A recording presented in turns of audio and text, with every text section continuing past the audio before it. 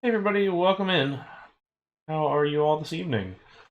Sorry we're a little late getting started today. This is not a typical streaming day, but I figured might as well get back to it since I missed a whole lot of these.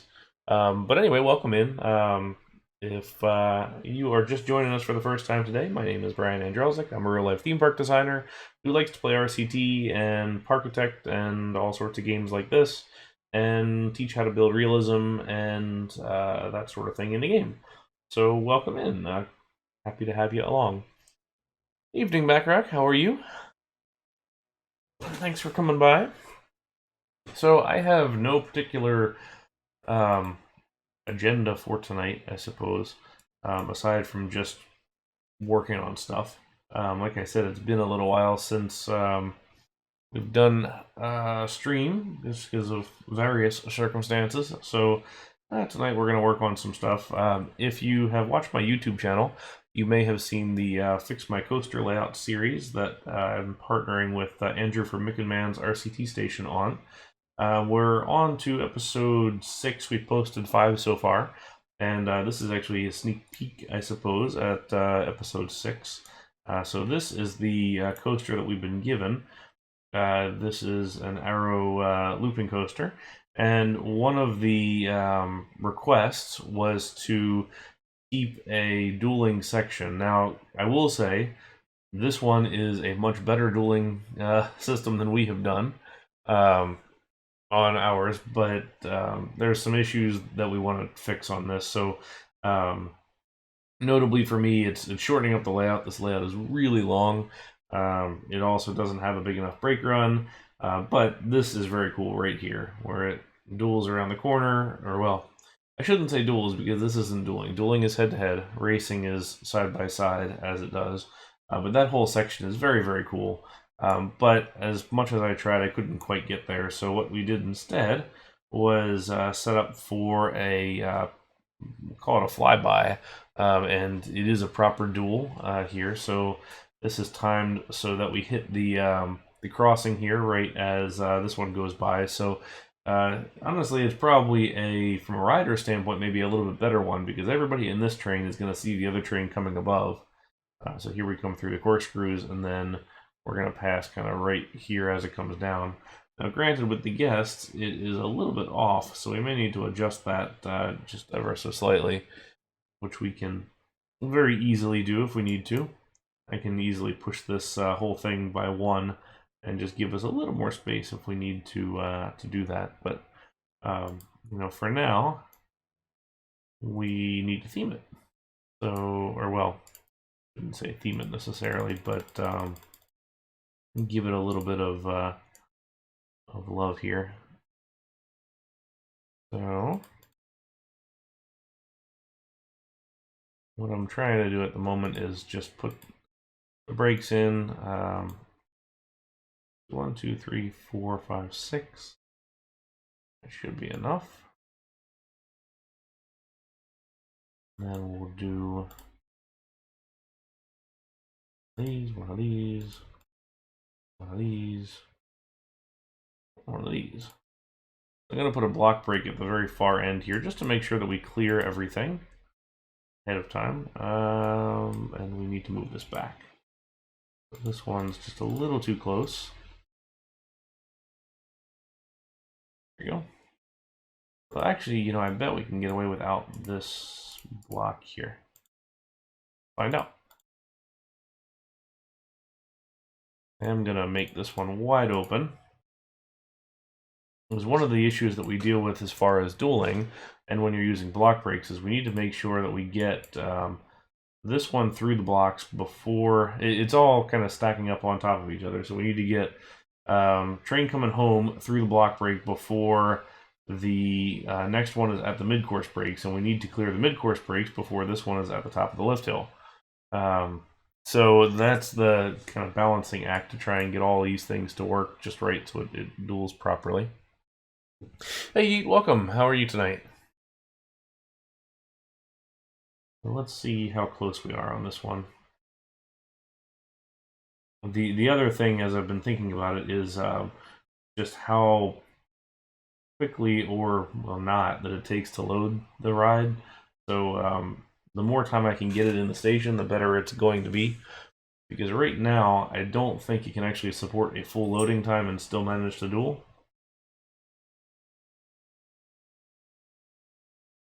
But this is what it's supposed to do, maybe? Yeah, there we go. Passing kind of just so. And then this one should kind of cruise through there. Actually, that works really well. So the lift speed is timed just so that this one gets right off. It's a little bit late, but the thing is I kind of want it to be late because I want this train to basically see the whole other one go through. That's the issue. Very confused. Why are you confused? I'm alright. Just chilling. I'm taking a slow evening, I suppose.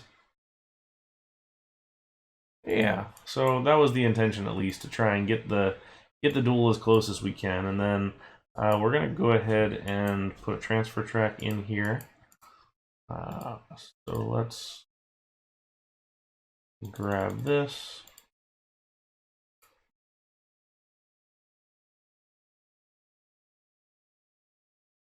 Oh, yeah, that's not good.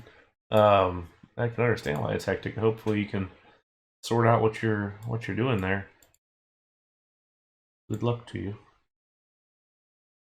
Well, yeah, that can always get very hectic, I'm sure. Okay, so we'll do basically 2 sets like this, and then we can put a set of brakes on this just so we've got here.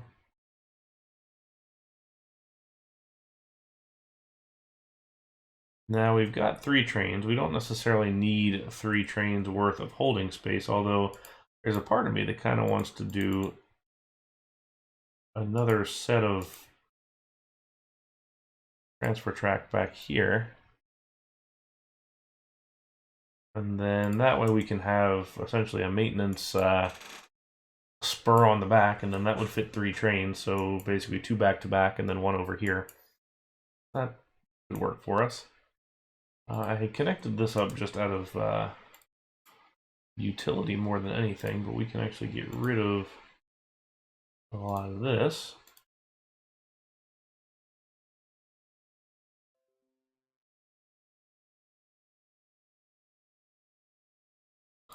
A lot of throw up on that path in a very short amount of time, so that doesn't bode well for our stats. I actually don't know what the stats are. I hadn't looked at it. Let it cycle for a minute and see what we end up with. Okay, so what I do want to do is a little bit of station theming here. So we're going to grab the Argonath 80 pillar. And thinking I want to do some kind of, I don't want to call it modern, but I guess that's what it is. Or well, retro modern, like Magnum L200 if you're familiar with it. But let's get a nice color on this. So Dr. Dirt Colorful Path. Let's see if we get rid of the entrances here. We will get rid of the actual station platform itself here in a little bit, but for now we can leave it. 1, 2, 3, 4. We want to stay at guest height for now.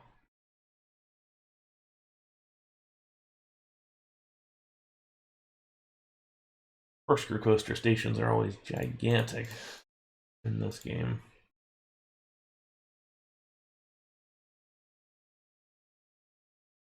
All right. So we should be back to our normal schedule this week, by the way, if you haven't been following along. It's been a little bit hectic here lately, just trying to get a bunch of stuff done and all that. So we should be back to the normal go of things, I hope. And that means Thursday night Parktect. So that will be this coming Thursday, and then should have more RCT on the way on Sunday this week. So we'll probably continue the park we've been working on, although I'm not totally certain yet.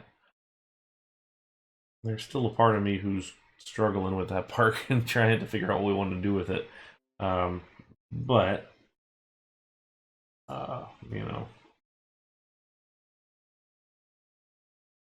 Alright, so I'm debating if I want to do just straight across or if I want to do kind of something like this.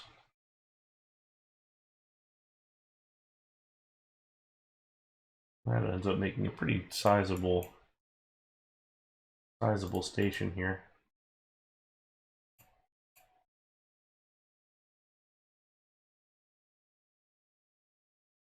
Of course, we could always put some kind of a covering or canopy over top of it.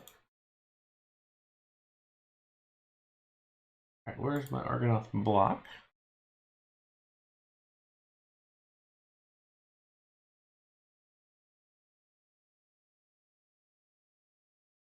So we know at the very least we want to have some pillars here. And I want to go 1, 2, 3, I don't know, 4 at least. And then we'll come in here with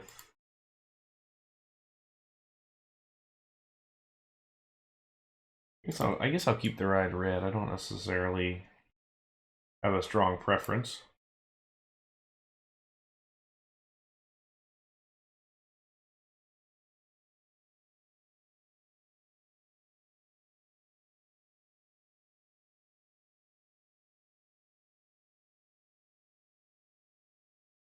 And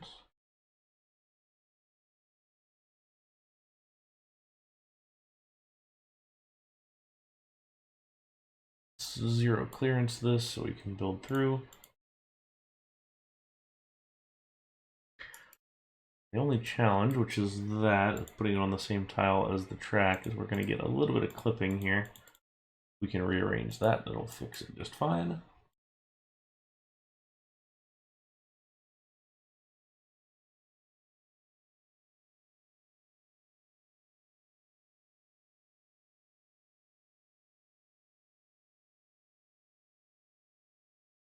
Might do the same thing.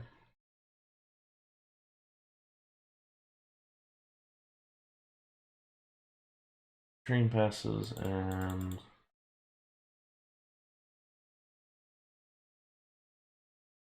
alright, not best on that one, but that's okay. We can work with it.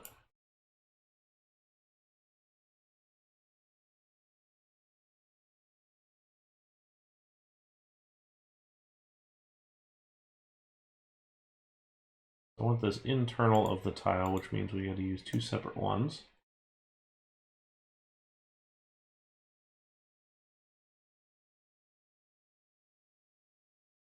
And then I think the idea is we'll come in here with a corrugated metal roof. We got it. Should be a flat roof somewhere. And we'll just do kind of a flat roof through the whole thing, and then maybe we'll do like a raised section in the middle.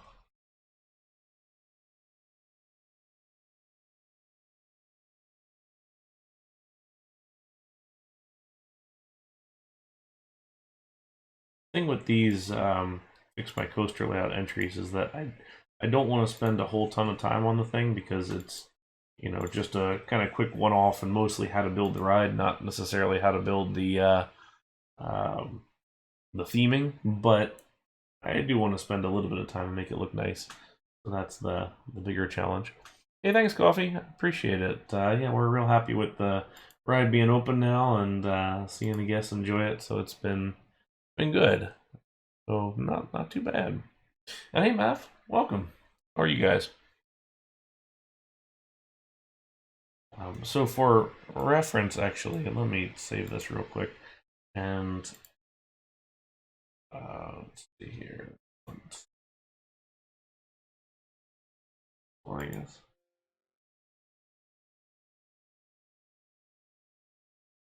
I was mostly trying to replicate what we did in Washuzan on the Ultra Twister. here. So, and the same deal with the overhangs, flat roof, things like that. So what we might do is, instead of doing the diagonal, is do some more kind of maybe jagged edge. We can still get that same idea out of it. And honestly, we can probably do kind of a modernist approach that way too. So let's rethink that just a little bit. Park. That's interesting. It keeps adding my file name size. Yeah, let me know when you're down here. Be good. Okay, so let's. Yeah, so we're actually, this is a sneak preview of the next Fix My Coaster layout series. So we were handed this layout to work with, which is on its own, a fine layout. What's cool about this is what's coming up right here, which is this racing section. And the ask was to include a dueling section, which I think they meant racing section, although this, I find racing and dueling gets very often confused in the game. But as a really cool section there. I just couldn't figure out how to make it work without stopping something on the transfer or on the mid-course breaks, without having a proper layout and everything else. So we kind of balanced it with like a very small kind of mega looper. So we've got the kind of Ninja going on here. We've got our St. Louis Ninja. We've got a little bit of Viper. We've got a little bit of, gosh, I don't know. But we kept the drop with the curve, airtime hill.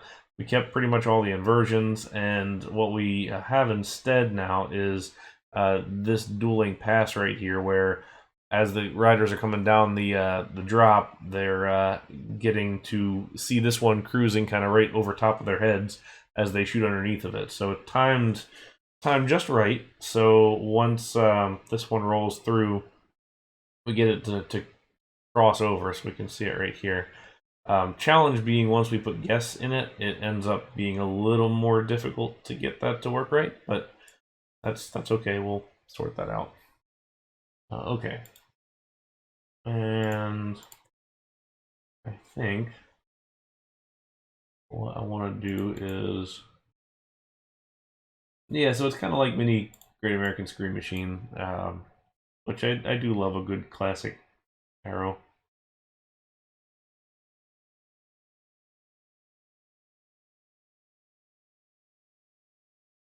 And we don't want to go too high on that.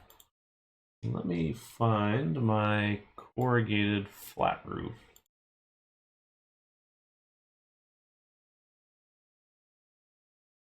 I think it was MK98 who made this for me.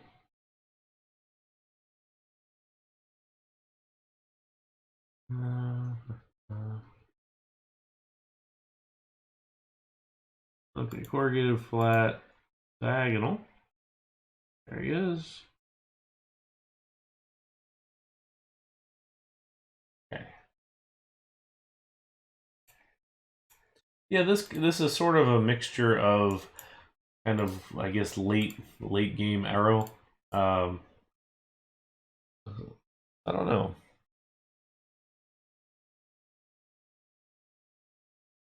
I mean, I'm sure somebody figured Great American Screen Machine would be abbreviated that. I mean, granted, that's also Disney assuming that nobody would think of Monsters Incorporated Laugh Floor and abbreviate that one, or Alien Swirling Saucers.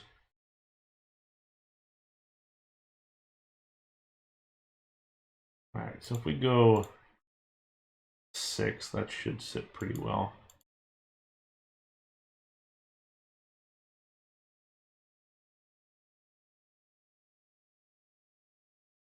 I think I kind of like the idea of maybe having it come across like this, and then maybe we pop some sections of the roof up, perhaps.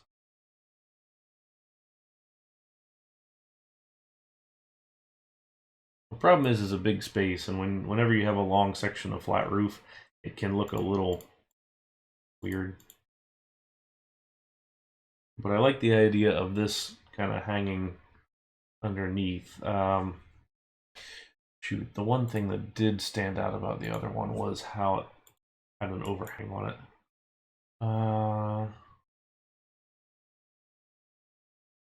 Do you want to go mid-tile?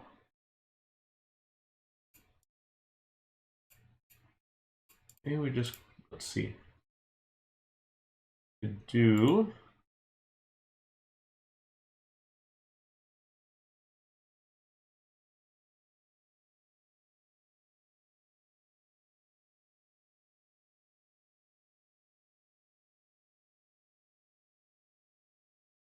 we could either do mid-tile or give it an overhang. Those are sort of our two options right now. Let's see how the middle tile looks.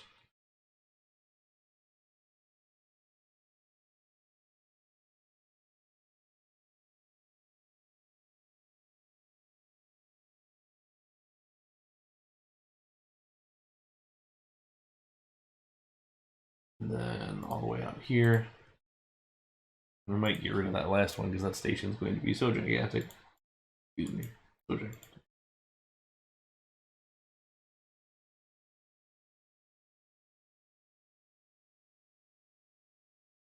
I do love this Argonaut 80 block here that we're using just because it's got that great concrete pillar look to it.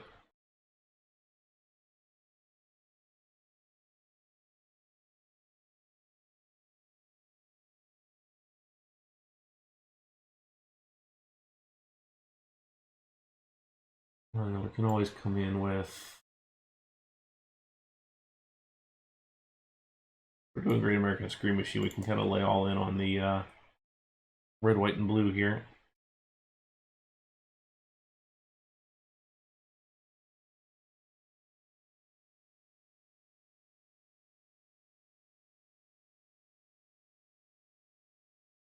That could be it. Could be it. Maybe it has a walkway down here. Yeah. Hey, Space. Welcome. Yeah, so we're working on the fix my coaster layout for the upcoming video.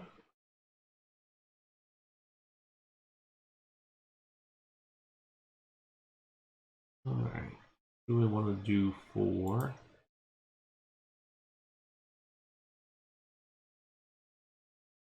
It's always so thick. I wish you could do a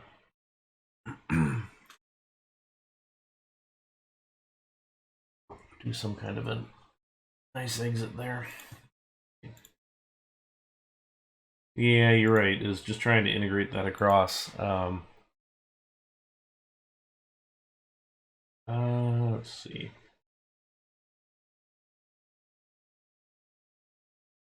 I think we'll.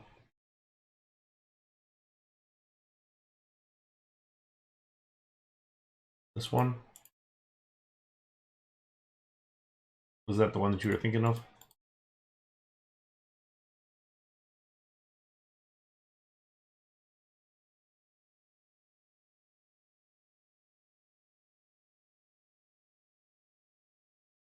And then I think, I want to do, where's our glass roof? Object selection.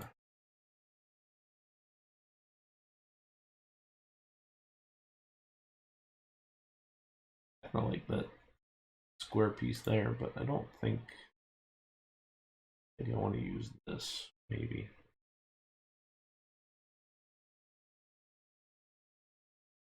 See what our other options are. Glass base, let's try that.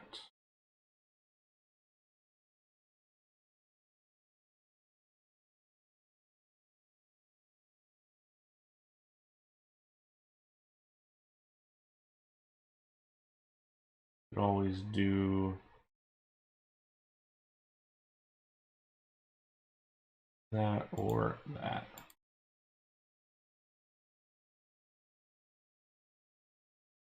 So just some options for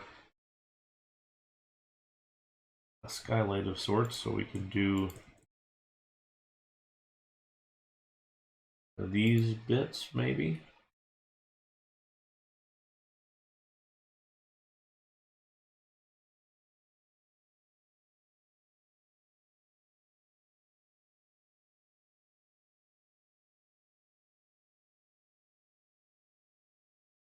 So that's an option.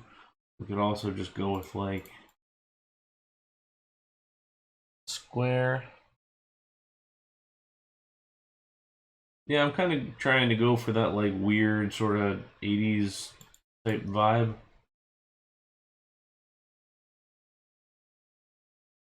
I had a whole where the square piece was that I got.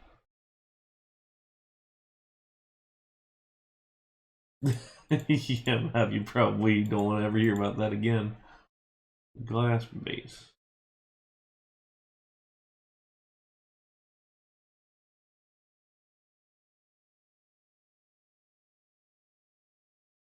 Yeah, this is a weird Josh object because it doesn't actually show up. That's interesting. Yeah, the flat one is higher. There was another fixed one, but um, I don't know if we'll take that or not.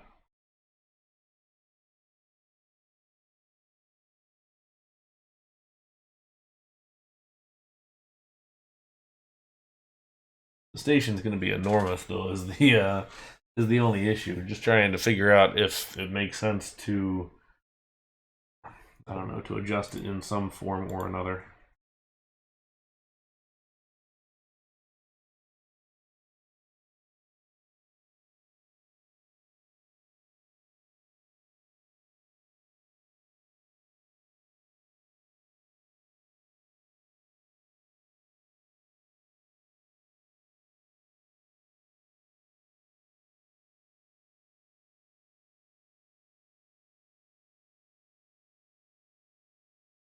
Directly over where the train goes. Yeah, maybe that. Maybe it's just a longer piece.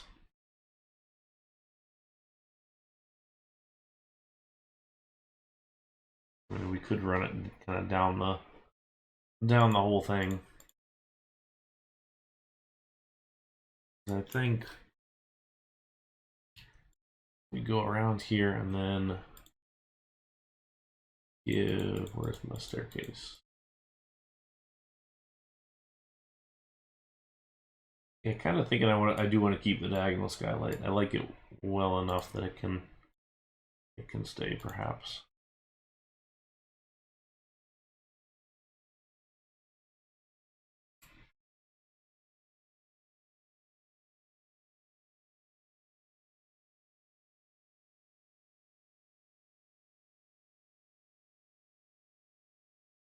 So there's our entrance. I suppose we still need to figure out how to give the station building some thickness, or the station floor some thickness.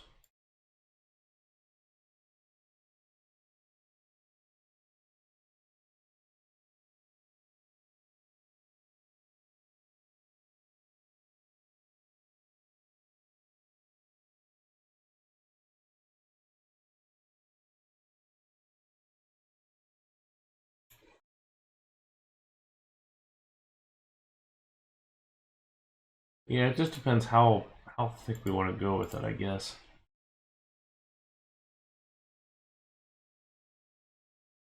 Because my thought is like a standard thickness wall piece just kind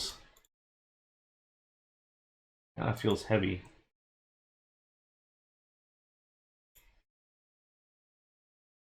But oops, bring that back. We could also go with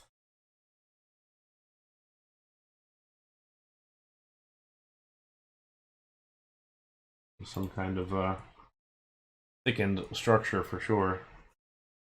Which that may be better. I don't know yet. This is a very Magnum station, which I'm okay with because I am a fan of Magnum.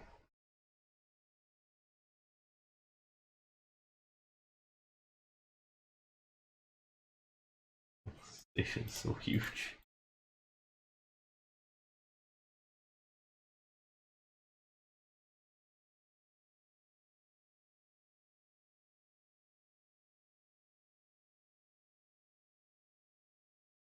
Hmm.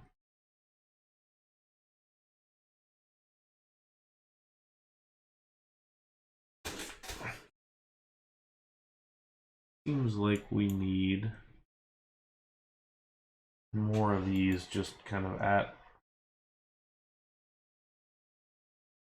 angles to each other. That maybe, but on the thick layer. Oh, you mean basically like a kind of waffle slab underneath the station floor, sort of connecting the whole thing?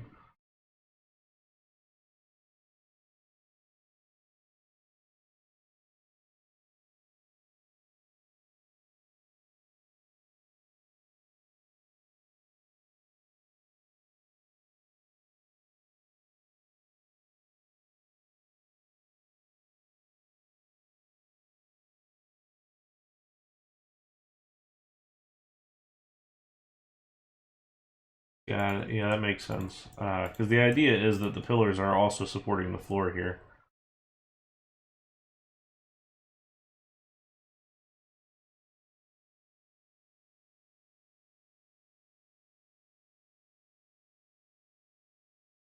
Temporarily.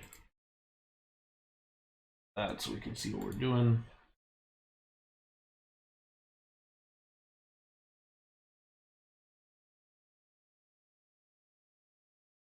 I don't know. You know, there's a part of me that wants to. Um, is the new Siri editor or manipulator working yet? Did they finish that?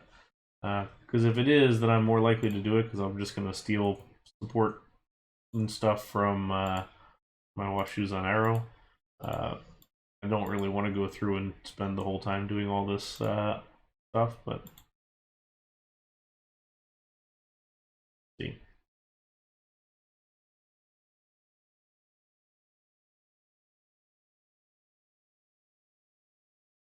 The thing is, if it was for one of my parks or something like that, then yes, I would be very interested to do all of that. But yeah, certainly supports on the roof would be something to think about. That's a reason we've kind of left open uh, this guy right here, and why this would turn out right here. And probably we would put a truss across the whole thing and support one there, and then put another support right on this side here. So we'd have one, and then two, and then you could easily connect the two and do another one in the middle. But it certainly did cross my mind when I was building it.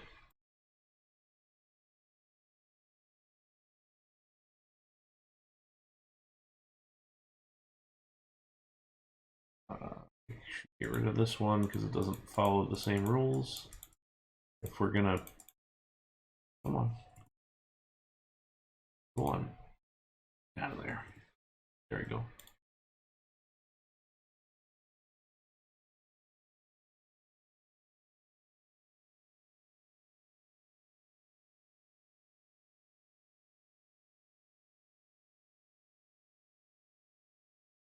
Oh, and that's true too. You could always go for a little bit of a thickened slab or something.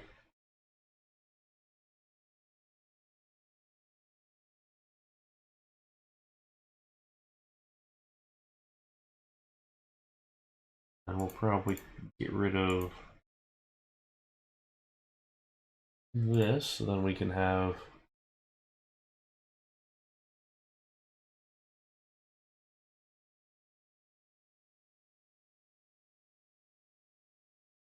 yeah, Pepsi Max is a pretty good example of how to span large distances with supports and track.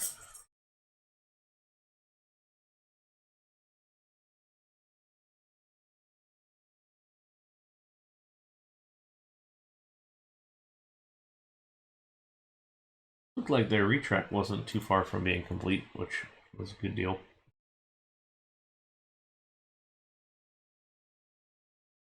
Nice to see them taking care of that ride.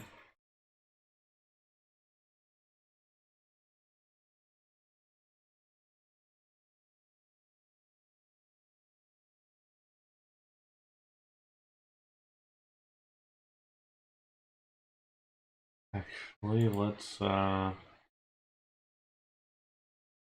back that up one more, just in case we do drop that support there, then it won't be in the way. Come on.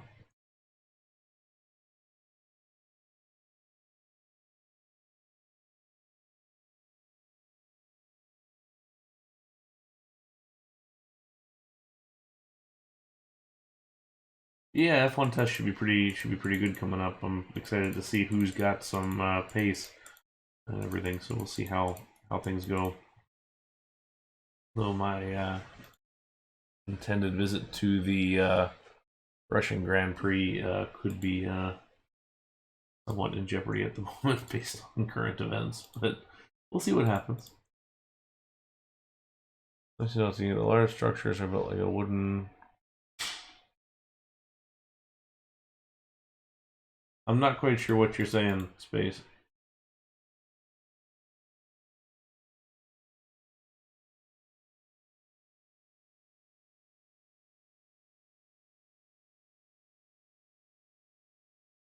Gotcha. Yeah, there's a turnaround, and then there's also some pretty huge. There's some pretty huge other, bits and pieces out there. Yeah, I wouldn't mind coming to Austin as well. See the race there. I've got my tickets for the Sochi Grand Prix, but we'll see if I can get in or not. If there are sanctions, then probably not. But we'll see what happens. There's more time. I got till September to get that all sorted out.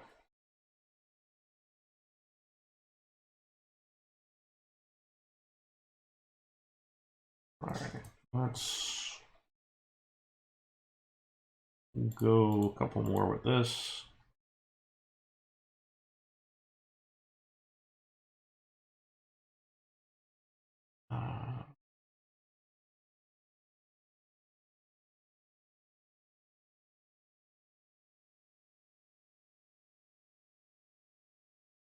If I shift the whole thing, I could get, or shift the whole set of skylights, I can get more skylights in.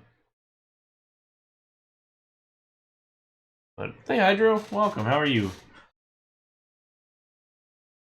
Having a nice evening, I hope.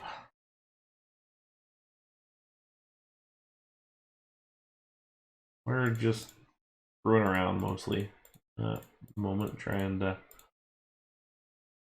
figure out just a different way to do a giant station building.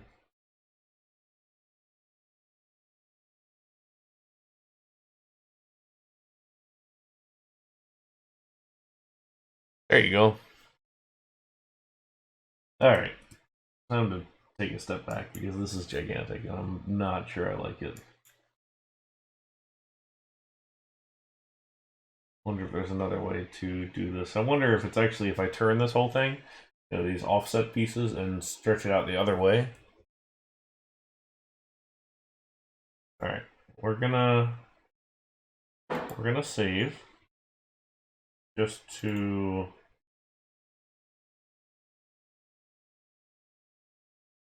in case.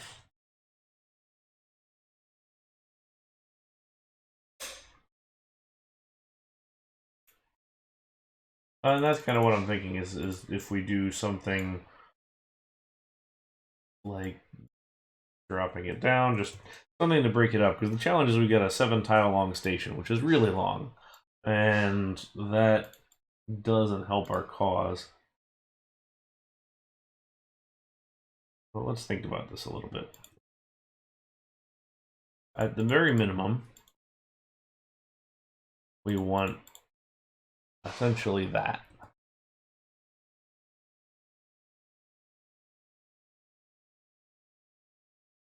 Now, I don't mind doing some diagonals in there or some other different stuff.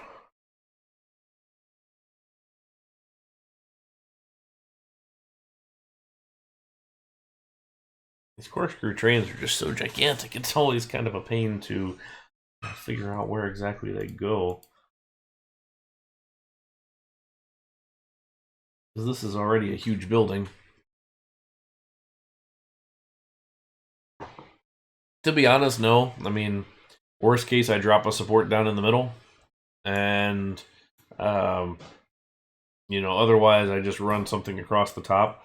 In all likelihood, it would be probably a centered column here, I guess. So I think that would be the quarter capped pipe.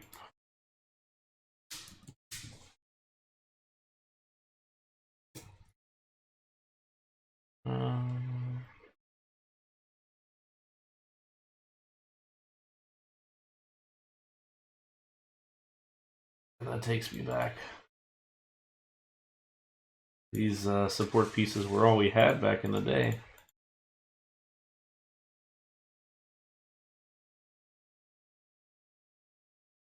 Hey Andrew, welcome. We're spoiling the episode coming up, or at least I'm spoiling mine. Mostly because I haven't had time to do any theming on it, so it's theming time. So we're doing a little bit of work here, just trying to figure out a station, figure out what else is happening. But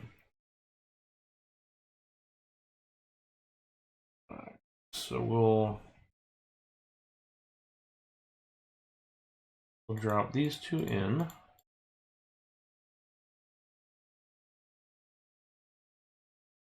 Yeah, I missed before Tune supports. This is all we had, and you just lived with it.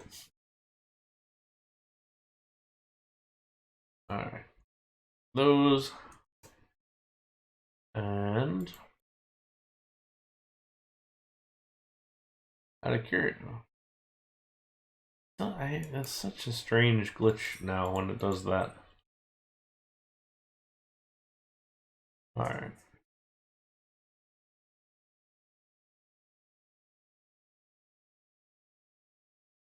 To be honest, this is very easy to just block it that way, and I don't even know if I would do it from Tile Inspector. Like, I know I can reorder, but I just don't know if I'd ever bother. All right.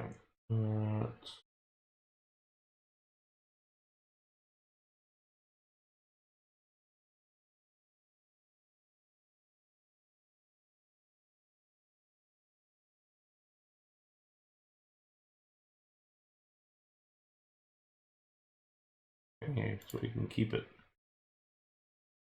banked like that.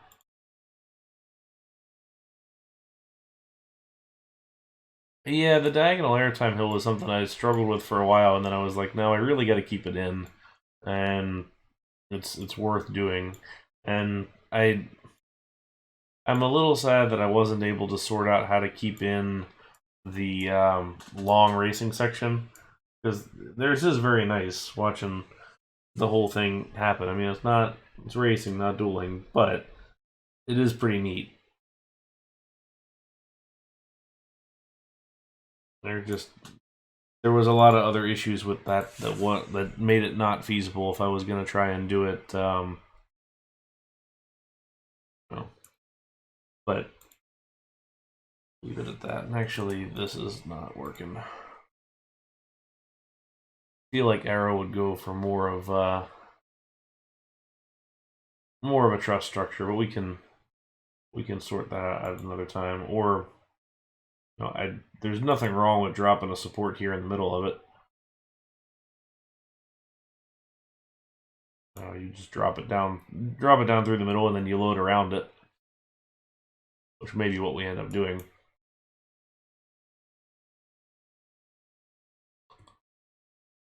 Stand up but unbanked. You mean just the B&M? Or, oh, you mean the Togo?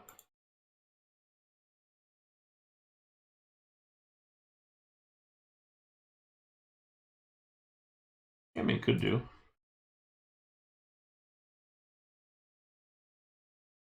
Yeah, could do steeplechase, could do, RMZ is sort of the easy button type fix. This one, unfortunately, doesn't really show you too much profile-wise. Problem is too, it's either going to cut through half of this one and not half of this one, or there's a lot of issues you run into with it.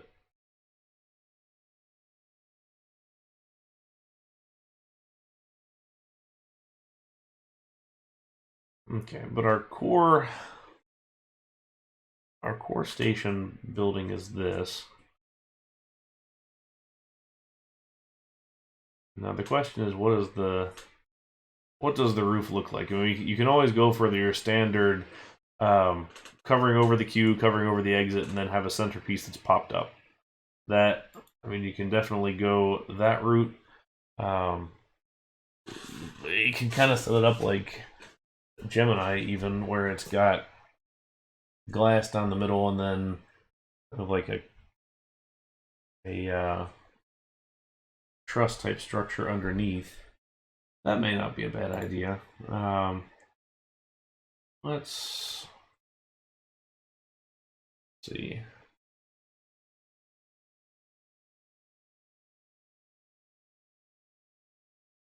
That's not a bad idea. It will be a kind of a neat bridge across. Let's try this. Okay, 1, 2, 3, 4, 5, 6, 7, maybe. See what we like. That's going to be too tall. Pick the 6. What was this? Oh, okay. That was just a weird angle.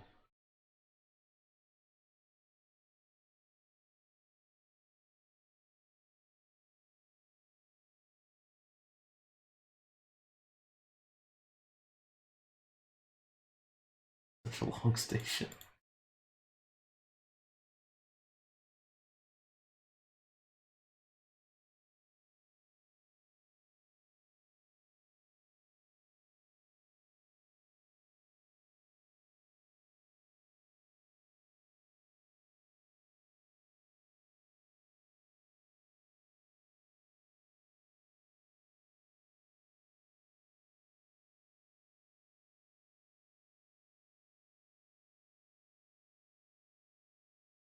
Probably 10.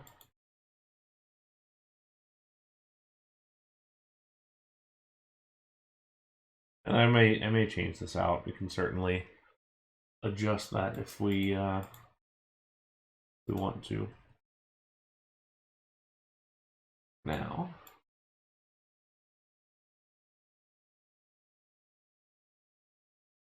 with what we were trying the first time.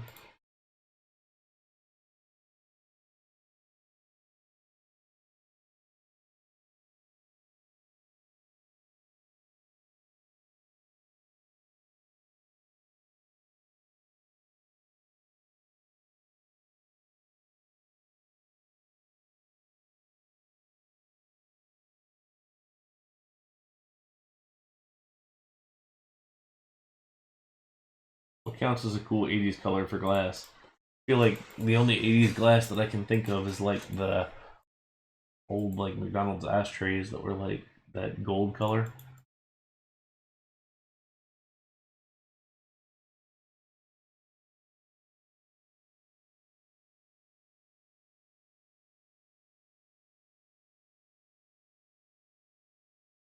Alright.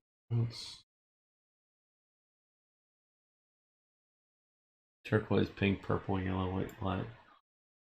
Pretty wild there. That's like some psychedelic colors going on. Could be interesting.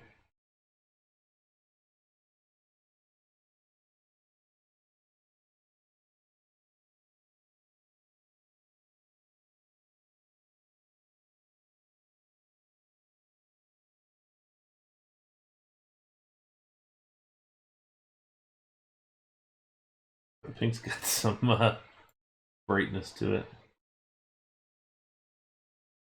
You alternate some other colors there. Oh. Pink does clash with red, yes. I feel like the yellow just looks weird for glass.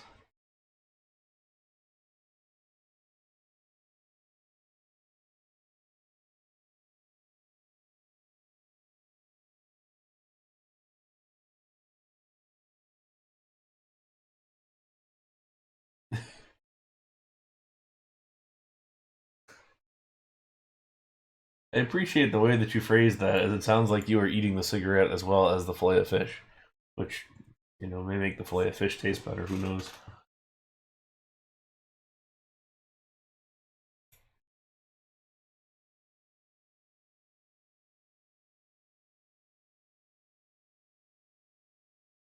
Ghoster doesn't have to be red. No, not necessarily. Um,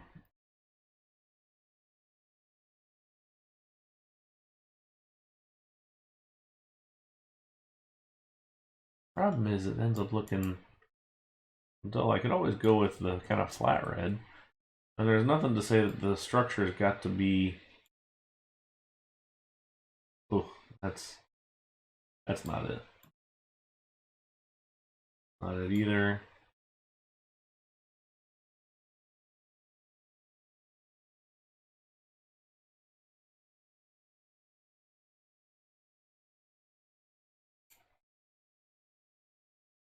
Could always do...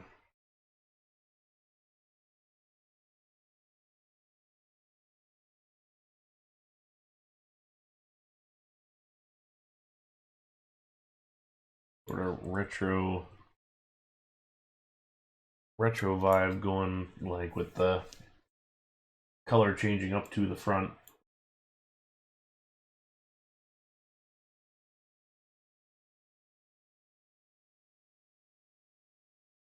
Yeah, I don't mind that necessarily. Got kind of a Gemini feel to it, perhaps. Okay.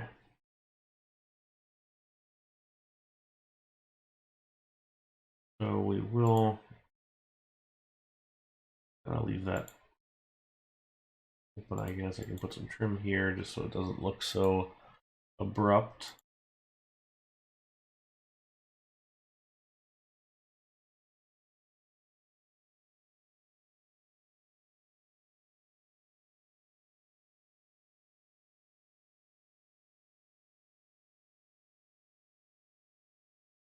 And then I guess, what is this? 2, 4, 6?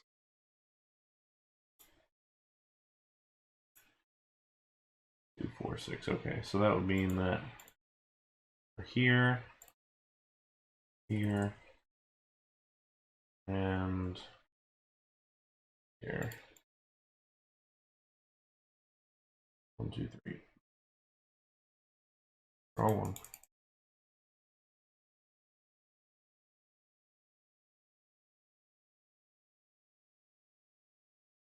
Yeah, I don't hate it. The multicolor kind of thing going on. If I had a larger palette, we could try and get even more colors in there, but and we could also do the we could do a different vibe. Actually, let me look at something real quick.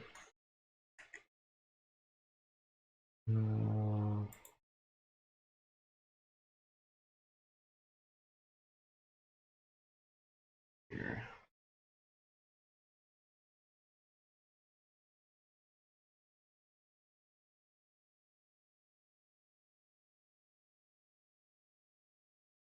Where is the...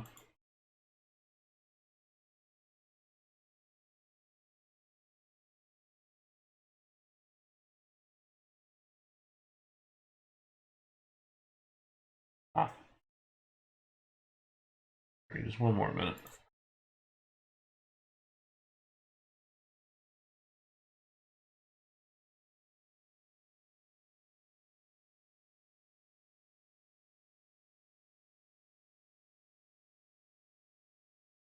Yellow, orange, orange, red. So we've got, what is this, 16?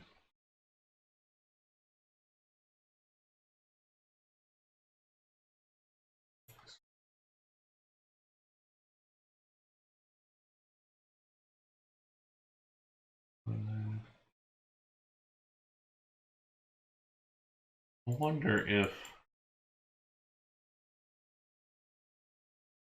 Bear with me here. Let me just give this a try, see if it works. Not that.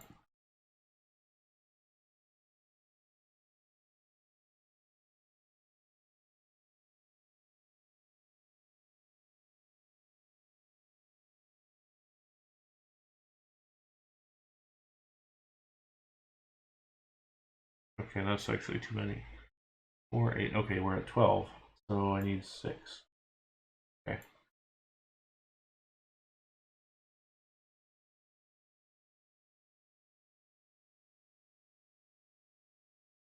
Yellow.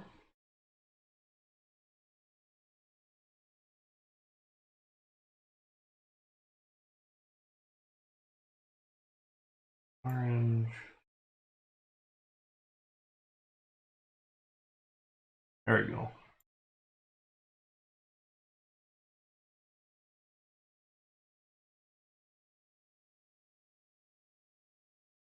And then if we wanted to, we can change out the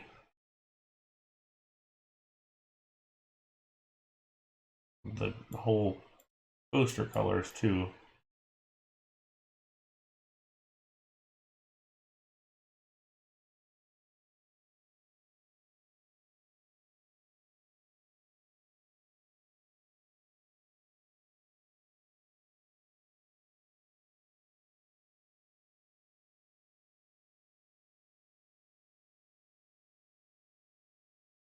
And granted, it doesn't have to stay red if we don't want it to. I mean, it could easily become more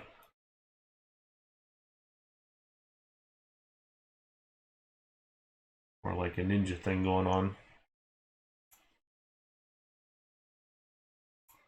Yeah, it doesn't have to stay consistent, but I kind of like it that way.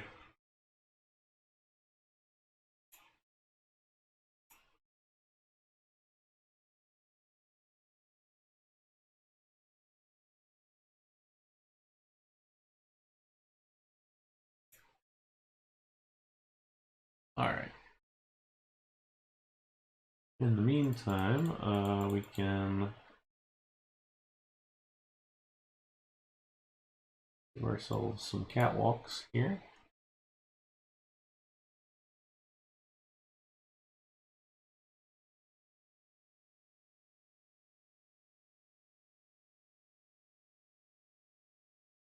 That could be pretty interesting.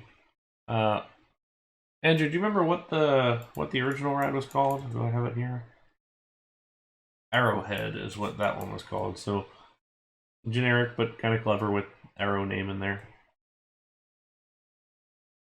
I guess theoretically that ought to have, like, I don't know if it's a Native American theme or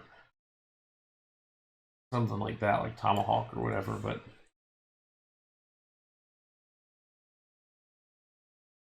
it does. It's just a bunch of bass, just like thumping bass the whole time. Everybody needs aviator shades to ride the ride. Complimentary aviator shades.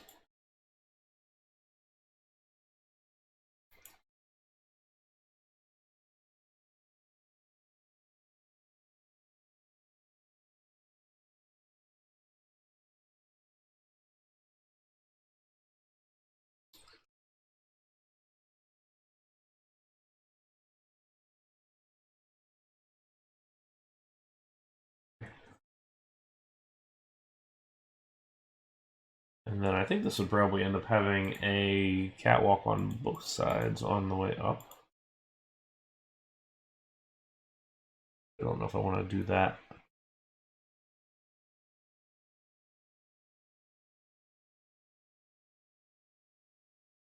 Yeah, I'm actually kind of happy with how this turned out in being a non-traditional arrow while still kind of having the same typical arrow trappings. Um, it worked out all right.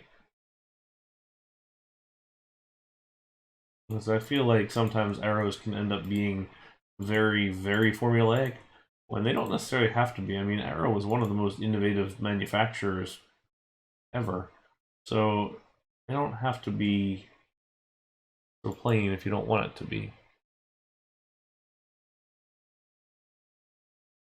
It can be kind of either one, really. I'm kind of thinking of like Great American Scream Machine or Cyclone, or not Cyclone, Viper.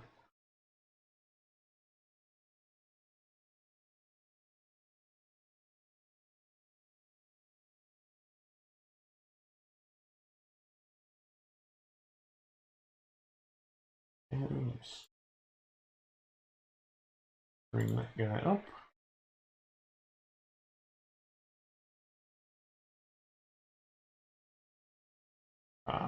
in the wrong spot. There we go.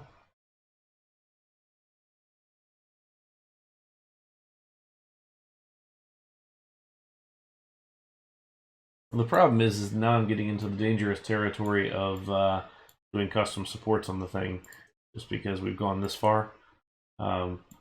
Which, at this stage, I almost just may not theme it, but then we'll just do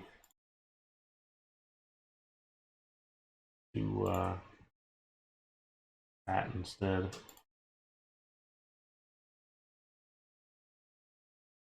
I guess the supports are the theming, kind of.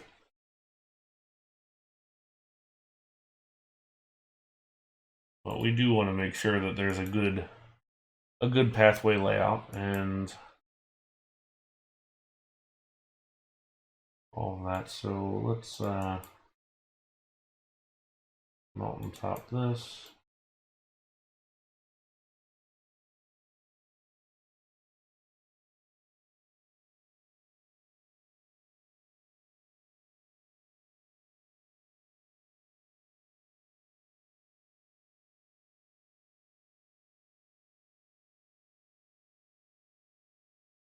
Enough distance so it looks reasonably natural.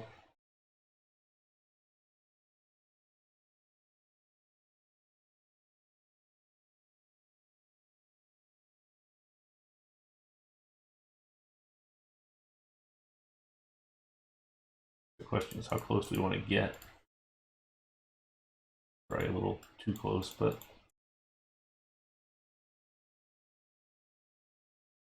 we're gonna fit a ride restricted fence of some kind in there.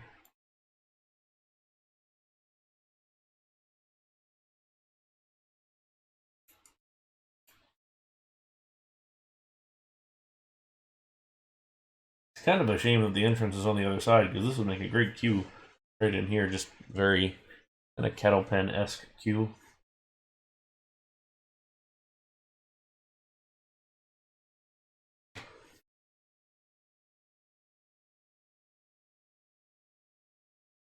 Wonder what if we did 2, 3, 4. That may be what we do. Is kind of go in that route.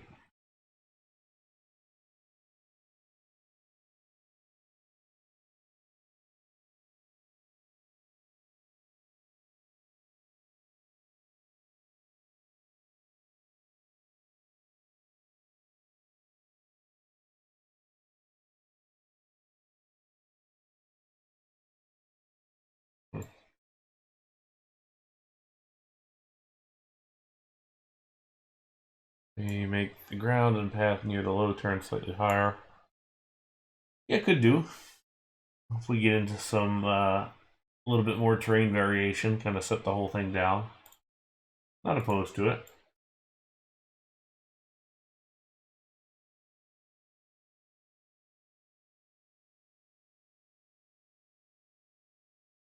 You know, we do have the one tile gap here in the middle.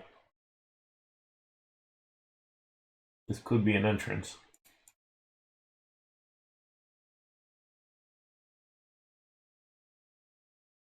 It'd be a pretty sick entrance.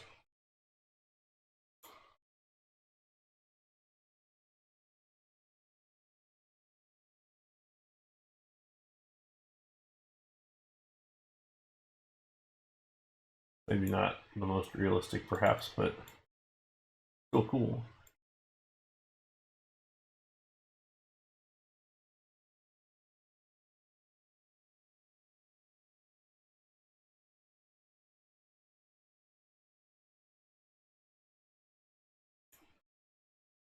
We'll put a nice cover over top of it so it's not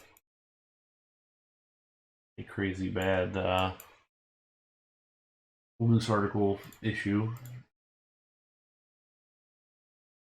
You can always have this. I always did like how Kings Island's one was buried.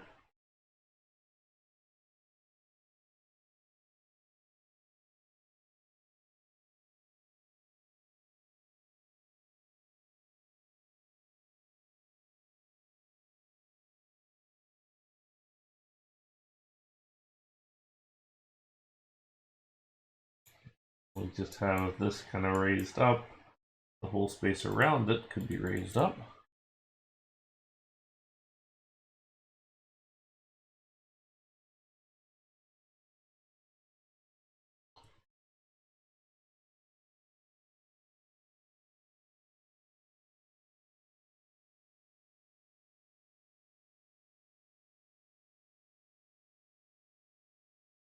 If we're going ridiculous, we might as well.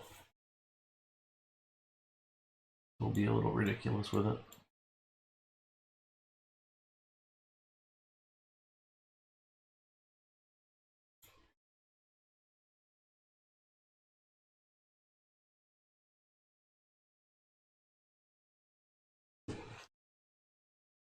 Yeah, which I always thought that was kind of nice on Vortexes, having that whole setup.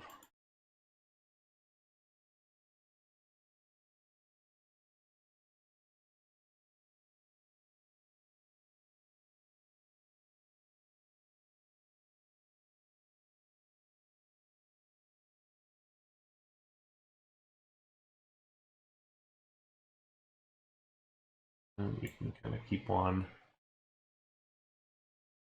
kind of doing what we're doing. But anyway, that could be a fun plaza element here.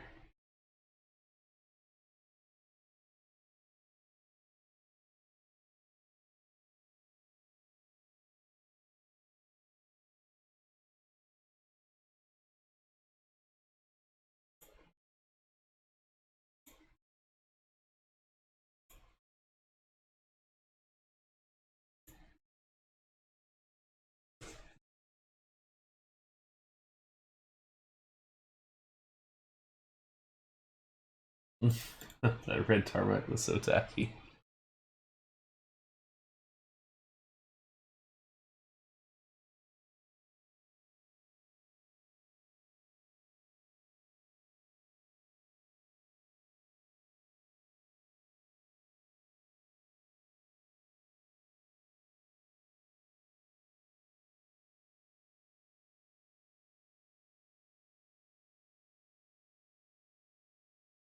I guess it isn't too late to change that side to the entrance, is it?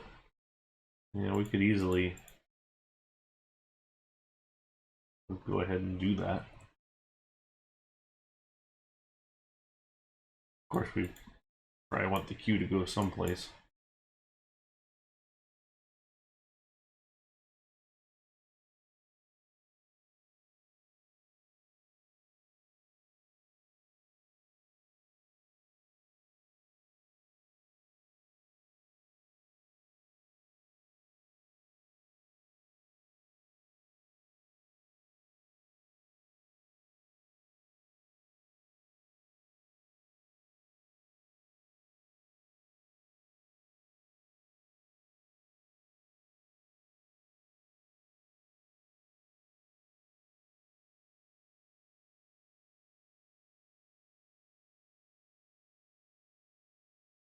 Massive track in the middle of this. It's way more compact than a typical arrow.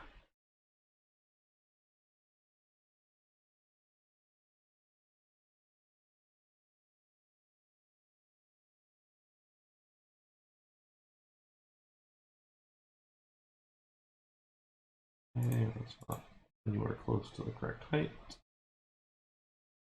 There we go.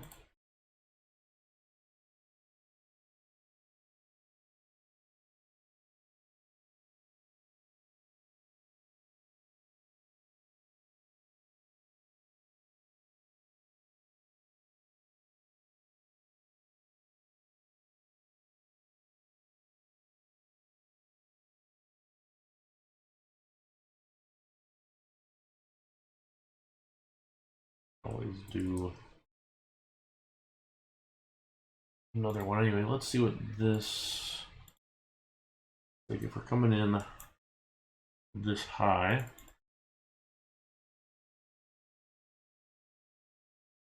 Okay, so we're in.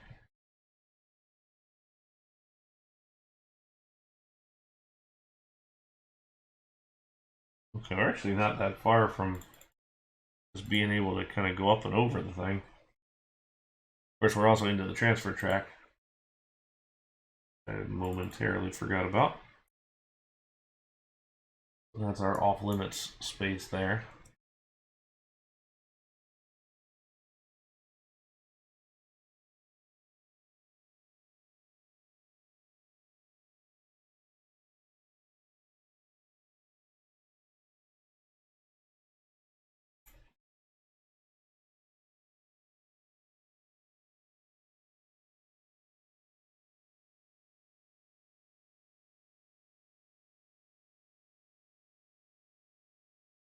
That may be a little much.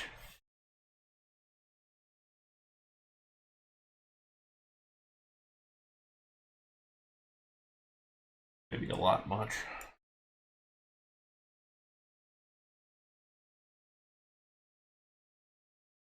We'll bring you right into the station if we swapped it to that side.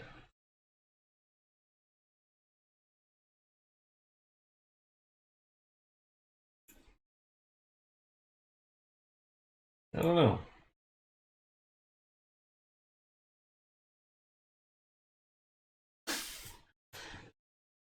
Going for the bridge. They're definitely going for the bridge feel.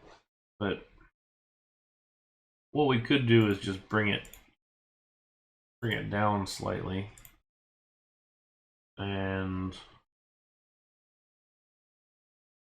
then kind of go up again.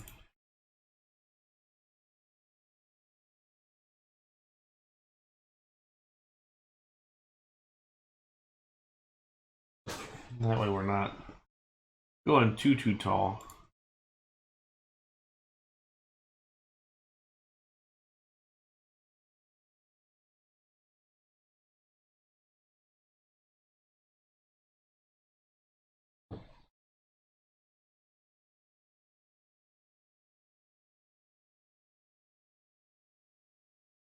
And then this side would become the queue entrance. Just conveniently chop out that corner. That side will become our exit.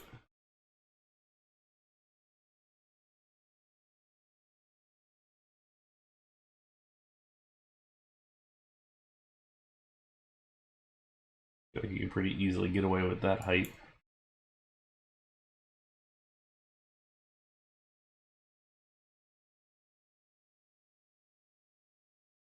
You don't really think about raised paths and things like this, but I think about Goliath at Magic Mountain, if I remember right, had just enormous queue that was just like that. Granted, that's all the queue we've got. It's not like we have a whole lot of additional queue space. Now we could go down and give it a if we go down one more, then this can be a queue house.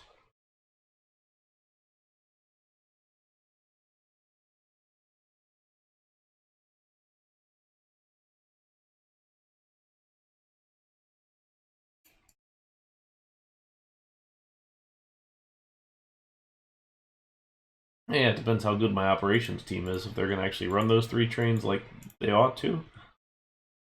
If they do this with no stacking, this thing will pump, thousands of people an hour.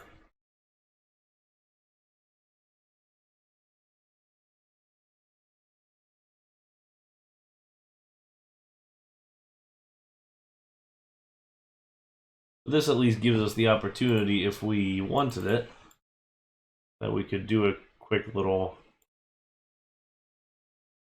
cattle pen right here. And then we just have the bypass through the middle.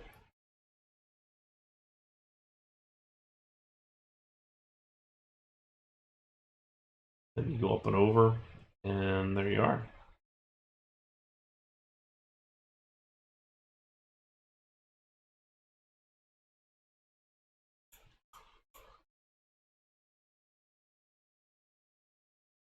This little roof looks a little funky. We might need to do something more there, or I feel like something along the lines of what we did for the glass probably ought to be more appropriate there.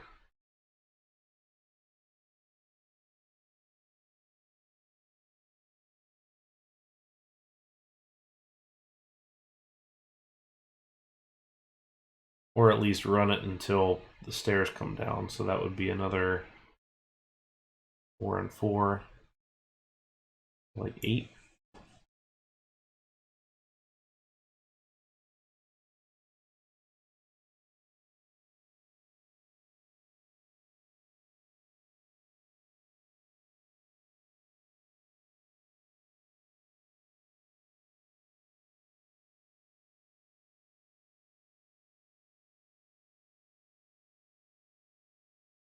Actually see it. There we go.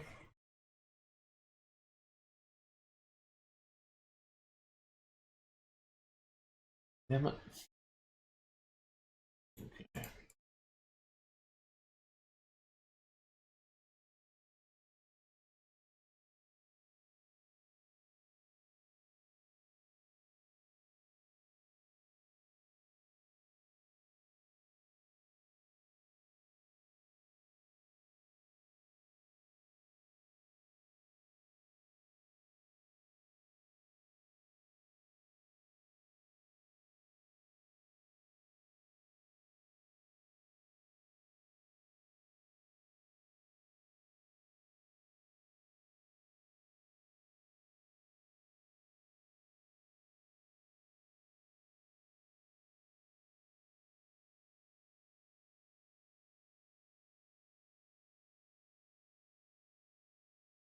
I don't know if mixing these two forms is going to look strange or not, but we're going to find out.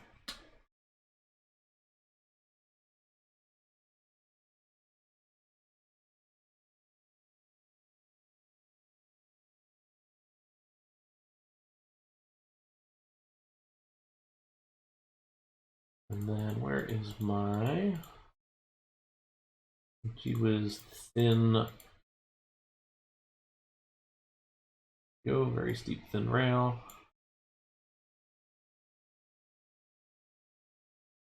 Oh. I'll probably get rid of that, get rid of that.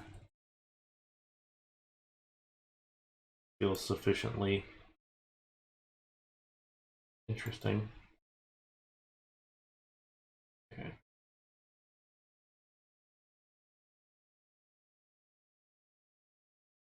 Handrail wise, I don't know if we want to do black. Black probably has the cleanest look to it.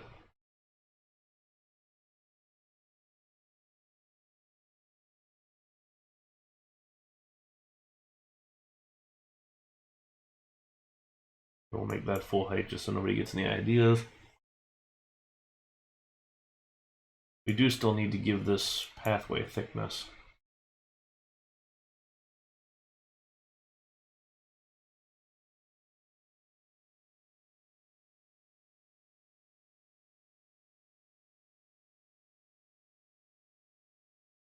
Could do. Challenge with gray is that it'll end up blending with the pathway since we already have a lot of gray.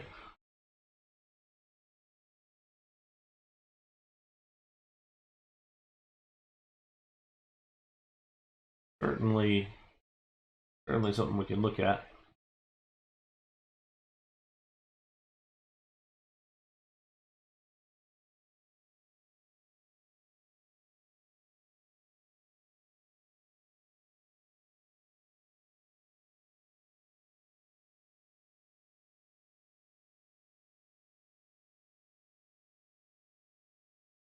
Okay.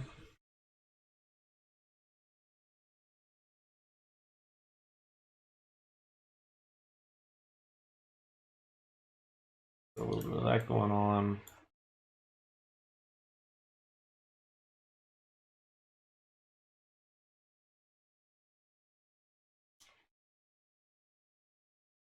We bring up this, maybe what it actually is this side is just some retaining wall.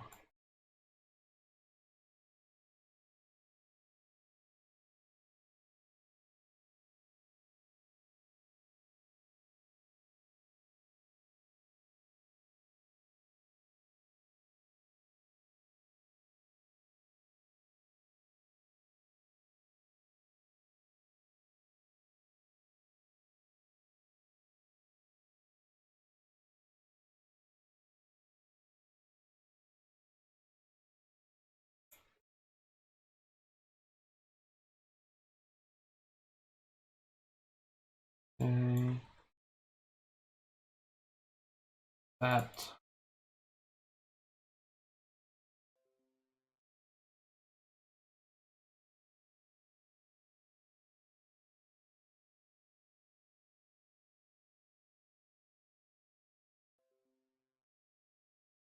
Man, even during the nighttime streams, we're still getting disconnections. Hopefully you guys are back without too much trouble.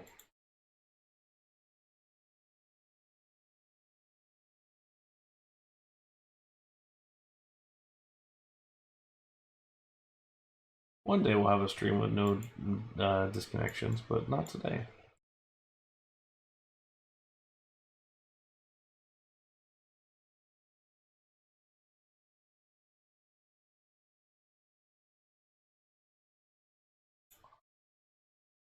Okay. Oh, hey, Fidwell. Welcome.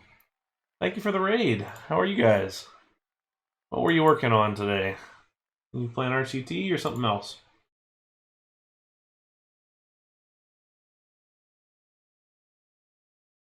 Welcome in, welcome in. Hey everybody, my name is Brian Andrelczyk. I'm a real-life theme park designer who likes to play RCT and architect and all those kind of games and teach how to do realism in the game. So tonight we are just hanging out and building some Arrow Coaster. So I have a YouTube channel, and if you have been on there, you might know my Fix My Coaster Layout series, where people submit coaster layouts that they would like improved in terms of realism or flow or whatever. And between myself and Andrew over at Mickaman's RCT station, take the ride and offer our suggestions for how to improve the thing. And then we theme it up and do a video. So this is the coaster that we're working on right now, and I'm behind on it, so I thought I would go ahead and just stream my process a little bit. So we have our layout already, which is this guy here, and now we're just trying to give it a little bit of a theme. Oh, and hey, thank you, Who Is He Catch, for the follow. I appreciate it. Welcome in. So yeah, we're just trying to get this whole thing themed up, so it's been a couple of in and out planning right now. We've got a nice little dual spot right here on the coaster, but we're trying to go for this sort of we'll call it like a retro Gemini type vibe, if you're familiar with the coaster at Cedar Point. So we're just trying to sort out our queue and our exit. So we actually just decided to swap the queue and the exit, which we're going to work on right now. And try and add it back to this side.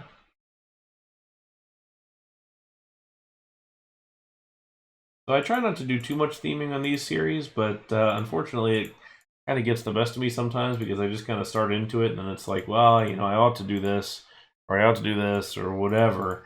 And then it just kind of snowballs, and after a while you have a whole themed attraction, which we're trying to avoid that this time around. We'll see how it goes, but it very well could be that by the time we're all said and done, we're going to have a whole thing.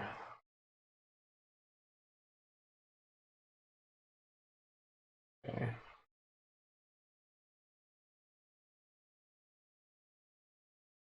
Challenge with this one is we're going to have a column right here in our staircase, which we might need to figure out what that decision is. 3. Okay, we'll grab this guy.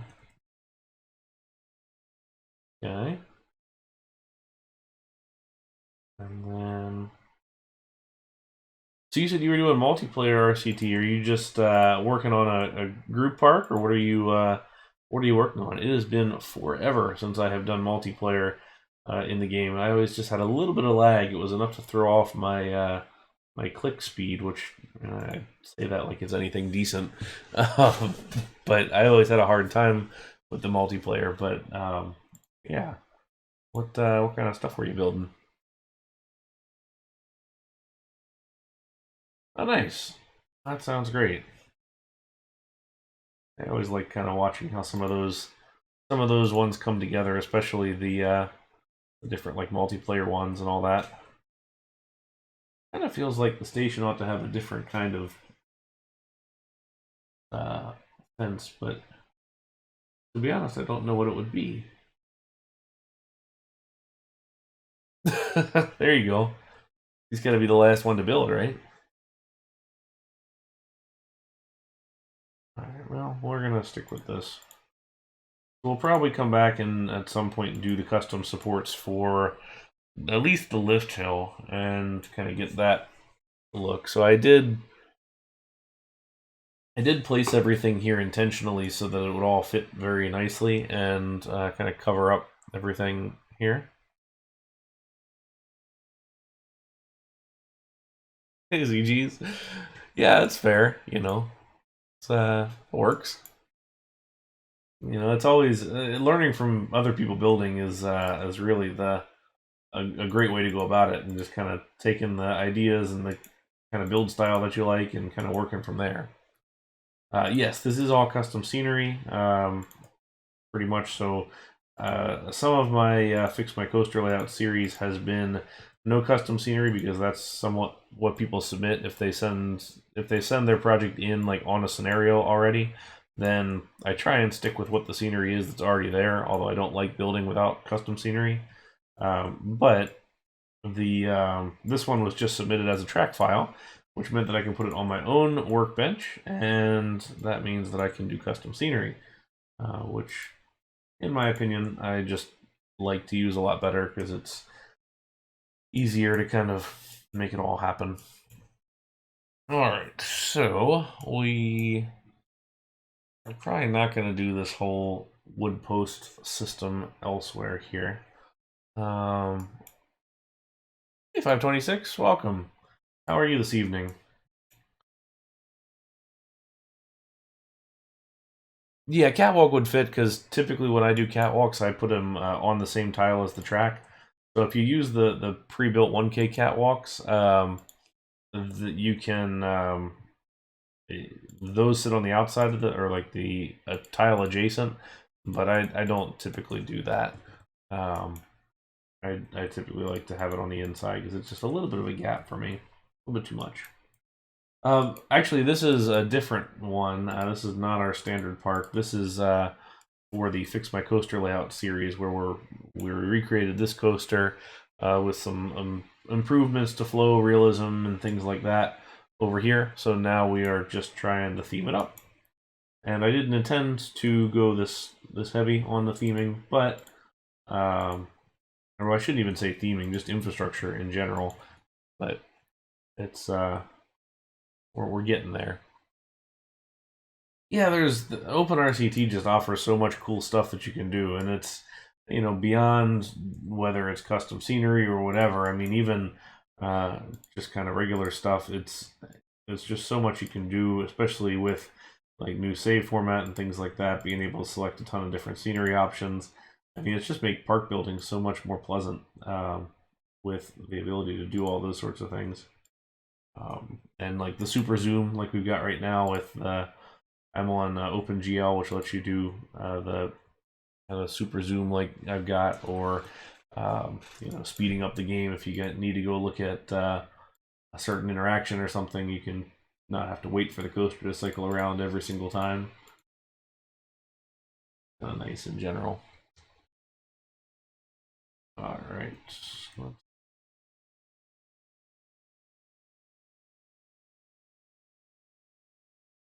Since we're not going to do the posts on every spot here, I think we can go and get away with this, although we probably want to put a little footer in. So I like to use these pieces here just because they kind of look like a little sonotube if you're familiar with concrete pours. It's a nice little foundation option.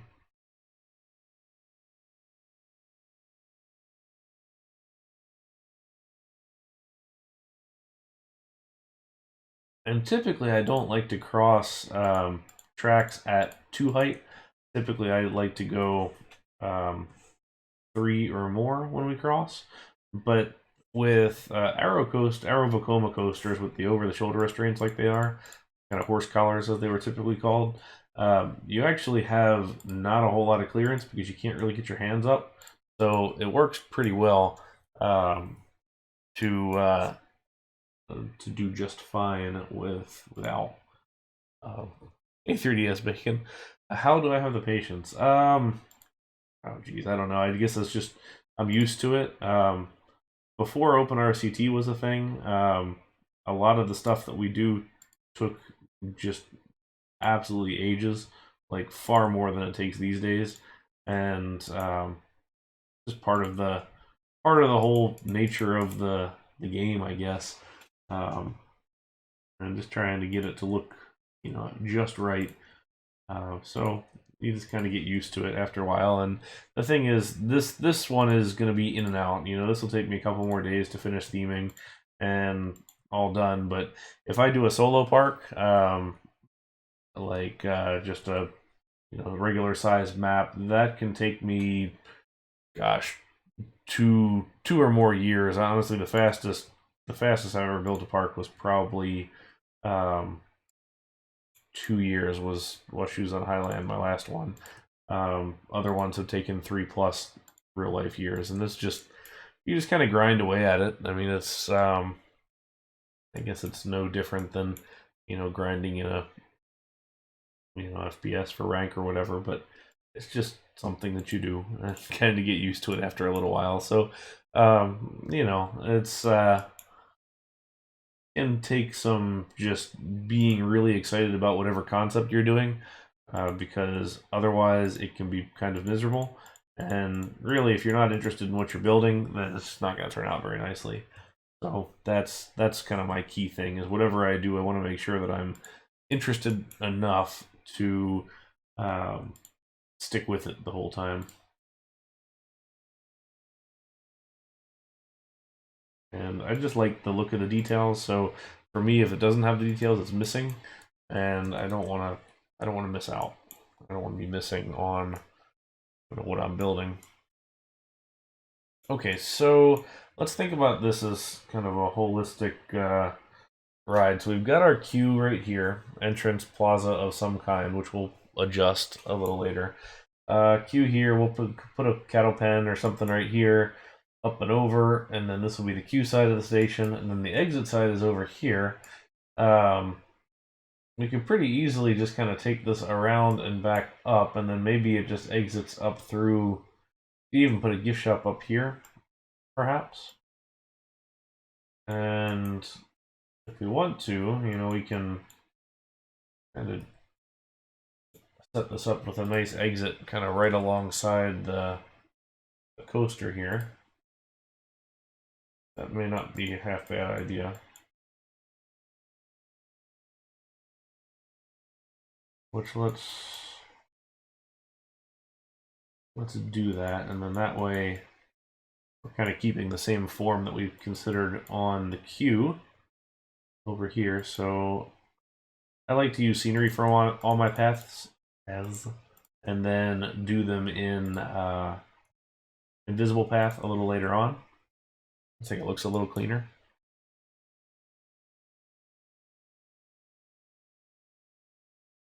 Okay, and then we can take.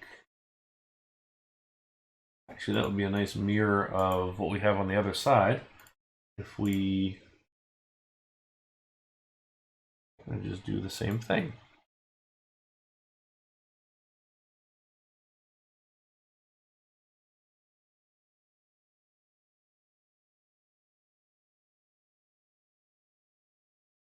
Go. That's on the outside of the tile, looks like. Nice thing about this is we avoid both of these columns here. Now we do have, this is too big of a gap for a regular coaster column, especially with Arrow Track, which was notoriously pretty darn weak. So we'll have to figure that one out, which we already talked about, doing some kind of a structural lattice perhaps over top of it. Something that could work potentially. All right, let's cross. We'll do 1, 2. I don't actually know if they have, if this height of railing is available in diagonal, which could be a problem, depending on what we've got going on here.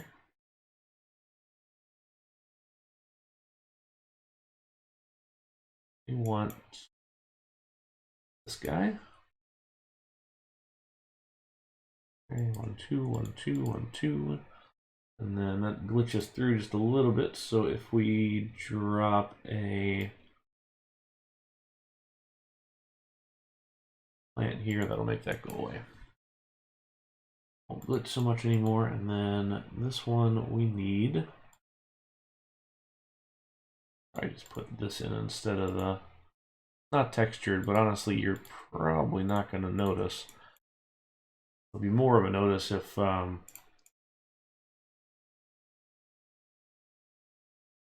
for the railing, if we don't have that.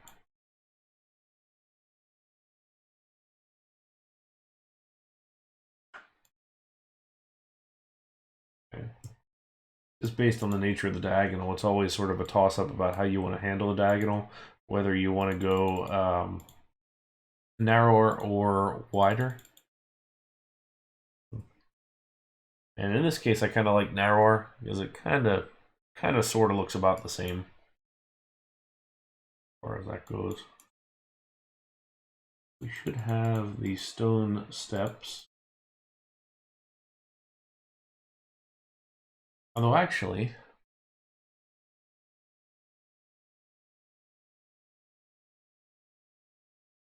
we need to be a little more cognizant of handicap access. Where is my slope?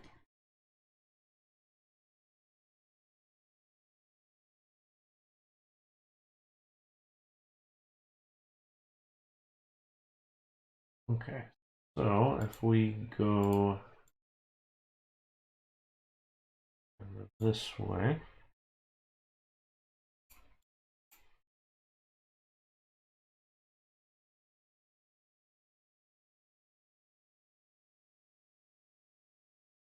a little bit janky in how that sits with the railing because we don't necessarily have that same railing slope, but that's okay. I think that we can hide that.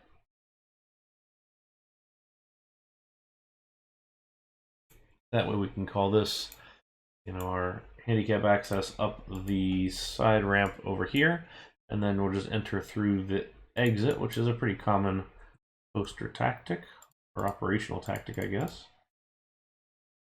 Most of the coasters at our park end up loading through the exit for handicap access, and honestly, it just makes it easier because then you can hold the air gates, you can load the guests while they can take their time, and it's a good system all around in general, I would say. I'm leaving a gap in that column because you're not going to see the inside of it, and that way we don't have to deal with glitching, because it'll take up the same space as that floor piece does.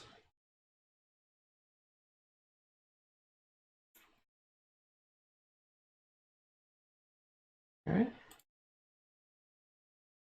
No, that's the wrong piece. That's the wrong space.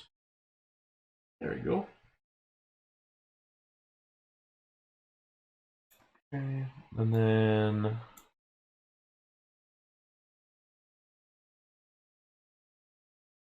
storage bins. Grab that. So this is a recent request that I had for Extreme 97 on New Element, is to make some ride storage bins, which he did and looked fantastic.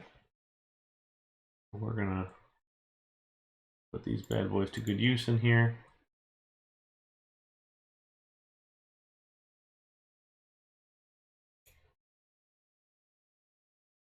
And then let's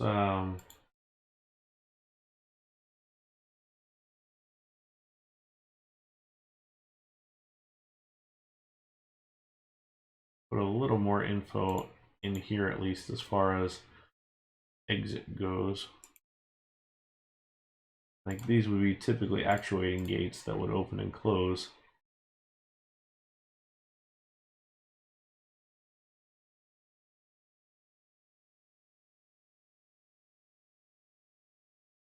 I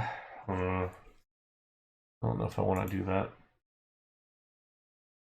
Hey Pierce, how are you? Thanks for stopping by. Let's just put a line on the ground. That seems more Six Flags appropriate. Or whoever this is.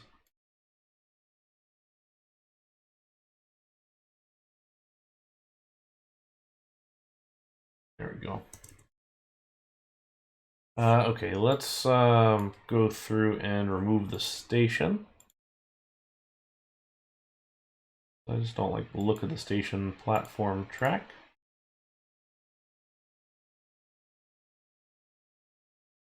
We'll get rid of it. We'll come back, bring ourselves another corkscrew. That's not a corkscrew. Bring ourselves another corkscrew coaster.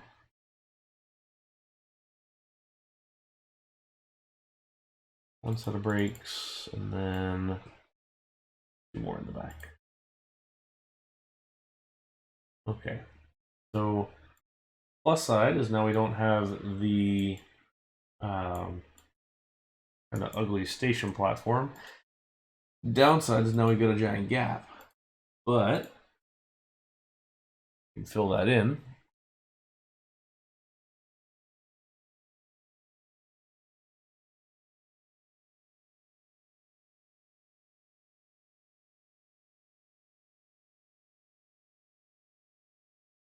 On either side, and unfortunately it glitches just a little bit, but we can maybe sort that out.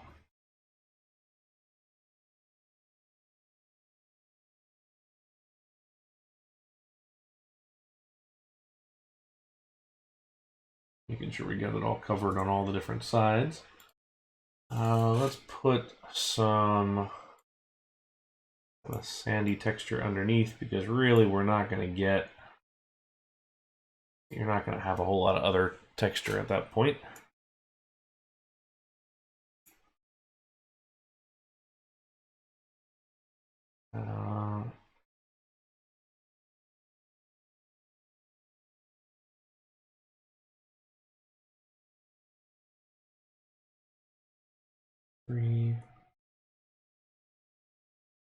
Just barely see that, so we'll just leave it there.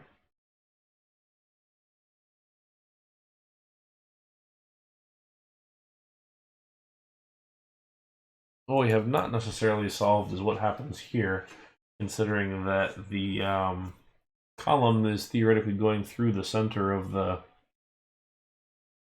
the entrance and the exit. That may be a little bit of a to be determined thing.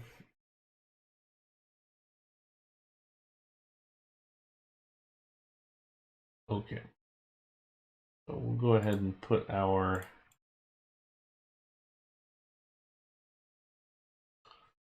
paddle pins down here. This is purely visual. Guests aren't actually able to use these like you would kind of wish they could, but makes it look nice. And I kind of wonder if we, our guests are going to glitch through this just a little bit, but let's just put in a front row line there. And so theoretically, if we were operating this like a real park, we would have a grouper who would stand right here, assign guests to different rows, take requests, accommodations, things like that. Fine.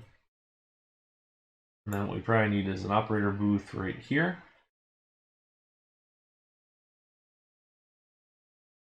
And then also go back here, give ourselves a very small little detail, but have our operator presence devices back here. So that means the operator stands there, gives the thumbs up, and sends you off and running.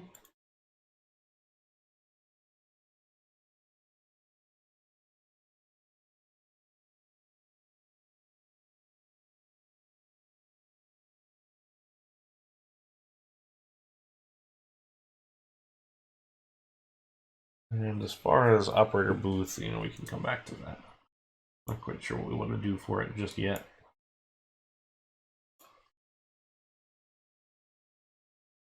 I did say this would be cattle pens here.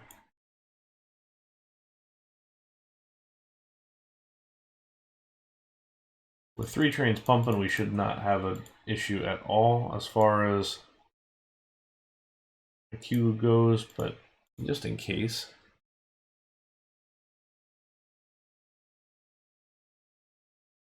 Hey, Pave. Ever considered doing another all-out SeaWorld in modern? So it's interesting because I've got my SeaWorld solo park that I've been working on for 10 years now. Actually, no, it's 12, 11 or 12 years now. The new save format does now afford me the ability to finish that in a way that I wanted to. Challenge being with that one is that we're at a situation where the park has changed so much in those 11 years that, or at least the company, I'll say, because it's not necessarily based on one particular park, but the company has changed so much in those couple of years that the park doesn't even look, you know, like the real thing anymore. And I feel like I'd have to make a lot of changes and sacrifices that I don't know if I want to necessarily make. But I would like to do one just because it feels like I kind of have to. Um, well, and that has been the question: is it worth? Oh, shoot, this one. Is it worth starting from scratch or pulling what I had there? And I will say, um, it does hold up surprisingly well for 11 plus years, whatever, of doing the thing. So it's held up really well, and it is to the point where I could easily see myself starting over, but pulling pieces that I like from it, and then kind of continuing that way. So maybe a consideration. So I'm not sure yet. I've got a bunch of other projects that I'm working on right now, and it kind of falls on the lower end of the totem pole. Like I need to get excited about the thing, and if I'm being honest, I go work there all day and then come home and I don't really want to build it again. So, but it is one of those things where I do want to finish it at some point and or complete it at some level. But I mean, it's always has been kind of fun in terms of like, um, you know, once we finalized the layout for Icebreaker, I had um, I went in there and got built the layout in the game, and it was in there for months before it was announced in real life. So it was just kind of fun, you know, a little Easter egg thing that I never posted on screenshots, but it was there, and I knew what it was. So that was kind of fun because the whole park is based on like everything that's in there is based off of real stuff, and some of it is real stuff that never happened. Like there was conceptual stuff that either never got greenlit or projects that got canceled, and um, things like that. So I uh, I think that was kind of fun in terms of just sort of unique stuff as far as that goes. But you know, it would be kind of fun to do a 10-year old thing, which is basically what the park is, because a lot of that style is still there. So back when we were still kind of working with Anheuser-Busch money, and you know, it was a lot more available to do, you know, kind of whatever. But yeah, I mean, it crosses my mind quite a lot, and I do want to finish it to some extent at some point. Let's see.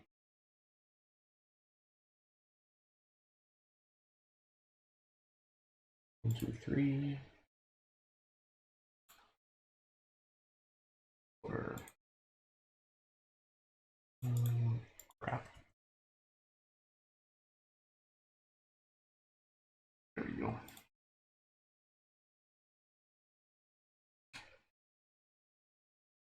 go. Put in some tension cable here, which technically would go the opposite way probably, but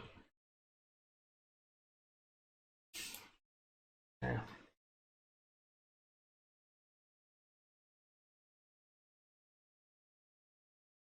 Alright. Kind of want to put some covers over top of our Q. 1, 2, 3.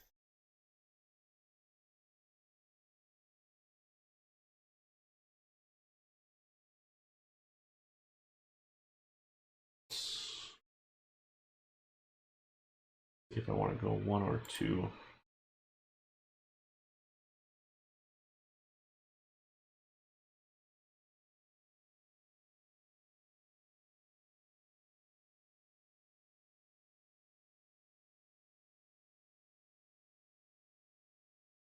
Oh, you mean these rails just at following the gentle slope? As far as I know, they do not, but I haven't really looked. I don't think they even have these rails in diagonal, which is a little bit of a shame.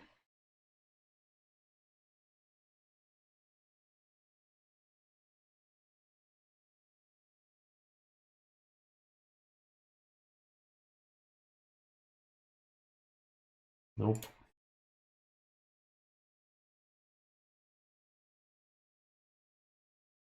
Better, better. There you go.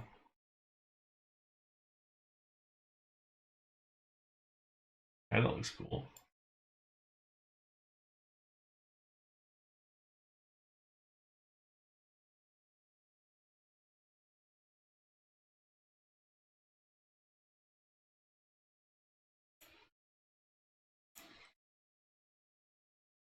Diagonal looks great. Let's start with full diagonal.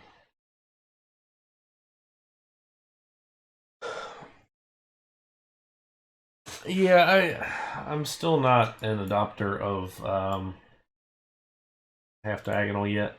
It's just not really my thing. One day I'm sure I'll get there, but right now it's just not what I'm feeling, and it's you have to do it just right. And my issue with a lot of them is that it ends up coming across as really forced, and I don't want to see really forced. I'd rather see it come across a little natural.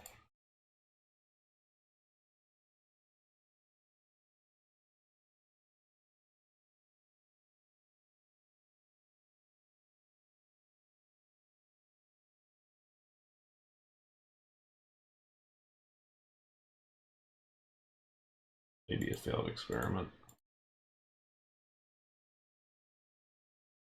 I feel like these would look legit in real life, but maybe less so here.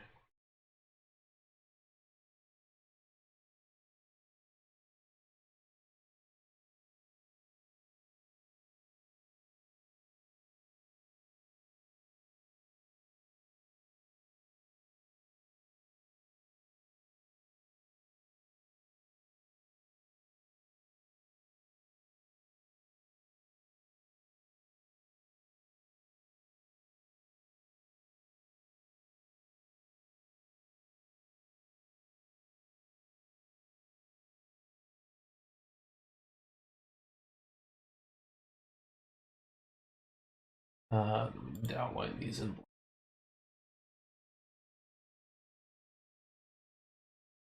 course, that completely gets rid of the look, although it doesn't. You can't really read it as what it's meant to be, but that's okay.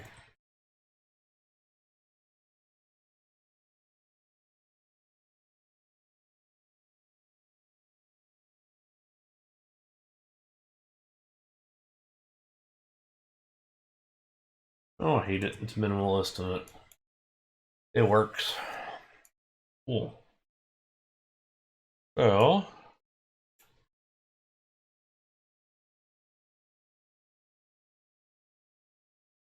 question being is, what does do we do anything for this structure or this?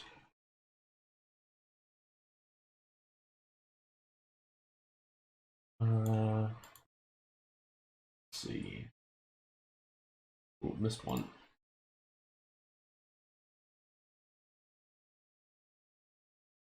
Kind of like the idea of having some retaining wall over here. And then whatever this gets landscape-wise. And then it's kind of an unobstructed view of that boomerang element. Or batwing, as everybody else called it.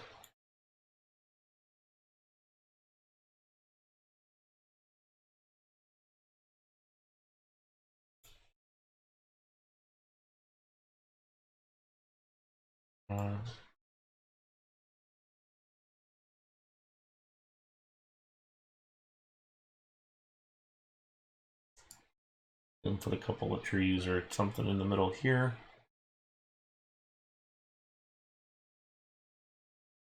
And I guess theoretically your gift shop goes in this spot. Let's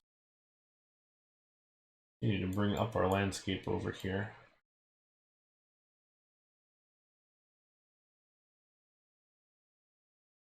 So more or less kind of matches what we're working on. I'm not typically a big fan of using the mountain tool, just because I like to hand form all of mine, but for something like this where we're trying to be a little quicker about it, be fine. Intention of these projects here for the Fix My Coaster layout is that it's kind of quick and dirty, and we go fast. Fast being a very, very relative term based on my build speed, but okay.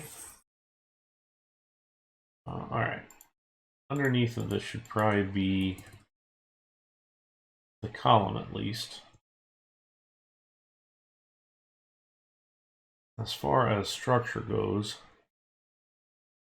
probably just cantilever it and just leave it. I was just leaving it.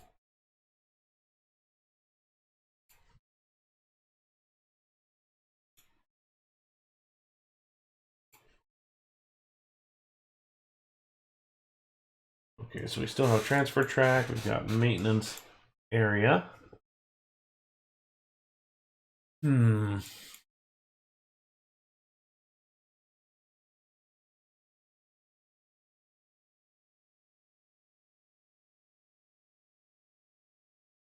Maintenance area we can do in a similar kind of look, I suppose.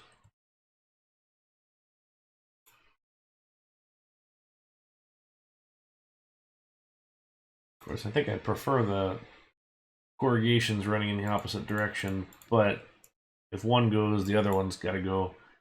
I think so. We'll leave it alone at that point. 3 and 6.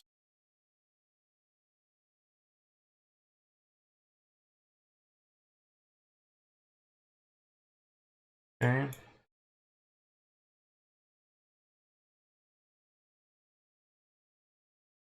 Okay, so is it going to be open air or is it going to be enclosed? It probably needs to be enclosed because there's really nowhere to do any work on the train.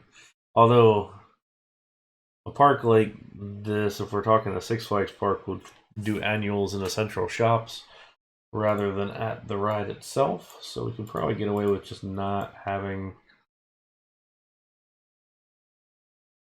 anything but like a tool area if we're just doing wheel replacements and things like that.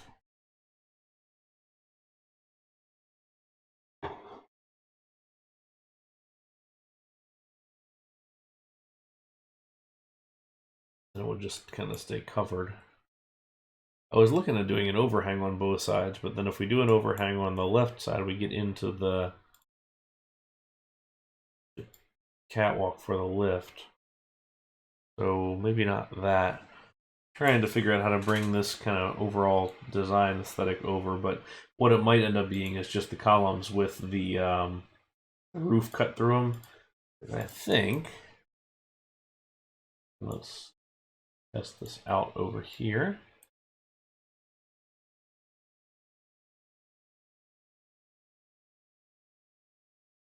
I want to say if the wall goes in, yeah, you get a nice little column, half column on the outside. So that may be what we do. Do the column and then we just infill a piece through the center.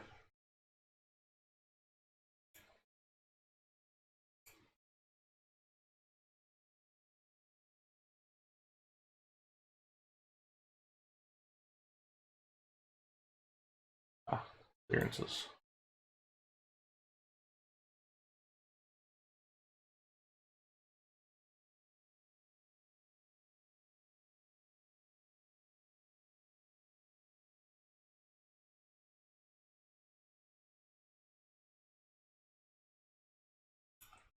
I suppose we could, on the ride side, we could potentially go back through and do like a covering of some kind if we wanted to, so just extend the roof across.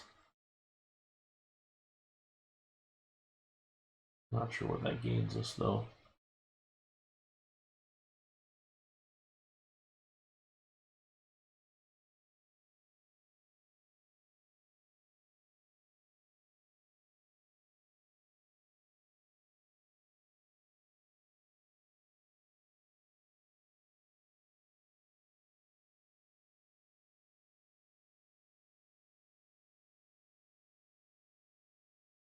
Alrighty, well thank you for stopping by, and yeah, hopefully, I don't think I'm going to go for too much longer, but I want to at least make a dent into this.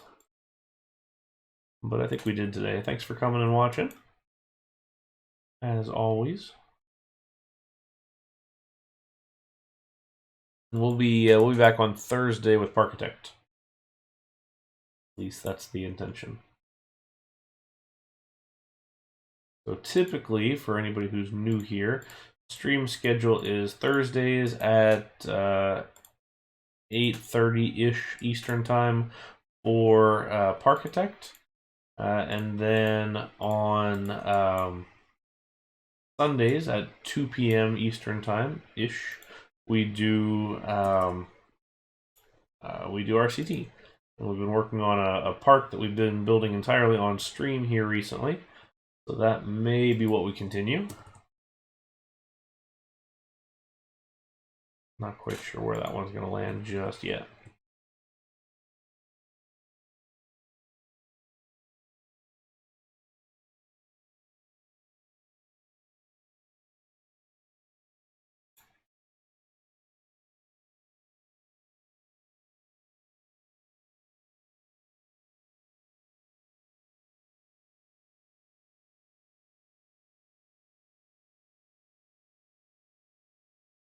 Okay.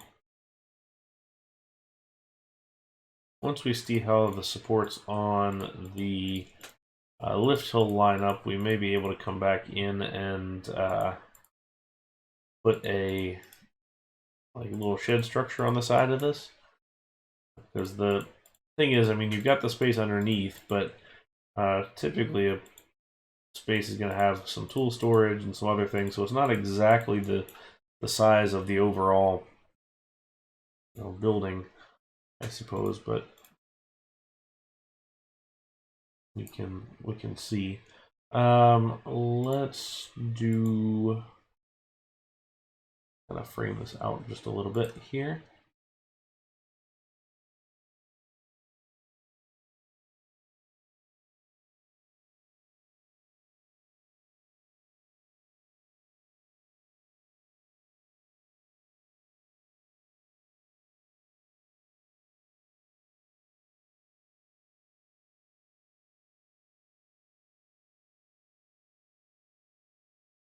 There we go.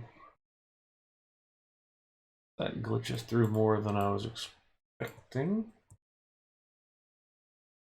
Let's see which track. There we go. Better. I don't think I have the... Oh, we do have it. Corrugated steel wall. This is my go-to for garage doors.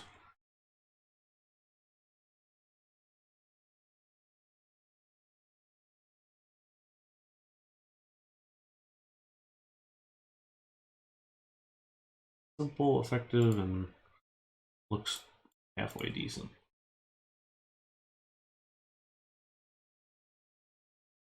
And of course, we have no train sitting on the transfer track because we were already running all 3 of our trains. And that is a little, for me who likes to build realistically, that is sort of one of my pet peeves, I suppose, in the game, is seeing people build either transfer tracks that are incorrect or have an extra train on them, or just other things that just don't make sense.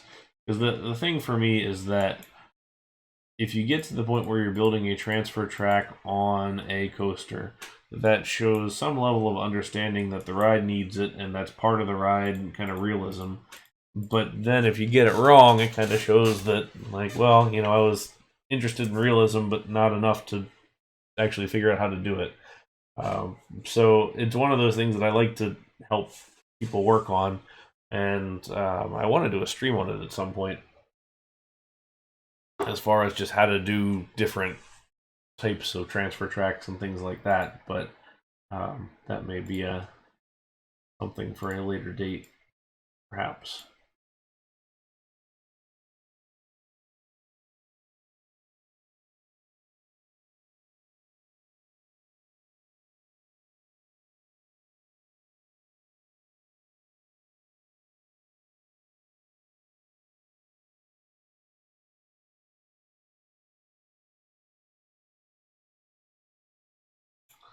So we don't really want to put on any kind of stuff on this side until we figure out exactly where all the supports are going for this.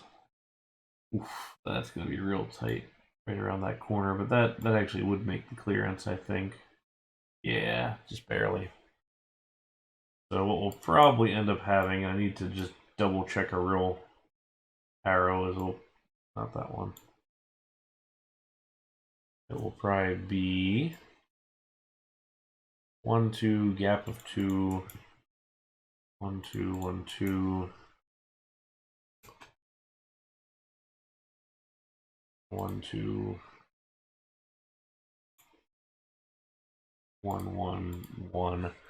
It's probably where our columns are going to end up going for that. But to be determined, I think.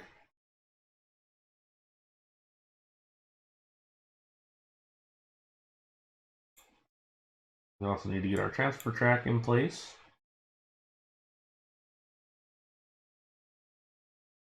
Kind of the overall project here.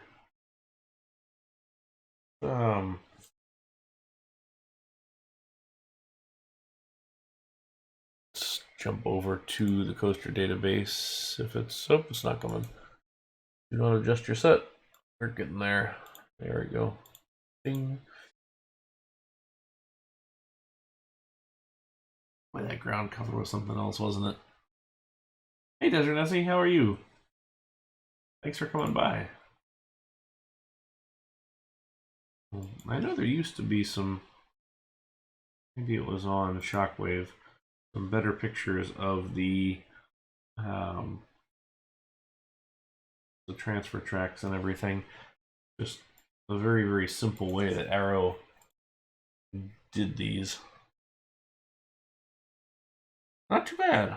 Not too bad tonight. We're hanging out, streaming on a day that we wouldn't typically stream on because it's gotta catch up. It's been a couple weeks since I've kind of had a proper stream, and it's time to look at some things and do some theming and all that kind of fun stuff. Let's take a look at Viper.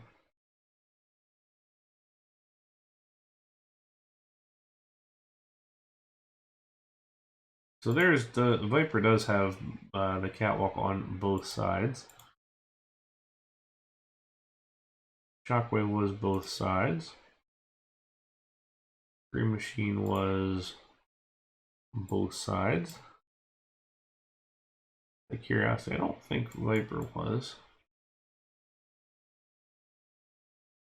But No, it did not, but that's also on the smaller side. Larger ones. What did Dragon Mountain have? Let's...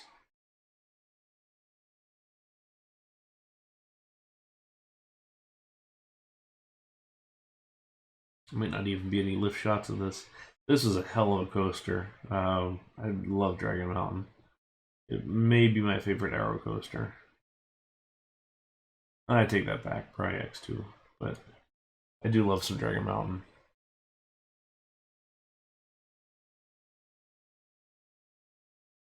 There's a lift hill in there somewhere. It's just such an expansive coaster. I think Dragonfire had the double. Oh no, they only had the single lift or single staircase. And Loch Ness has single. All right, well, for an ease of doing stuff, perhaps then it is a single staircase.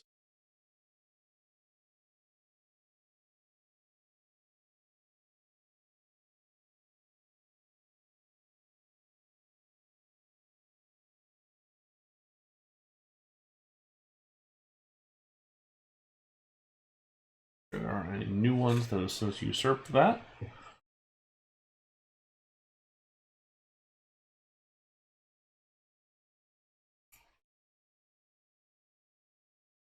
Let's take this one here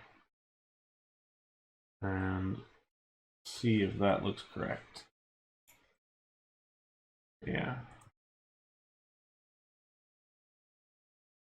If that does, and then we'll take catwalk.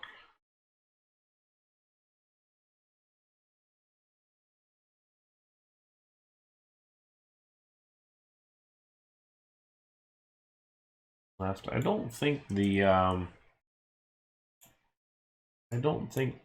new scenery manager is plugin is up and running just yet. If it is, then that will be very, very helpful in the future.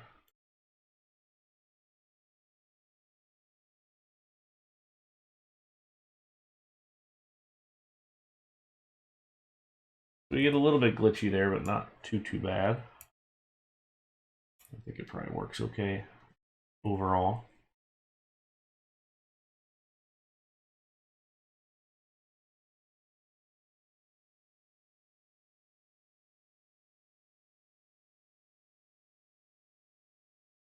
And we might even put some kind of like a larger spine down this, which actually we should run that up and over. And then let's drop our exit back where we had it. Whenever you do an adjustment on a ride and you have the station that's been rotated, it will automatically delete it. Hope this is something that can be fixed at some point in the future by the devs, but for now, there you go. Oh gosh, it would be really nice to be able to get that adjusted slightly. Let's see what happens if we go one taller.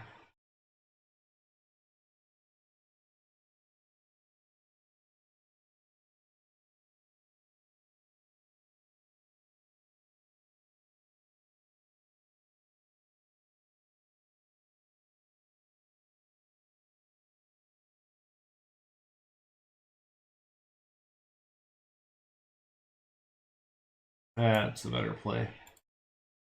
We will do shit. Wrong one.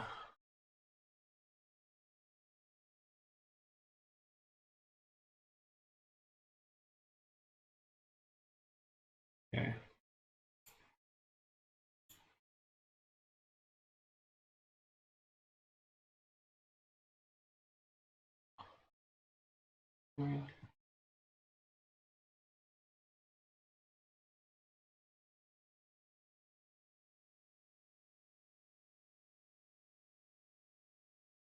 So much easier with Scenery Manager. I guess I need to check and see how that's coming along, see if it's out yet. Scenery Manager plugin lets you copy and paste scenery in different locations, and it's just a super useful tool in general.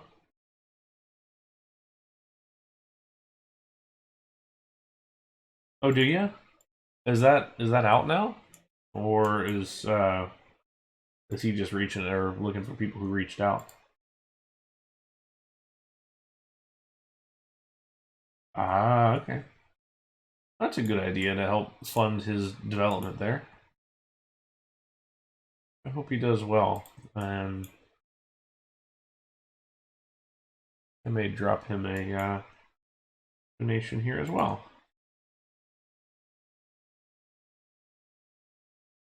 Oh yeah, those are I do like Ko-Fi for, or I guess it must be pronounced coffee, but for like funding developers and stuff. I am a big proponent of trying to fund uh, the people who are really kind of pushing this game out. And I've offered before to pay folks like X7 to work on, ride vehicles and stuff like that. And granted, he doesn't seem terribly interested in that, but perhaps one day.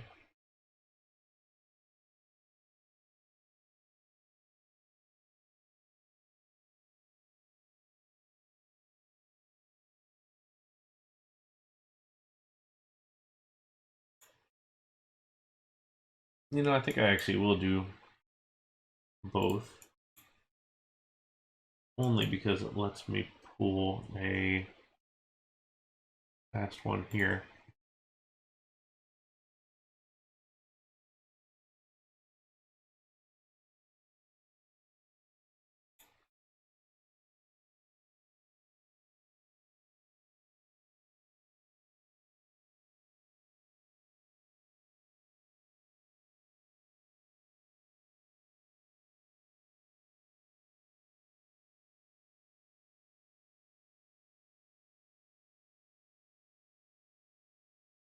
No rhythm is not so bad.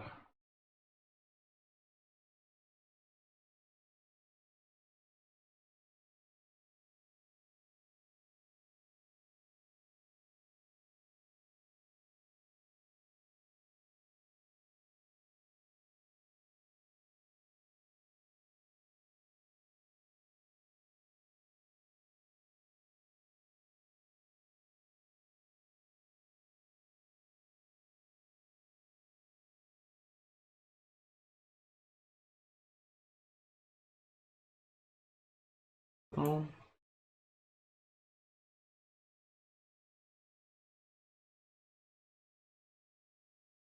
that way we don't have the need for additional egress stairs. It's connected all across. Am I building in the right spot? Yeah, we're all right.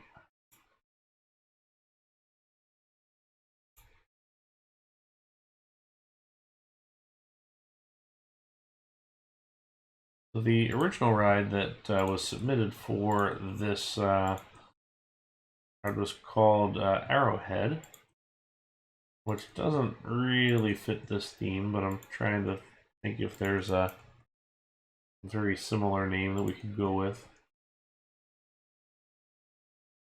Might have an equally nice feel to it.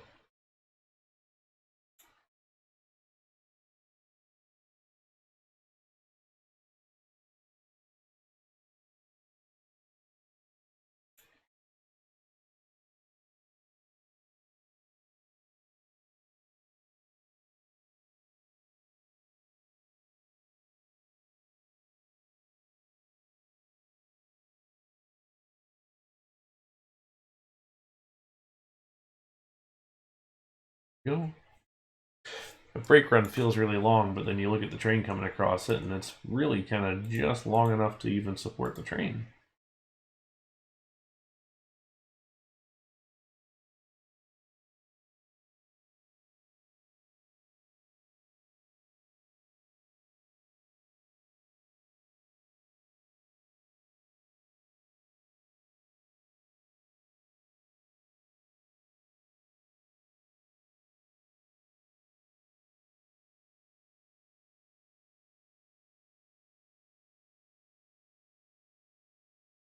figure out what I'm doing on that little transition point right there.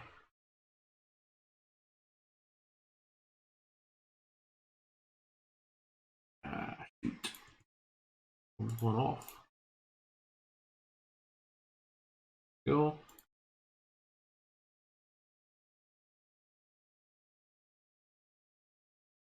Something pretty simple here. Just a time-consuming process. None of these things are terribly hard, it just takes a while. And then, of course, once we finish, we got to come back through and tilt them all. It would be nice if there was a hotkey for that to, like, pre-build a tilted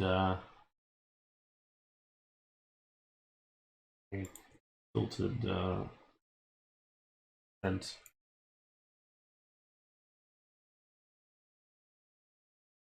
But I will say one of the nicest features of new save format is the ability to have the tile inspector open and control click to select anything in your park.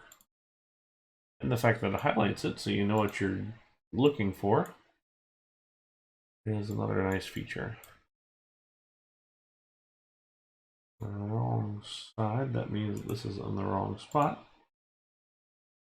That's outside the tile. We want it to be inside.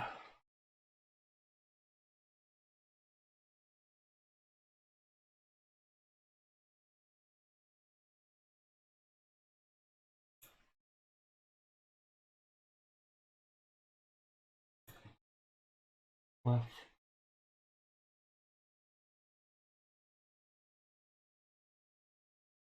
Left.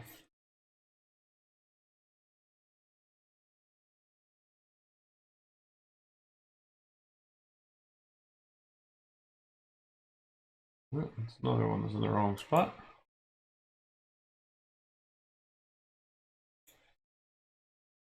I do. Yeah, have you been using Goomba's just security camera thing for the lights, or what have you done on yours for lights?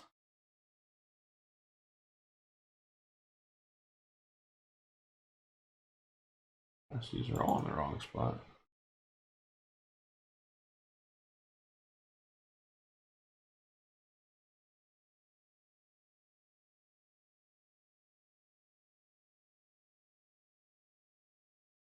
Hey, Rob. I did. I finished it and we started another park. Just kidding. We're actually working on a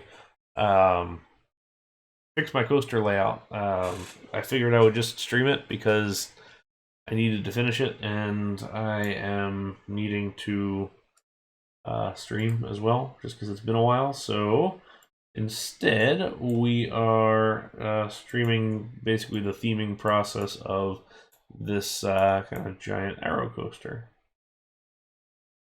Fisherman flashing ones. Oh, do you mean the chaser lights? I see. I thought you meant like the lamps of a kind. They will probably get the 1K security cameras in here.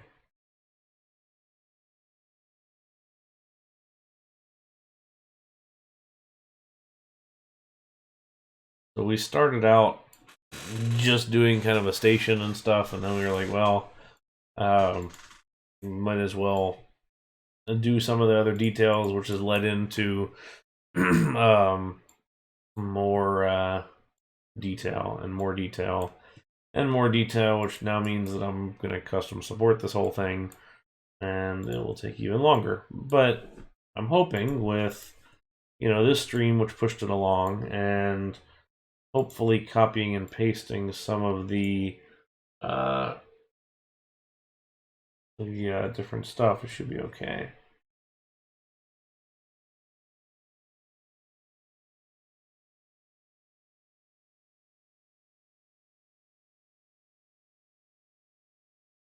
Okay.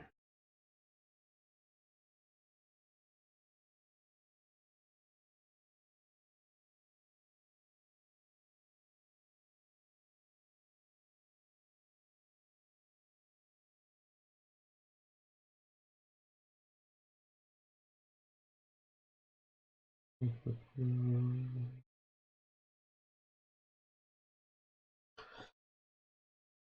don't know what kind of loop supports yet. It'll probably be something pretty simple.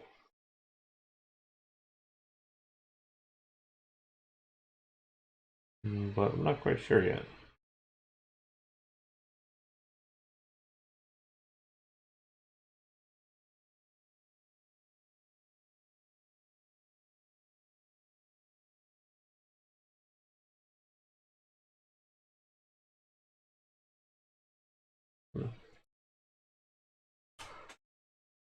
Because the challenge we're going to run into is these are pretty high off the ground over here. And unless I want to get fancy and start raising land in different spots, I don't know if that's going to be the thing. I'll probably just end up looking at whatever G-Force did in some of his aero coasters. So,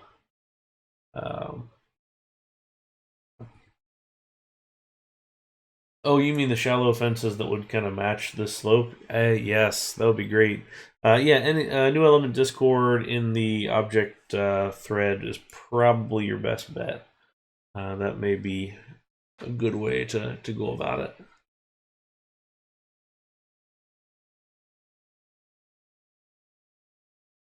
And then I guess, just based on kind of where this sits, this is going to be real interesting support wise. Real interesting because this goes over top of the corkscrew here. That's probably going to be a lattice that the corkscrew passes through, or the train passes through before the corkscrew. It's going to be a beast. Shit. Because I probably want to just double up on this lattice and go up and over.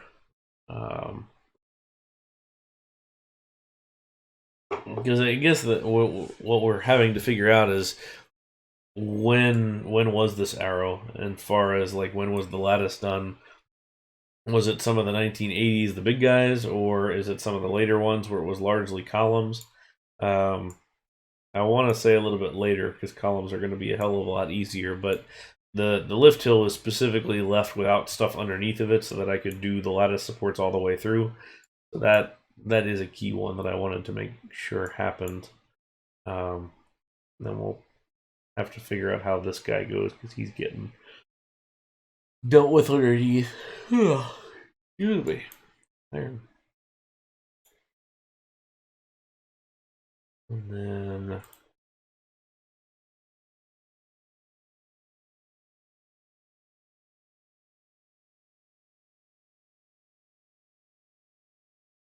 this, of course.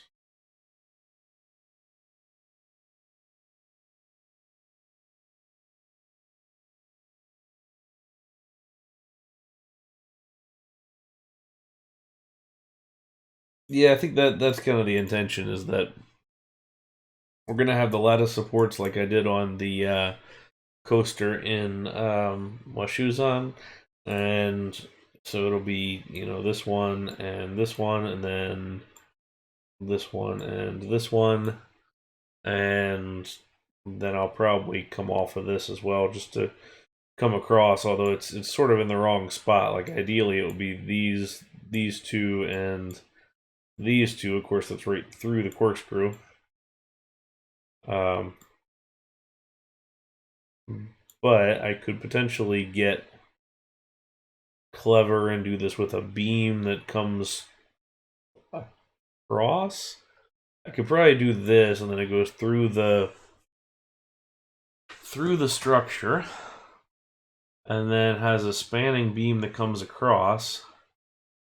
And oh gosh, that's gonna be really hard. Hard to make look good anyway. Uh,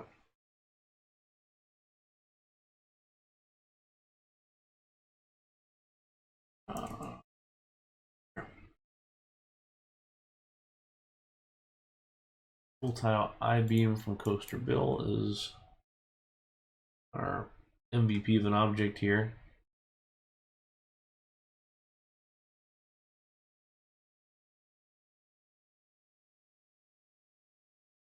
I can find it.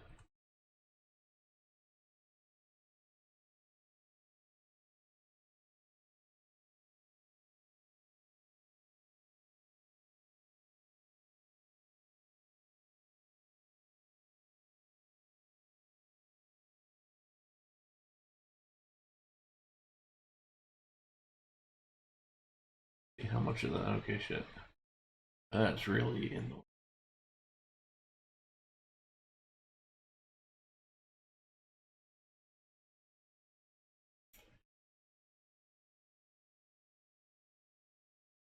Alright, so I'm not going to get into those tonight because that's going to be a lot to double check.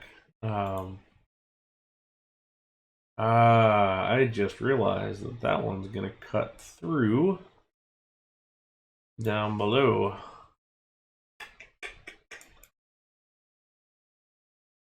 Okay, so I can do 3 corners of it. And then I just may need to span across with a beam down below. And then come over. Thought I was clear, but I was not. Shoot. Okay.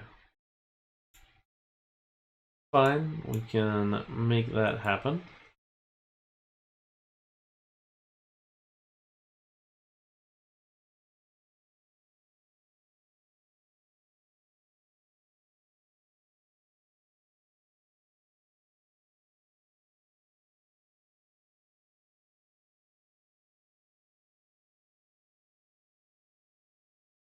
Go. Yeah, coaster custom supports in this game can be really daunting because they can take a lot of time and effort to make look really good, but then once you get them right, it feels just spectacular to actually have one that just looks good and works really well. But it's always that balance, like you say, of making it look accurate versus making getting everything just right. Never know if I want to have these sticking outwards or what I want to do, but that's fine. We can.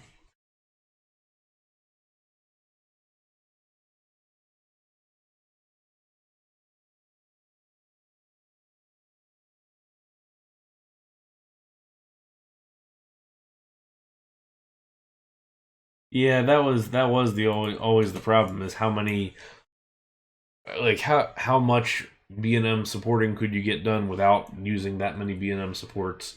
That was your big challenge to see what you could get done, but thankfully now it's not an issue.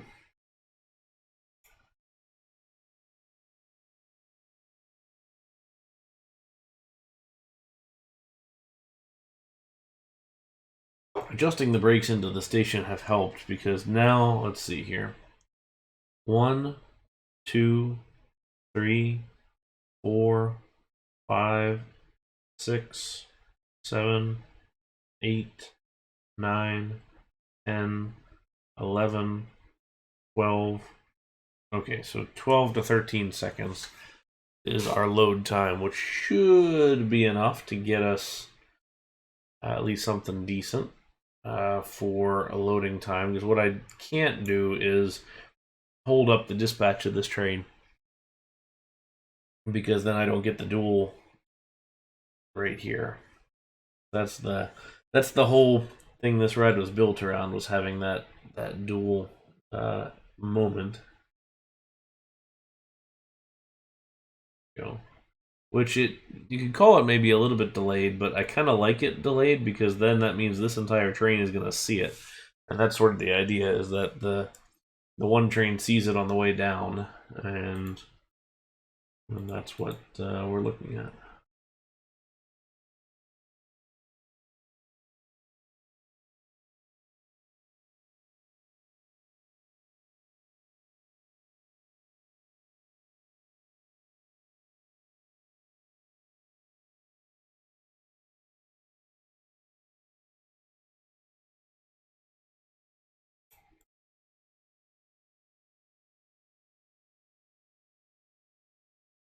I'll have to actually properly do some landscaping in here a little later on, perhaps.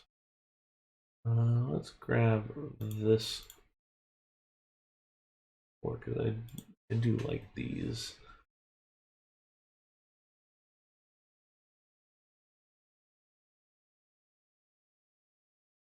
just in this area because it's of our entrance space. After we move beyond this, then it will make more sense to do something else.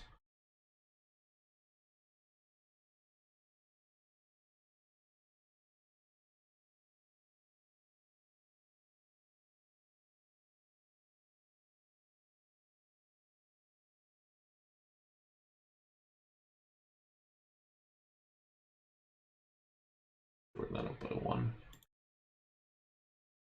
Make it look a little better. Let's put the sand underneath because no horticulture team wants to mow in a ride restricted area.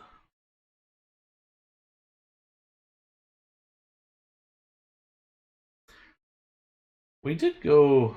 The problem with coasters that aren't necessarily built in the same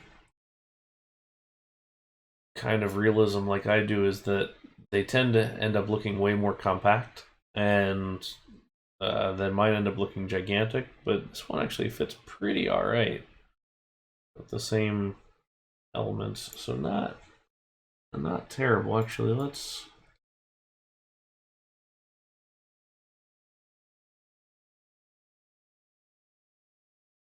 yeah, okay, so we're within it on all dimensions, so that's good. And actually we kind of cut out a pretty big corner of that one over here. Now granted, mine is super shorter compared to this one. This one is 42.49, and mine is all threes, 33.33, which is reasonable, I would say, as far as Arrow custom looping goes. So that was like, Loch Ness is 3200-ish, and the big ones like Shockwave was 3900, Magic Mountains Viper is 3800, Great American Scream Machine was 3800. So all of those were kind of right around that feel, and then Drakenfire was like 35 something. So that's not bad. What we didn't do is put this handrail here. Kind of fudging it a little bit because there's just nothing over here, because there's nothing that lines up quite right on that, but that's okay because you just sort of use your imagination on it. And we don't have the catwalk on this side. I don't think we need that on the exit platform, but probably wouldn't be a bad idea to put it on the catwalk over here.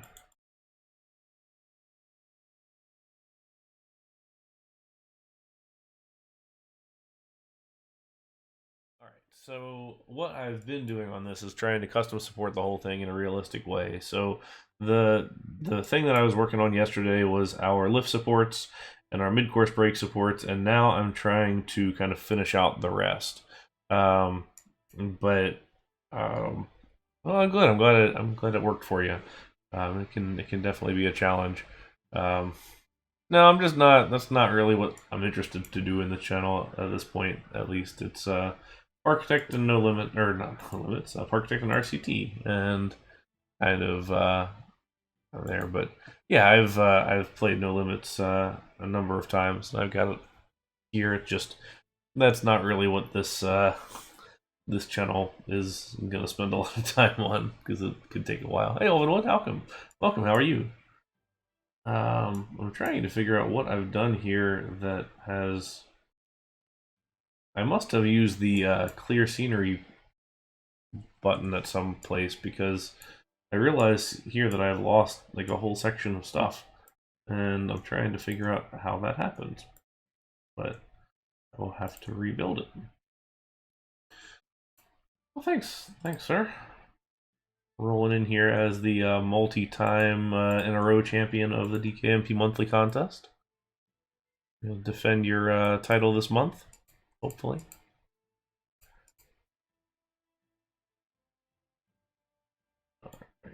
Right side, left side, there we go.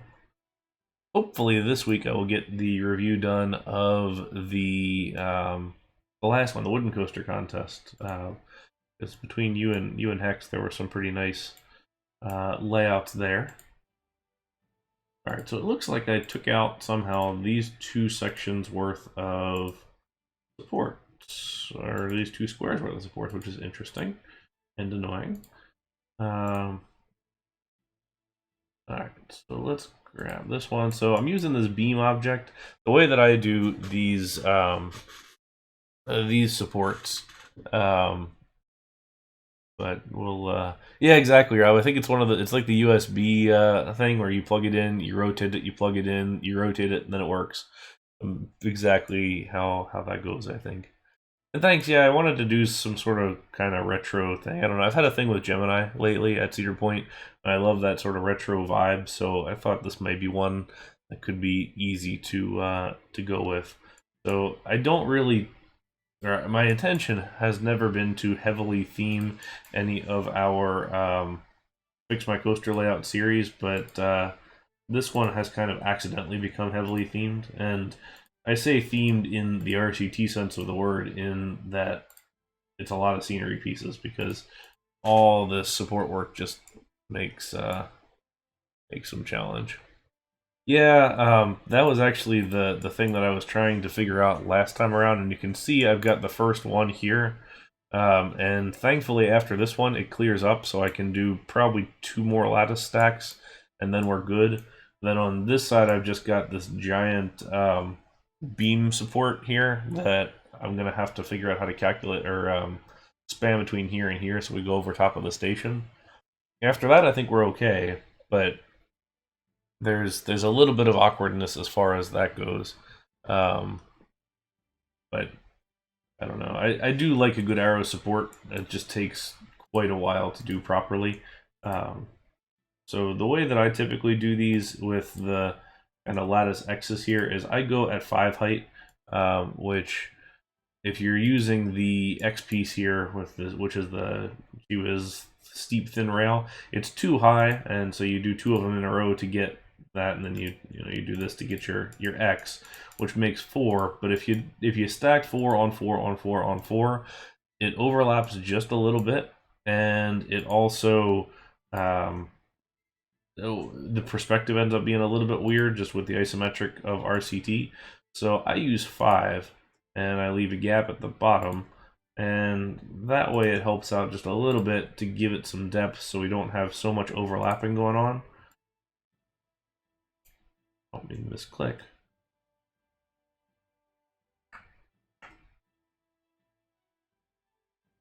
And that's a pretty standard thing to, I'd encourage you to look at a new element of G-Force's Vortex, which is a recreation of Kings Island's Vortex, which is very, very good. He did a very nice job at it, and actually I've been referencing that for a number of these pieces, but he's kind of got that whole thing down pat with the general supports, and I did the same in the Washuzan Park, where we've done a lot of that kind of heavy support work with lattice pieces.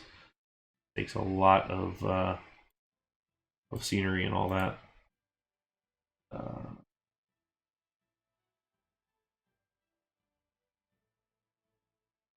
Interesting. Something is off right here. I can see the yellow top.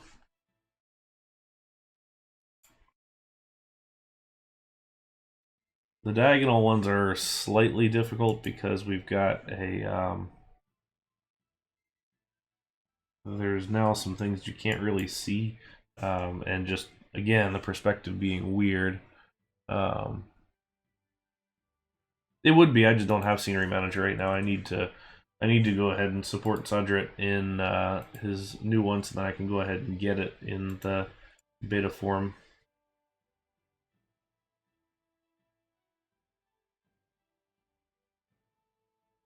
There we go. Yeah, I use Cutaway too. It's just not, in this instance, I'm not sure that's where I need to be, because I do want to see this contextually across a whole space, and see where See where I can fit. I'm trying to find. I added late last week a scenery piece, and I need to see if it's in.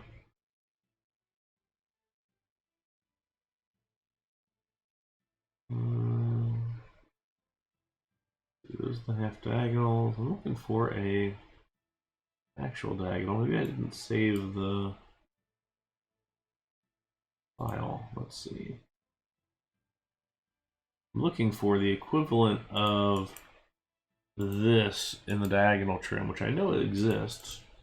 And I thought I added it to my bench the other day, but perhaps I didn't.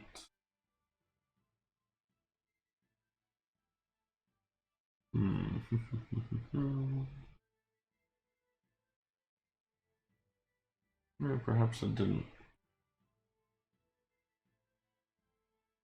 Okay, well, we can always add it. That's fine.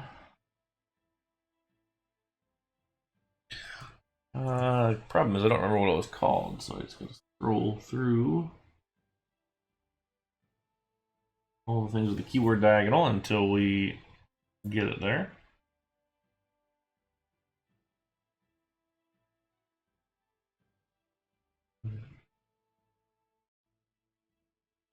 Okay, we can take the solid road line because that could be useful.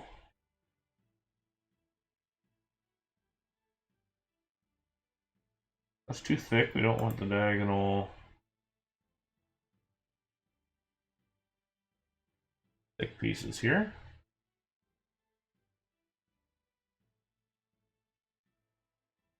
Being, what is this? Inclined, inclined, I don't want that.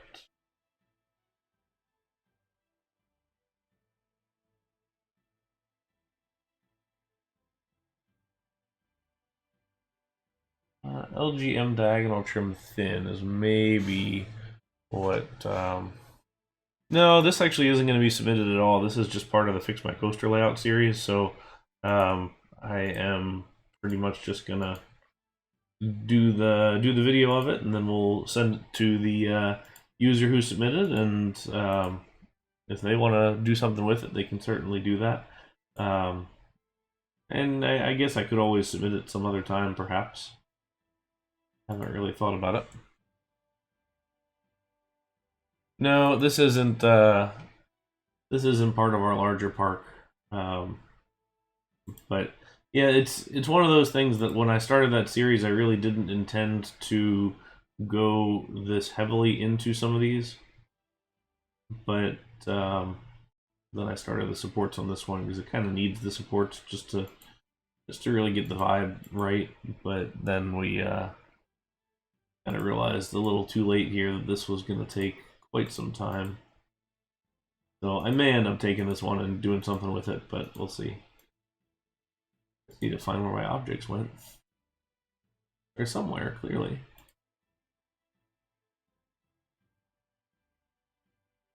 Okay, here they are.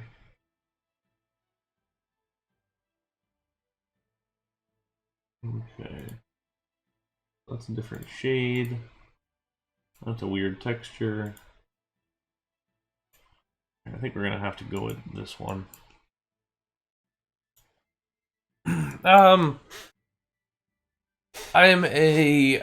can go either way on it. Typically, I will put a space between the double corks. A lot of times, I try and put spaces between a lot of different stuff, but this coaster on the whole is running a little more compact than most of them. So, or than most that I typically do. So, in this instance, I'm more or less leaving it. Okay. We're at 2.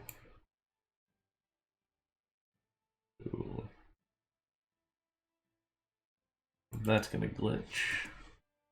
Problem is we get really, really close here, enough that this is gonna glitch. I may just leave that one out if it continues to be a hassle.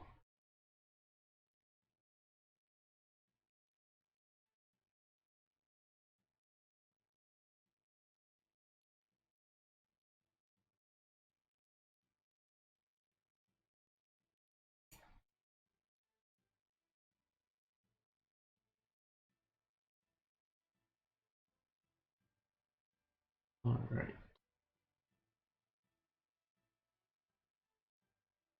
But I don't remember if there was the very thin line for the diagonals also, or if it's got to be the thicker one.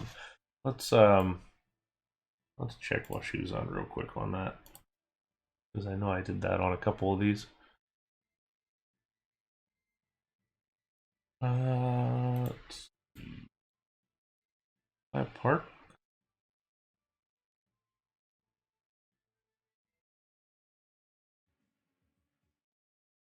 Alright, so on this guy, I used just the Kong steep diagonal across the whole thing, and that did end up looking okay.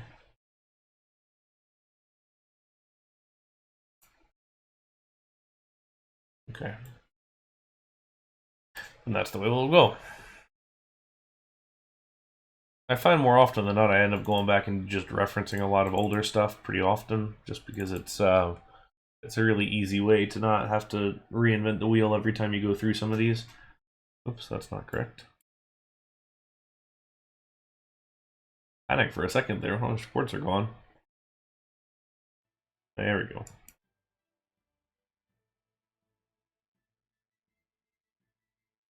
Only question here is going to be making sure that it doesn't look too thick, which it could. But if we use the gray on the top, it'll make it a little less bright, because the white has a tendency to very much brighten everything. Hey, there's nothing wrong with referencing other parks as long as you don't copy it. I am referencing the G-Force's Worlds of Fun, or not Worlds of Fun, his what's it called? Vortex at Kings Island a lot for these supports as well, so I'm sure we'll pop open that one here at some point. But it is nice when you have a backlog of other things that you've built yourself that you're happy with, because then it just helps set it up looking a little bit nicer. Unfortunately, in this angle, we're going to have a lot of this instance where the track is going to just glitch right on through everything. And I don't think changing the order is going to do it. But at some point, you just kind of deal with that.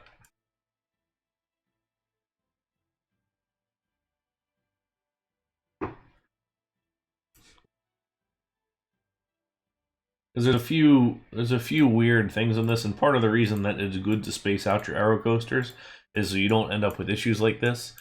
So we have a really challenging one here where this drop overhangs two crossings, and I have an idea about how I want to do it, but I haven't totally decided yet.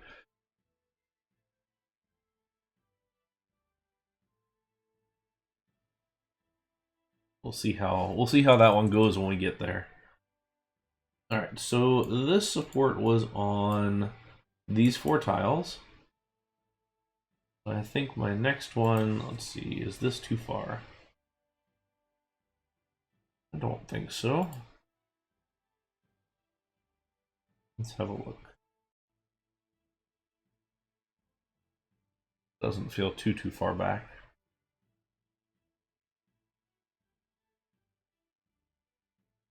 Because the other option is one more up, which is there, and that feels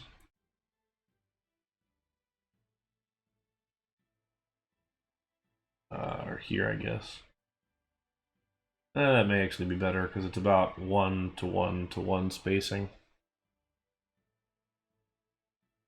Okay, which means that we are looking at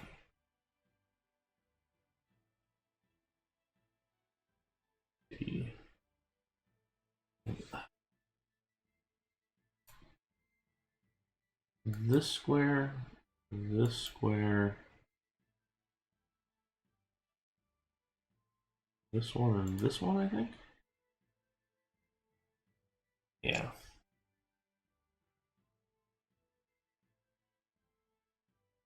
These are the footers that make more sense. This one's going to be annoying because it's going to glitch through everything, like we already can tell.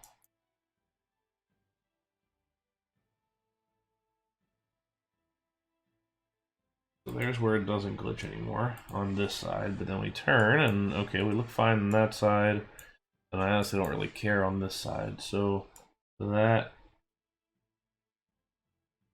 works there. Okay, there's where we glitch through.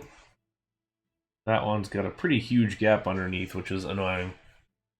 So you can see the gap here between the track and the support visually. This one I'm less worried about because we kind of overlap a little bit, so it's not as obnoxious, but this one is obnoxious.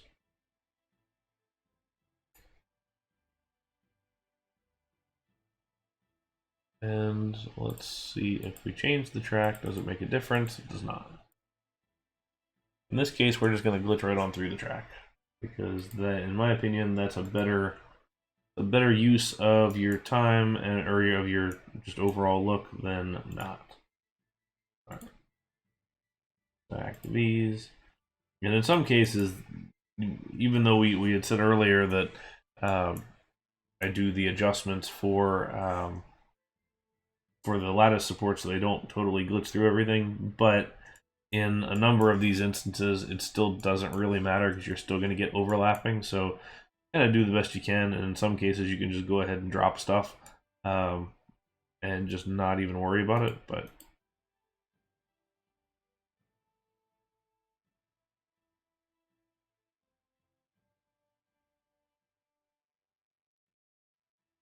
and it's this one we're trying to attach to. This is where these supports can become a headache. I really like doing these, but it also can be quite annoying at some points, getting everything to line up properly.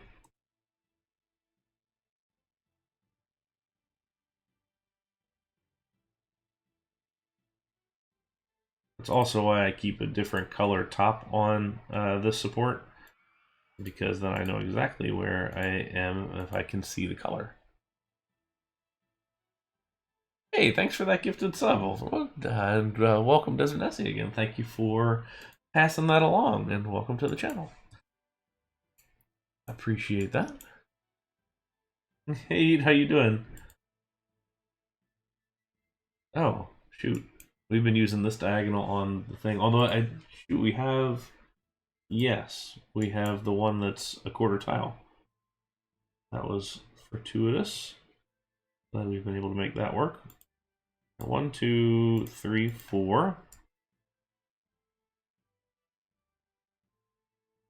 1, 2, 3, 4. We're at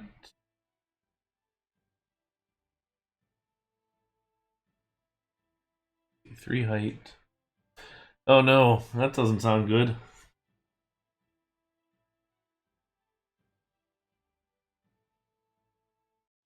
Yeah, that's the best you can do. One day at a time, just work your way through it.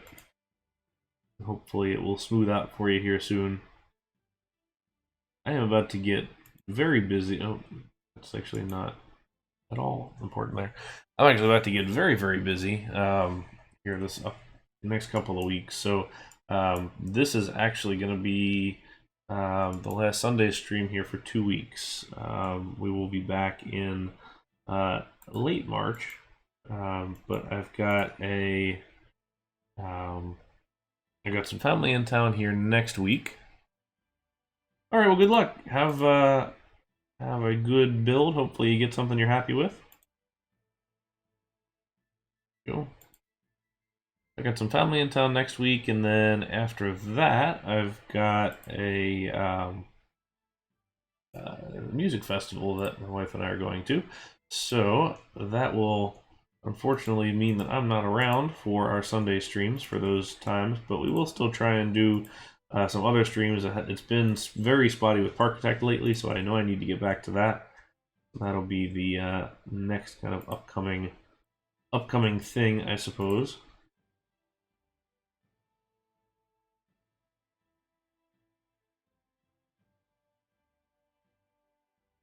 We'll go ahead and put a diagonal in here just to give this some bracing. When we're on the steep like this, it happens kind of so quickly with elevation changes. So like this beam here is a lot lower than this beam over here.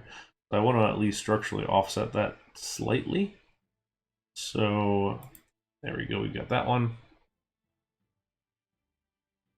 And then I'm not doing cross beams on the direction of travel. You will sometimes see that, it just kind of depends on the coaster, but in this instance, we're not going to do that. And right now, I'm kind of actually just leaving out one row of X's here, just so it's a little less complicated overall. Okay, and then let's see here. We left one square off, so let's.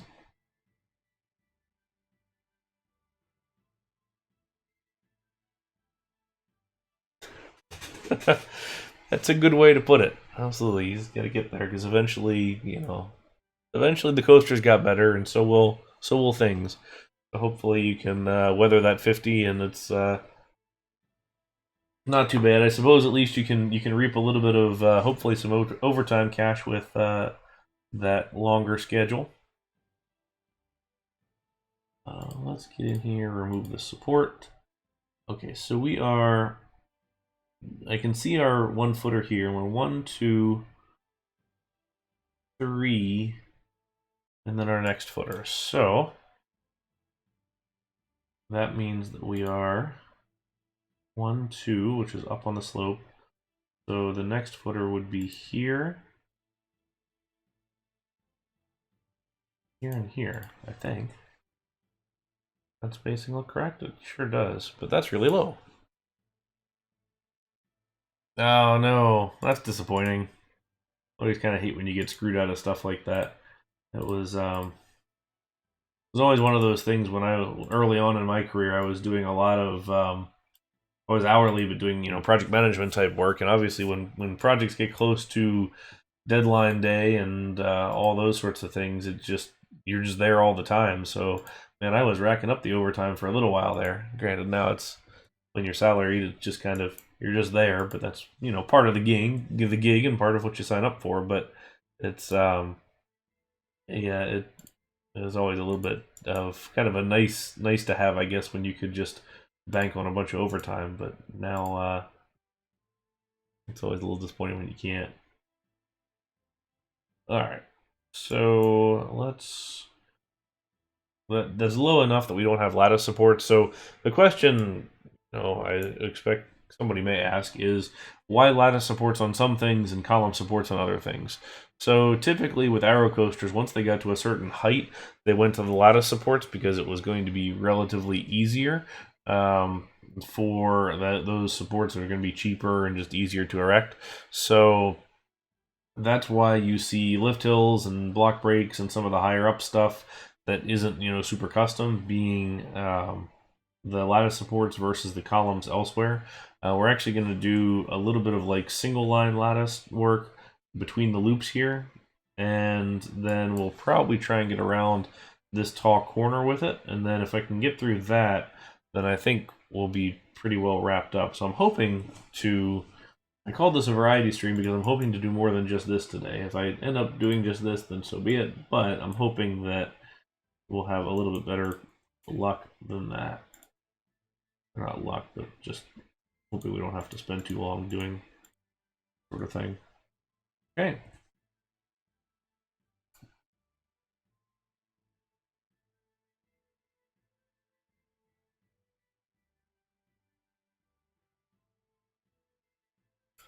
Build a model as in like a real model.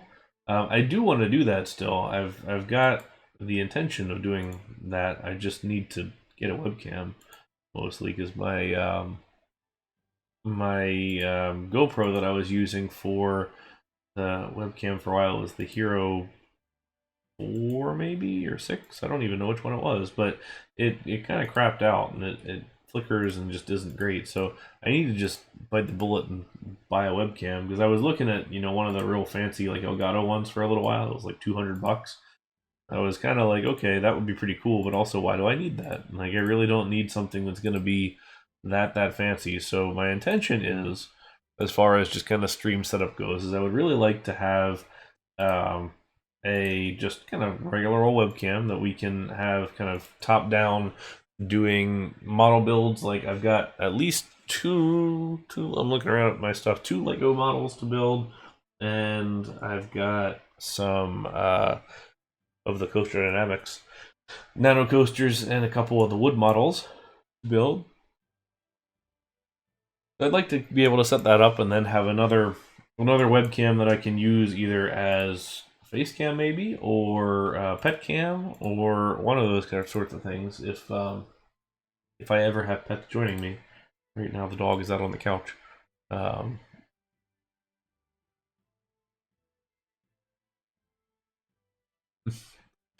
Yeah, working by one.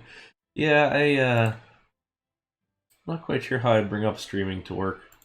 It would be a little bit of an odd one perhaps, but be fun.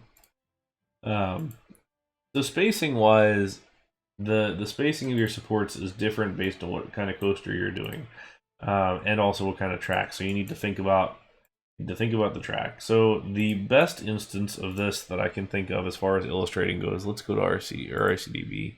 Which, oh hey, Apocalypse at Luna Park in France. That was my 1000th coaster. Neat. So let's look at the Superman at... Oh, come on. Don't make me scroll. Fine.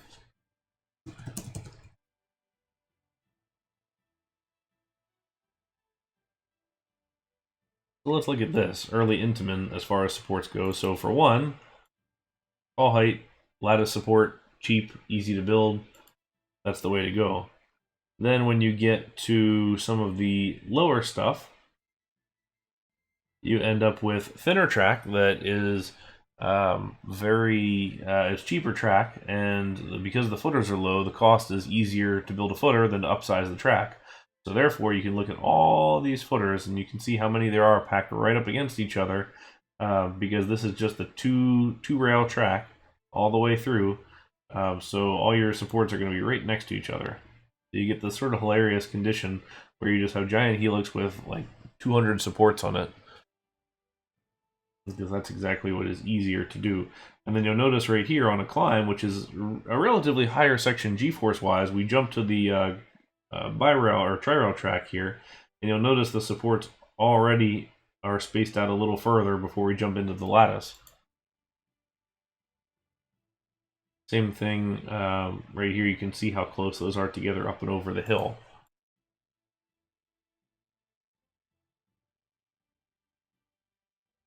And then let's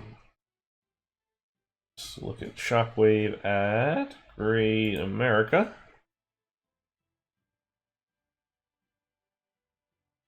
There's a good...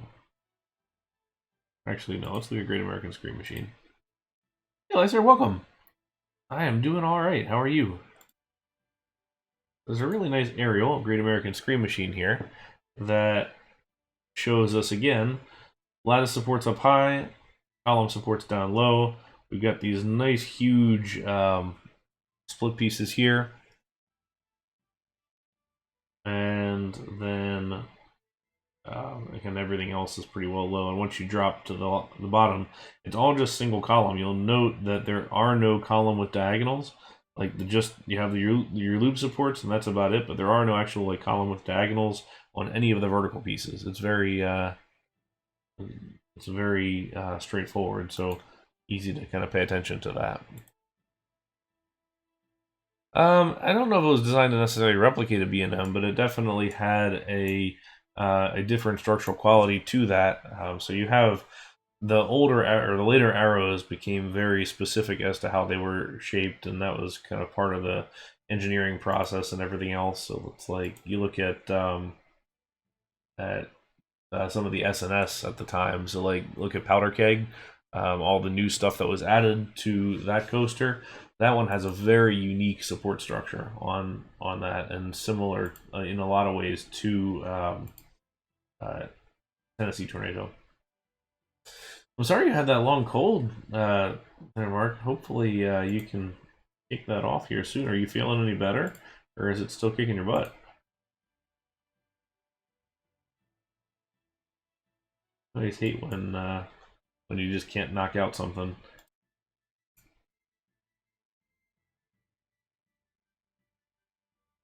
Okay, let's object selection. Try footer. No. So the GWiz square footers here, the GW square footers, um, are come in two pieces. There's one with a ridge on top, which you can kind of see there, and then there's the solid one. So the ridge just finishes it a little nicer. And now that we really don't have to worry about selection of objects anymore, you can really easily select both of them, and it just makes it for it to be a little bit cleaner. I do recommend with some little slight elevation changes here, you can eventually go down, but you don't need to follow it exactly. You saw on that image we were looking at on the coaster database of the big helix on the Intamin, all those footer or all the supports were the same, and the footer is just raised up to meet the support. That's generally going to be easier when you can set your height at the same thing. The civil engineers are going to love you for that because they're going to prefer to set it that way.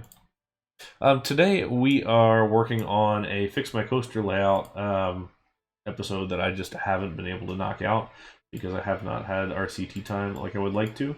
So we're spending some time on this, and then hopefully we will finish this during the stream today, so then we can go do some other stuff of a variety of options perhaps. So just trying to keep our options open at least at this point and go from there. This is a bit of a gap, actually, a little bit more of a gap than I think we want here. I think what I'm going to do is actually put in another one of these. So we're going to do... We do. So actually right now, Andrew's is done, and he's kind of been sitting on it, and he's been very kind and patient with me for the last little while as I have been struggling to get anything knocked out. So he has been very nice of giving me some time to sort this out. We will send each other the previous one, and then we'll do our recordings in kind of conjunction, package it up, we'll upload it, we'll let each other watch each other's just to make sure we don't have any comments or corrections or things, and then we'll release them at the same time on the same day. So it's a little bit of a coordination, but I think I get a lot more out of the series by doing it that way than if I were to do it just for myself. Because it was something that I was going to launch myself for a little while, and then I saw that on Andrew's channel he had been getting a lot of similar comments to what I was doing, so I was like, okay, well, that could be kind of fun if we both did it, and I think it actually has been. So I've been happy that he's been there to do this as well.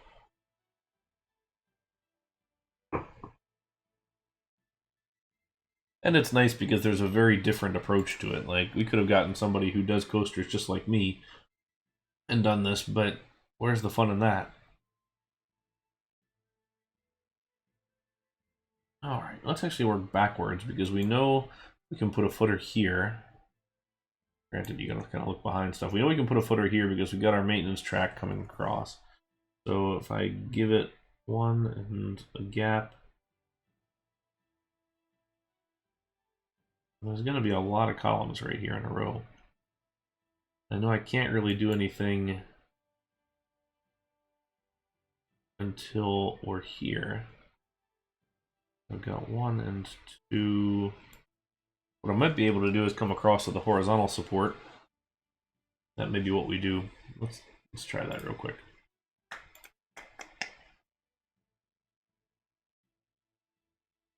Yeah, with going back to my stream schedule, since we were talking about that for a minute, like I said, I'm not going to be able to stream for the next 2 Sundays, but I'm kind of hoping to be able to do a couple of just RCT streams in the evenings on Sundays, or not Sundays, on in the evening on kind of other days here in between, so then we can kind of make up for some of that. We're just not going to be at my streaming setup for a little bit.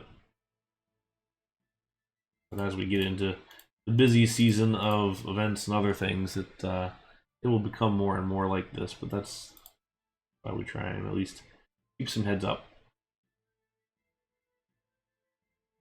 Okay.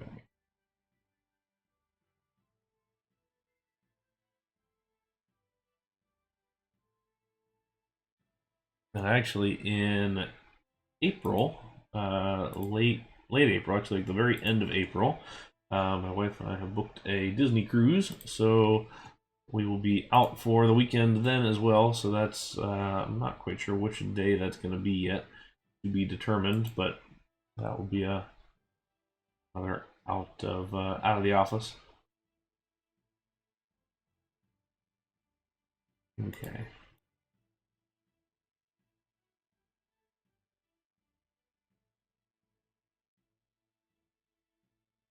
It'll be nice to get back on a Disney cruise. Cruising was never something that I really expected that I was going to enjoy, but I definitely enjoyed the first one that we did, and which is a 3-day cruise to the Bahamas and to where did it go?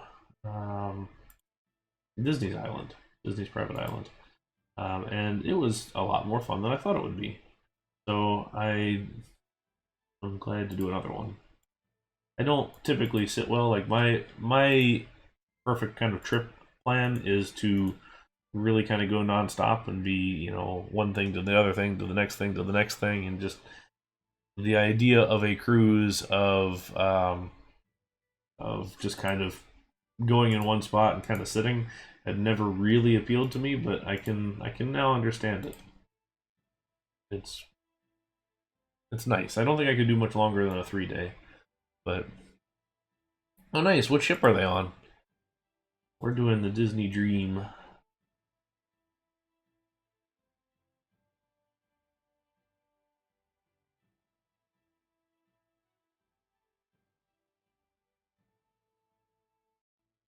So the tile inspector does give you the ability to hide ride supports just by moving the track below the column level, or not the column level, the surface level. But I tend to just use a support blocker tool because right now object space doesn't really matter anymore, so it's just way easier to deal with it that way.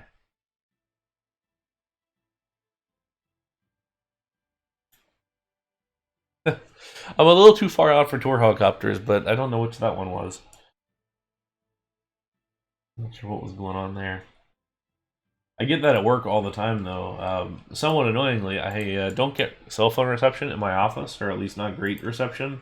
I have to walk outside every time I want to take a phone call, and inevitably, every single time I have to go take a phone call, there's a giant tour helicopter flying over top of, and I was just like, oh my gosh, I could really just not right now. I'd really love to just be able to deal without like having that.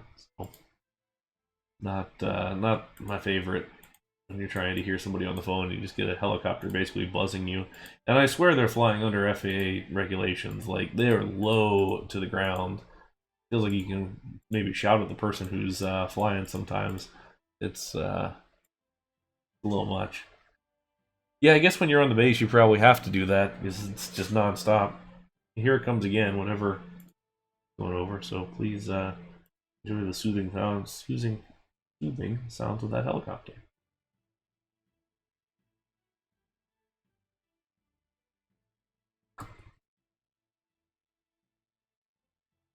These are the easy ones right now. Just going through and doing a lot of these. It's kind of how it is when you're out working around the roller coasters too. Is when the coaster comes by, you just kind of pause for a second, or like when the safety spiel starts, and then it's just so loud that you can't hear anything. You just have your conversation. You stop for a minute, and everybody just kind of stares, and then it's or the our park plays the national anthem at the beginning of the day at all of our parks. So it's just second nature now that we're having a conversation, talking about whatever, and then it starts up, and everybody just kind of pauses and stares at the flag here for a minute, and then back to things like nothing ever happened. And so it's just one of those where you just kind of get used to the routine of everything, and it just becomes kind of second nature at that point. All right, so that one is generally supported pretty much all the way home now, so it's good. We haven't done the transfer track yet because I I need to probably take a better look at how that's actually done. And then I can do this actually. We'll go ahead and do the maintenance track.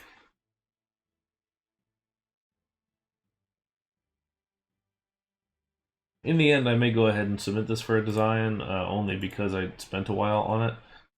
Like I said before, this is typically not something that I spend a lot of time on, or well, the intention is to not spend a lot of time on it, but here we are. This is the second stream that I've done on it, and I've spent a couple hours outside of things also, but the challenge of it all. And I will say some of the no time to build RCT is related to just being busy in general and working later at work, which I have been. The other part of it is that my wife and I got Animal Crossing over Christmas and new Nintendo Switches, so it's been kind of sucking my time. It's slightly sad to say, but it is the nature of it. Okay, let's make sure we have zero clearances on.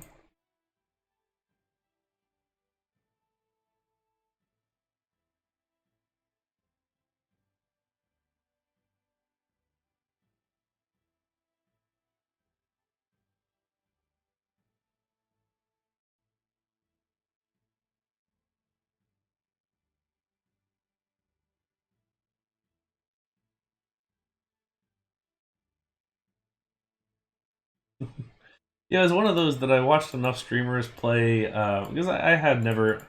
I've had a couple of Nintendo systems, but I had never really gotten super into any of those until I watched enough streamers play Animal Crossing that I was like, this looks like a nice kind of relaxing, chill game.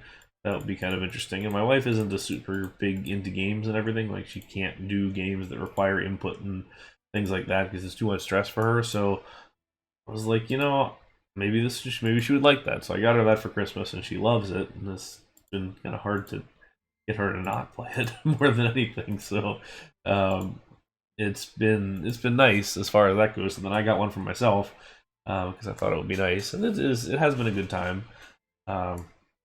Just certainly takes up your time. I can theoretically get that one hooked up to my my stream rig also and stream that, but I'm not really sure there's a whole big crossover market for RCT streaming versus Animal Crossing, so I think we'll maybe leave that one off. But I did think about it.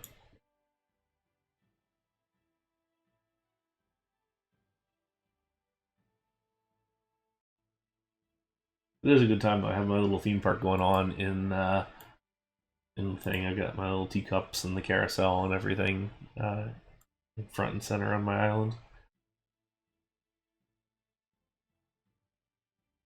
Well, and that's sort of the problem with RCT is that like you go hard on the game for a while and you just get all sorts of stuff done. It takes all your time and just everything, and then it only takes one other game to just suddenly throw you off that rhythm, and then it's like, oh, well, now I'm playing this all the time because I don't have. I find it very difficult, especially in creative games like RCT, to take a break to something else and then come back to it and jump between the two because really it like each one kind of requires a different headspace. It's enough difficulty for me to jump back and forth between Parkitect and RCT, which I know some people are just fine with, which more power to them. But it's yeah, I don't know.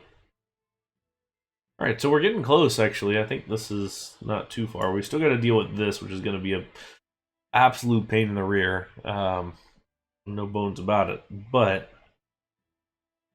I don't really know how else we want to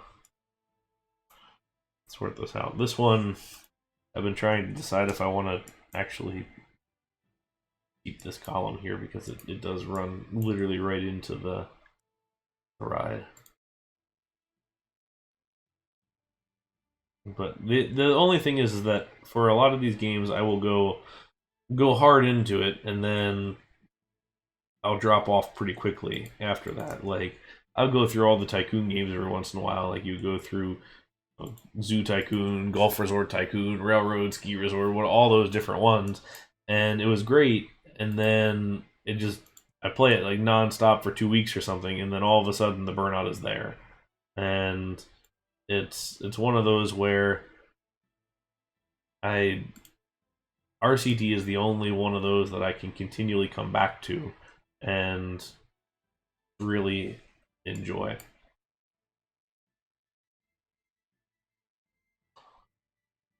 Zoo Tycoon was great. I enjoyed Zoo Tycoon a lot. That was a really good game, and the first one anyway. The second one was okay. I liked the first one better. I liked Railroad Tycoon because I've always been into trains, so it was Railroad Tycoon was a fun option for a little while, but then that one becomes very heavy resource management and all that kind of stuff. And yeah, I mean that's the thing is it's just RCT's been going for so long that I've taken multi-year breaks before from the game and I still come back to it. Um, it's harder now, in my opinion, to take longer breaks because then I feel like I'm missing so much when I come back. So it's one of those that I really don't like to if I can avoid it. But um, it's yeah, it's definitely one of those things. Yeah, City Skylines is great. I do really like that. My problem came once I kind of built out a number of cities, and then I saw what the modding could do, and that was awesome. But my computer couldn't really handle it at the time, and the amount of setup and detailing and everything, it just took too long. So it was one of those that I saw it and I loved it, and then it kind of also killed the game for me because I just couldn't do any of it. Um, which is a little bit of a shame and something I would really love to get back to at some point would be to play that one again. It's just one of those games you can't really just kind of dive into. Like RCT, I mean, I guess you can kind of do these one-off coasters and stuff like this where you can kind of dive into it and get it built pretty quickly. But with with City Skylines, I mean, you gotta kind of start from the very kind of outset doing larger layouts and everything else. You can't really get into like little city detailing and stuff like that. But I don't know.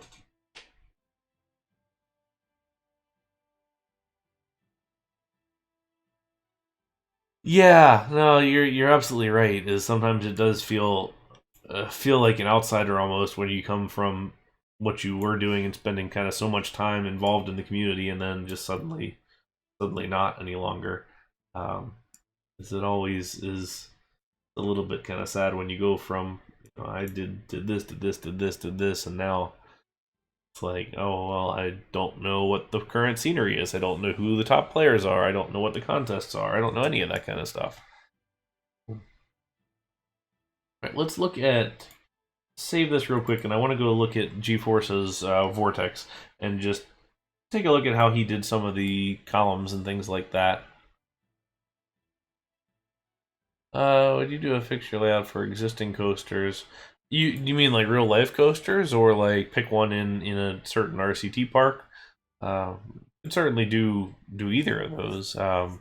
Real life coasters is tough for just getting the recreation correct in the game. Like I do find it very difficult get to get just a real life coaster done in a smooth way. But a lot of times the way that um, I'm doing that is through the old AAA episodes. This is not what I meant to open, but while we're here, we can enjoy his Orient Express. Um, because I take those layouts that are based on a real life coaster and kind of build my inspired by layout. So that's kind of the closest I get there. But certainly not a bad thought to be able to look at something existing and offer some opinions on it. This is one of GeForce's earlier parks. GeForce is on No Limits. If you are interested in his parks, he does lots of Cedar Fair-esque realism and everything like that. I actually did do Icebreaker in one of my my parks. All right, we're gonna do a little bit of tangent here, and then we'll come back to this. My parks. So I have a SeaWorld park that I've been building for 11 years now, and it's not done because up until just recently I hit the object limit. And it's funny looking at it now because it just doesn't look very big these days as I look back at it. But it's been going for since 2011, and it was just kind of slowly hacking away at it. But when we started the design process for Icebreaker, I actually built this in the park. And it's more or less the same, a similar layout. It doesn't have the same features, but it's got essentially the same stuff. But it was kind of funny because for a long time I couldn't share the park and I couldn't share screenshots of it, or if I did, I would delete the coaster just because the real one hadn't been announced. So it was like, okay, well, I don't want to suddenly give away things that not like anybody's really going to see, but I don't know, there's enough coaster enthusiasts who play this game as well that it would be kind of funny to accidentally announce that. The funny thing was, this B&M Hypercoaster here called Megalodon, I actually put into the park before Mako was even a thing.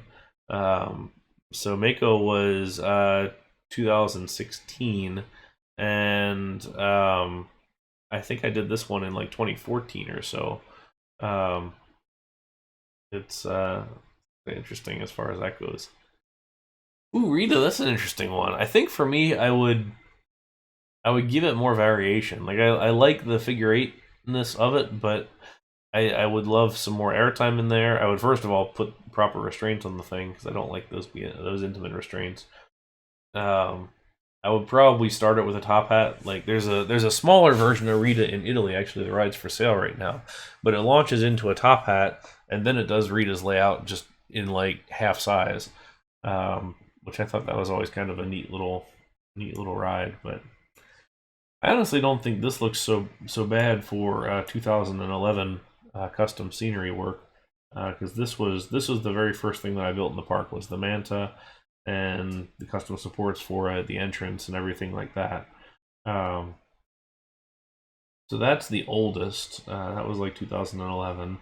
It is kind of funny when I look at a lot of this stuff and see like what's changed. Like the Sea Lion show hasn't been pirates at our park since 2014. The Blue Horizon set, as it currently sits here, hasn't been like this since 2016. The Orca One Ocean show hasn't been like this since 2017 or so. That sign is gone in the real park now. We never had a mock coaster, but it's kind of funny looking at some of these things. We've repainted all the waterfront, now a lot brighter in the real park, and this is not a recreation. It's just heavily inspired by it. So it's just kind of funny to see all the things that have changed or adjusted since I started this park, so it just doesn't feel like the real thing anymore. It's a very much a SeaWorld of a couple years ago.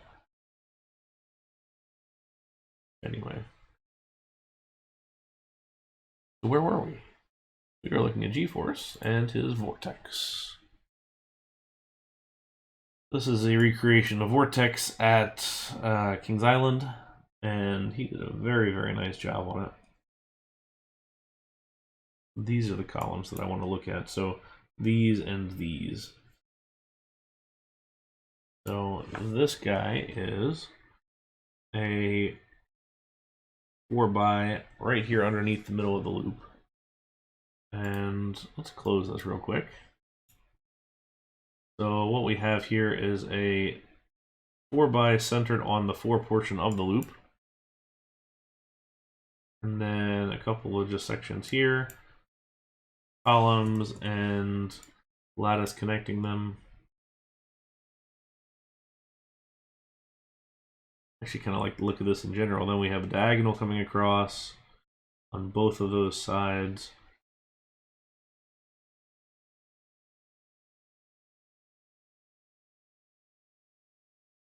Yeah, that looks good. And then anything else? Okay, so that's how the diagonal is treated on that one. Big major there. Curious how the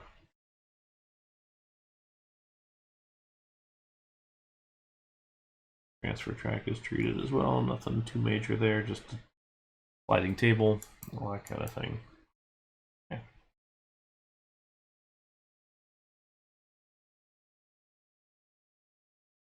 Alright, so let's roll back to ours and see if we can. Oh, and actually, before we finish, look at this.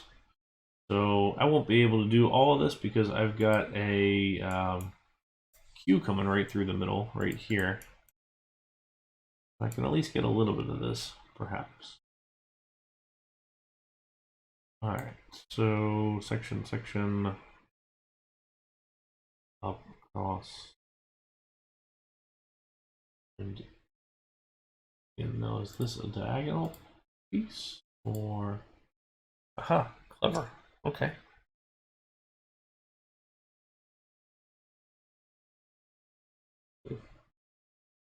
There we have it.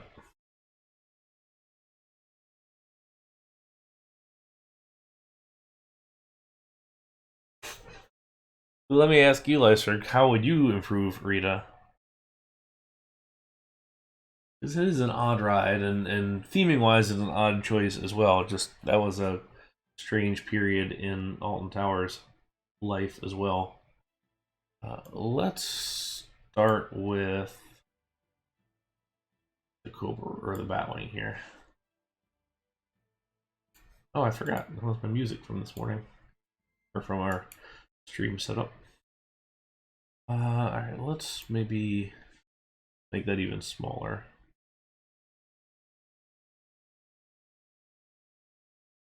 How would I improve air?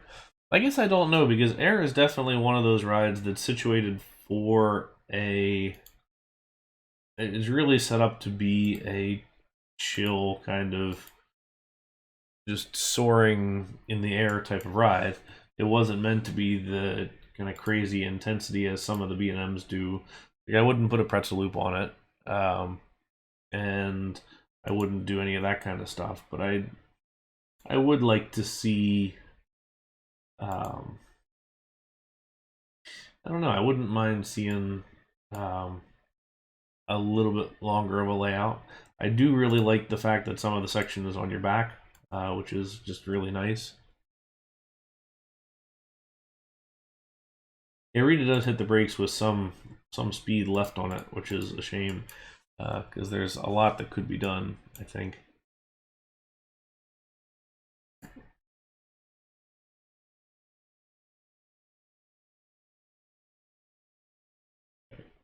One, two, three, 5. 1, 2, 3, 4, 5. That's just about perfect.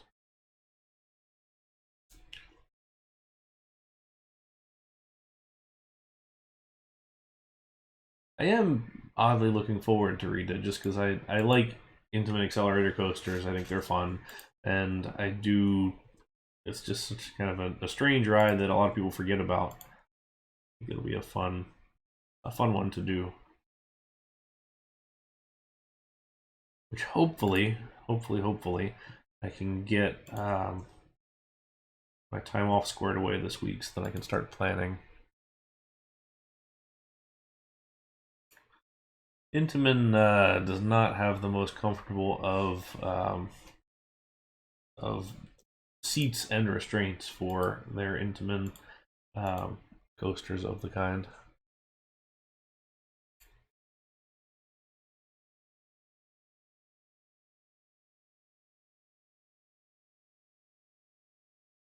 Spin this round. Actually, no, we don't want to spin this round. We want it to be here.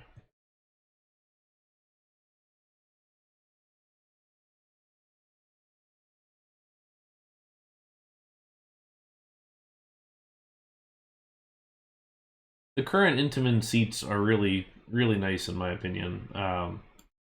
The restraints are good. In general, it just feels nice. Flat is an interesting comment on that. I actually didn't.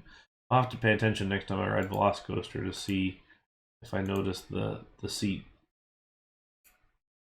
things like you're saying. I'm glad you got to ride it though. It looks great.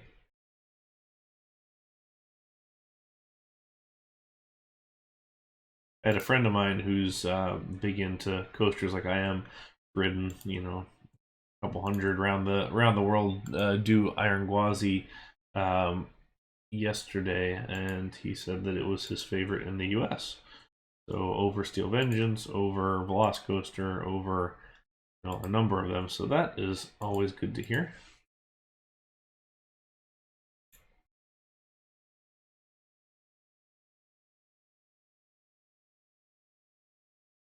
Actually, this could be interesting. So it looks like, not that a park would really do this, but theoretically this can be woven through the structure. Let's see. Very slim, thin, slanted rail. Doesn't look slanted. Hmm.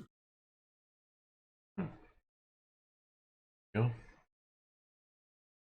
Yeah, I assume that little hill on the launch actually provides some good stuff there.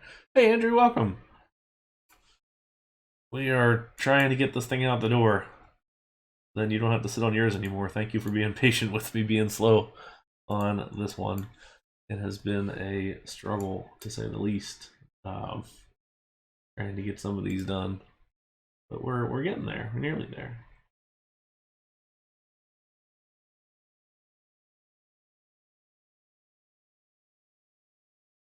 I definitely made a mistake in the amount of supports that I saw with this. It's not the smartest of moves. Those are good comparisons. That's exciting. All right, so that should cover those. Okay, so now I've got only a couple of sections of lattice left to go. We've got this section here and this section here, and then we should be situated. Yeah, once I started it, I realized I wanted to do the whole thing, so I've been hacking away at it over the past couple of weeks, I guess, and I'm nearly done. I'm not going to do really any theming around this thing. We'll finish up this plaza real nice. I may do a little gift shop building here, and actually at this stage, I may ask our submitter if they would mind if I submitted this as a new element design or something like that. Because while it isn't their layout, it is certainly inspired by their layout, so I'd like their permission first. But I wouldn't mind actually being able to use this elsewhere now. Okay, then that we can. So yeah, it's been good though. Worked out well. So I just need to finish the theming so I can record that section, and then it'll be done. So my hope is this this coming week I'll get that squared away and we can put this out to the masses. I can't even remember which one we picked for next up. Okay, and then I have one here, one here, one here, and then one here, one here.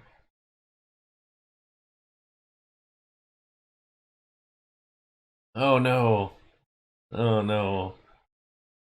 Oh no! Darn. Oh well. Needs to happen.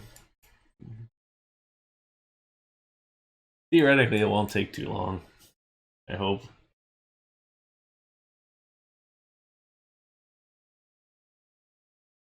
Oh well.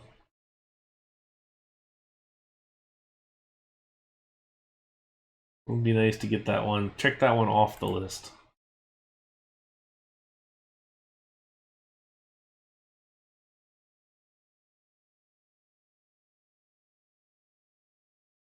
And thank you to everyone for the submissions so far, because we've had a lot of them and they've been really good.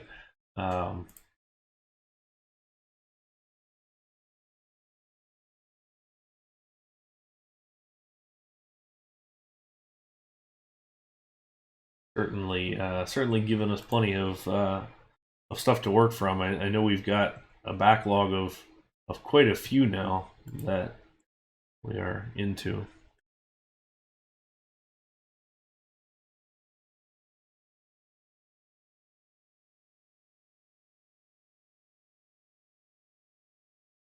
Yeah, Rob, I'm trying to remember which one you had submitted.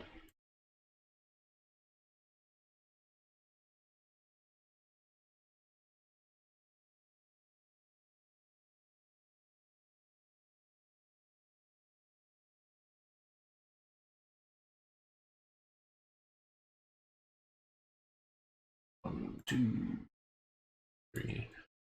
I think I like doing arrow supports because they're very satisfying overall from like a pattern standpoint and just from a layout standpoint. It's very nice seeing them go together. Um,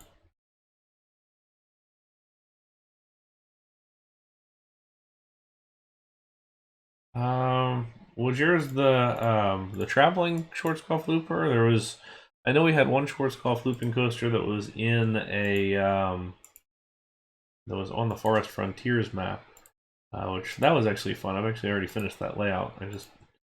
That one's actually nearly ready to go. Oh yes, I know exactly which one you submitted. Then that was a really good one actually. I didn't have a ton of comments on it, and there was definitely some stuff that I think we could smooth out, but on the whole, it was a very nice layout. Okay, so that's our first start here. We'll probably add a couple on either side.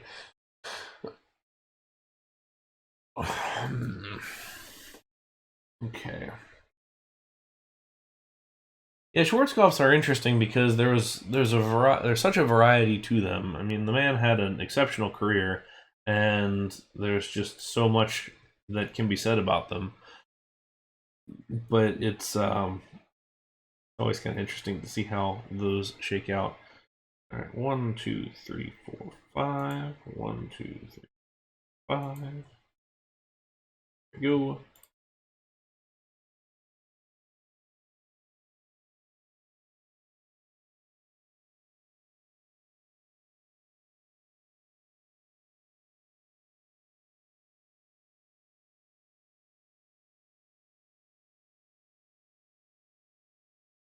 I will always maintain that I love how custom supports on steel coasters and things like that work, but at the same time, if you're not a huge fan of doing custom scenery work and everything, just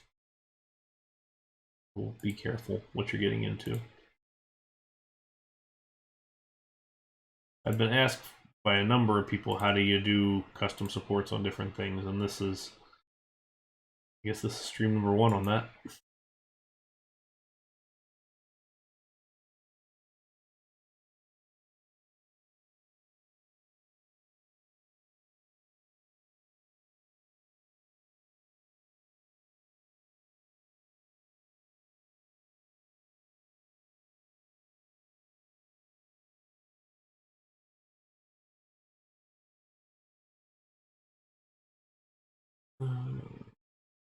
Come on now. Click on it. It is.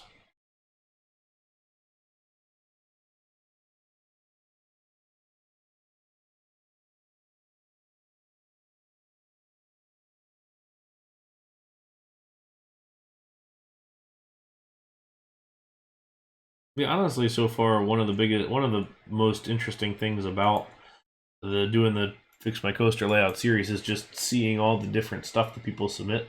Like there's a really big variety of submissions, and it's just kind of neat to see what people submit for one, or what kind of feedback they're looking for, or any of that kind of stuff is very cool how that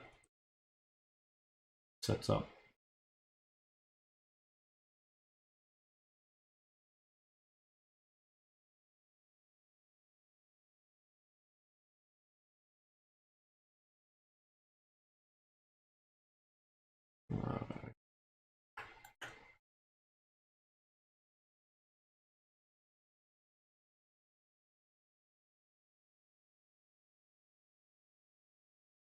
And it's also forced me to build some more no custom scenery, which is not my thing, as you all very well know.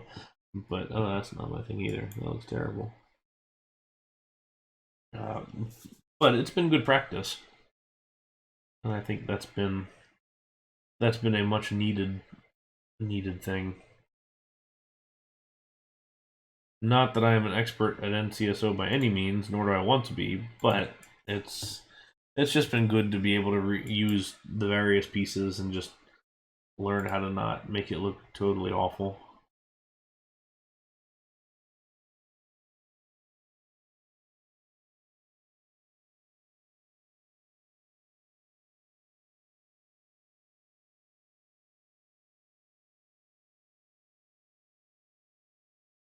I actually don't think this one needs the horizontal supports, but we're gonna do them anyway.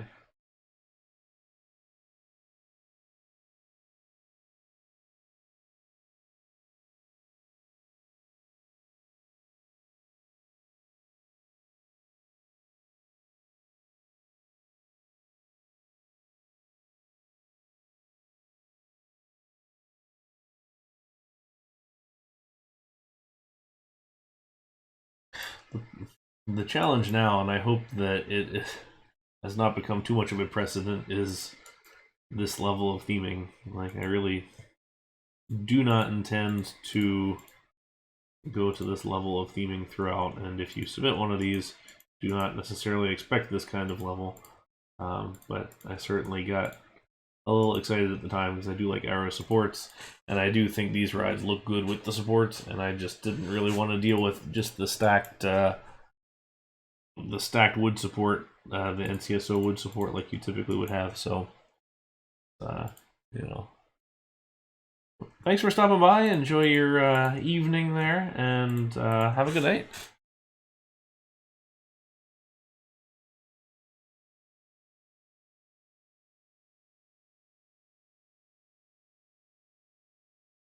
I kind of want to just get rid of the diagonal ones. So we'll have or not even diagonal, but on the opposite, the straight.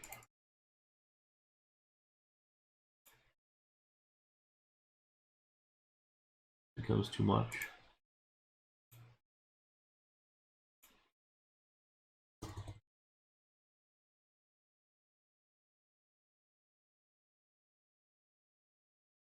Okay.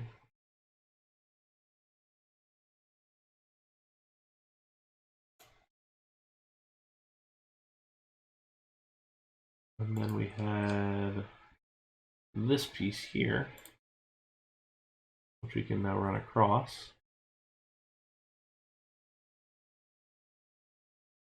to form a nice diagonal. And I'll go ahead and put another one in just at a lower height. Won't tie into the cross beam, but at least we'll have it connected up to the side just a little bit.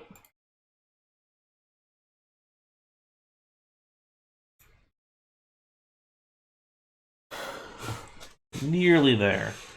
I don't think we have too much more. This is the one that I'm saving for the end just to try and figure it out. There's going to be some difficulty there. Depending on how much difficulty, it may end up just becoming columns. That may be where we reach our limit, but we'll see. To be determined. All right.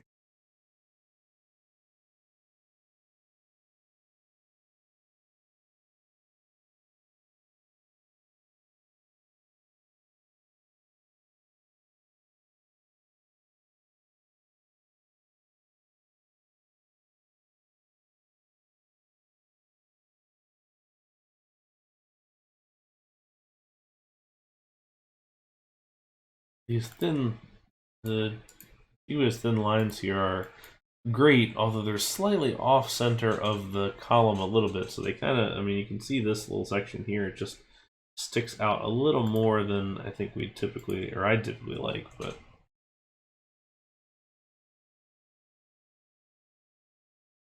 also does give it a little bit of variation, so I can kind of understand that it works well as sort of mimicking a wood plank kind of look.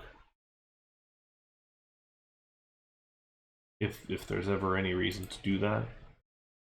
But I rarely use these as wood. This is almost always as steel or steel cables. Like the thin lines like this, which is about as thin as you can go without just totally pixelating out, is, for me, this is useful as cables. Like tension cables of some kind or something similar to that.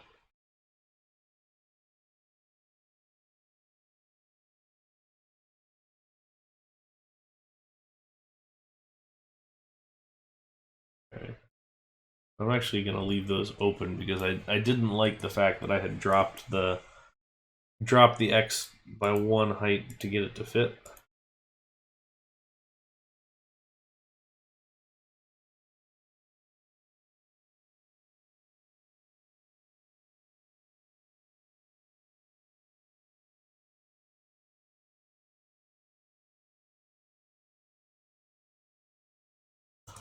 Okay.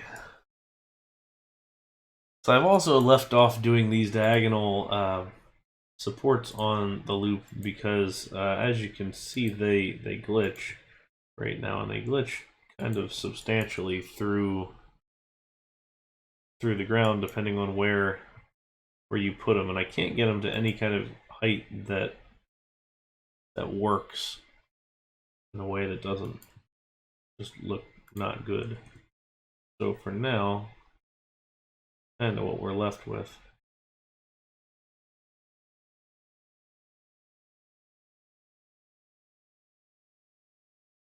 I'd really love to figure out how to put a footer there, but what it's going to come down to is landscaping. We'll go back through and you can come through it the whole thing, and you can kind of landscape the heck out of it, and it'll look better after that. Because once we get some trees and stuff in here, we can obscure that in a way that isn't going to look totally awful. So it should be fine. Then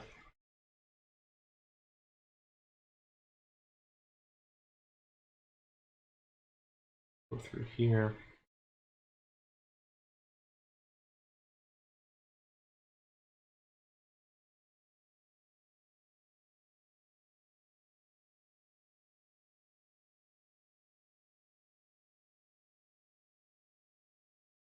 I don't like how this piece doesn't really align up.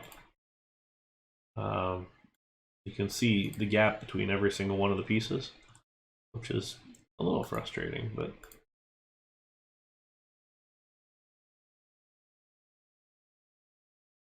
once there's enough detail, it's one of those things that you can kind of obsess over now, and I'm very guilty of this, is obsessing over a certain thing that just doesn't look quite right, but once you zoom out, nobody's ever going to tell.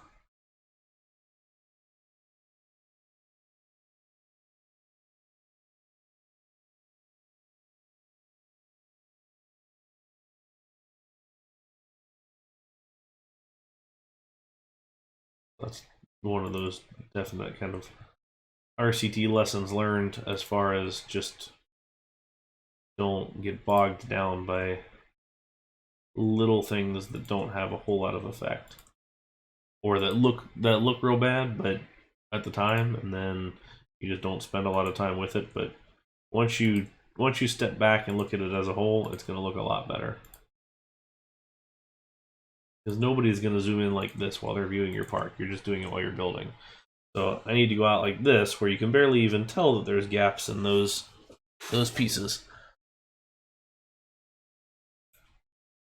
So it's not bad as far as that goes.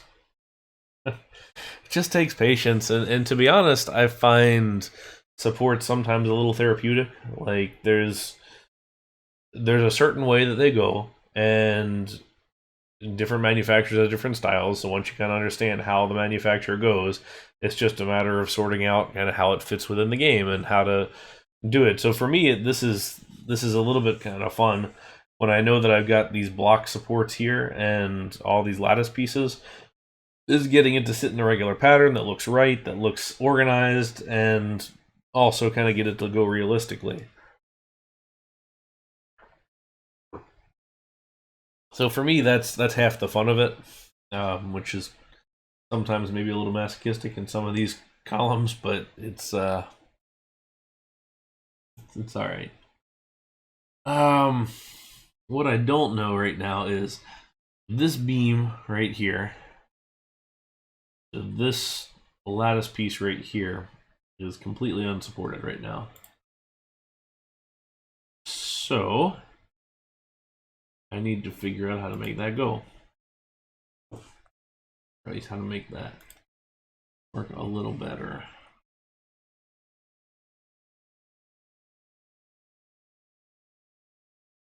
That's too far apart.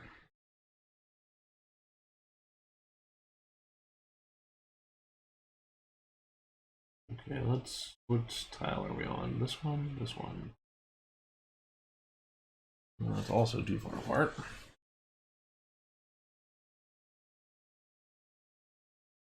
Pick that one out. That's actually right on the money, right there. So one of the custom support tricks is if you're not really sure where you're building, or you want to try and see what something looks like, do it in a different color, and then come back through and look at it from all the angles, because then you'll be able to see it as it actually is, and it doesn't get lost in the flurry of all the other supports.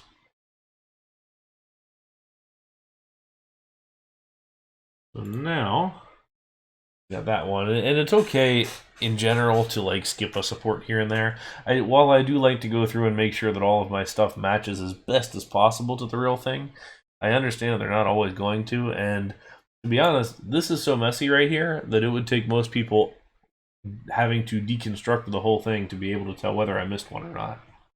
And that's fine with me. Like, if you want to do that and tell me I missed a support, then go right ahead. But in general, once again, we always have to remember that in RCT, you're blending your realism with your aesthetics. And it's not just like real life aesthetics, it's in-game aesthetics. So if it's just so crowded that you can't see a whole darn thing when it's moving around, then honestly, was it a success, or was it successful? I don't know. Maybe not, I would argue. Let's get rid of this top one here. There we go. Okay, and now we've got this set right here. I probably want to mirror image what I did on the other side. Spin this round. The column goes there.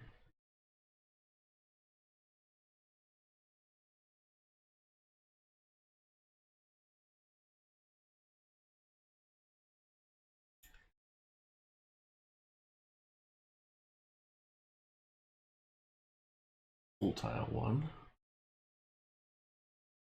I'm not sure I'm feeling this color of trees or bushes as I'm looking close at this.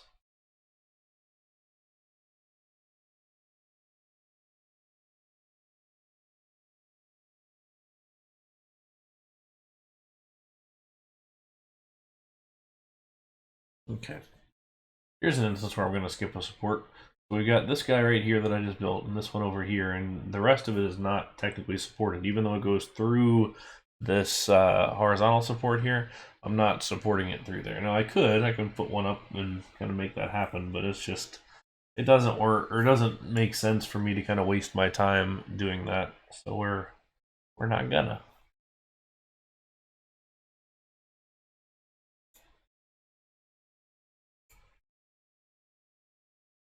Okay. Little stray piece right there.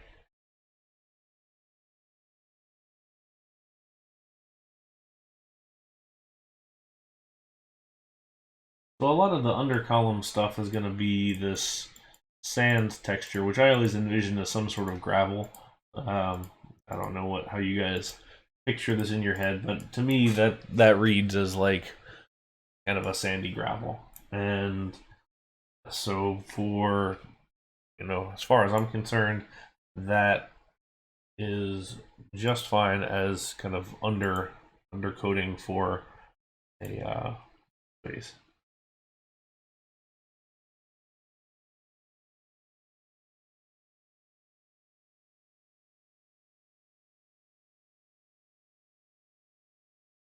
All right.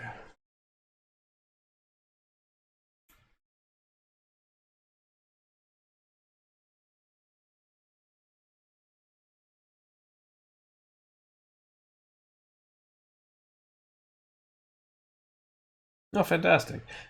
Yeah, I like using this in general. I think it's a good look on the whole. We're just going to continue this across for 2 more.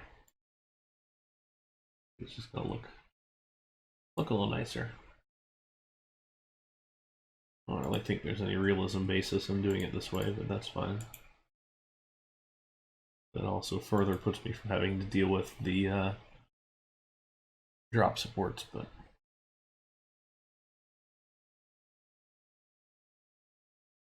okay.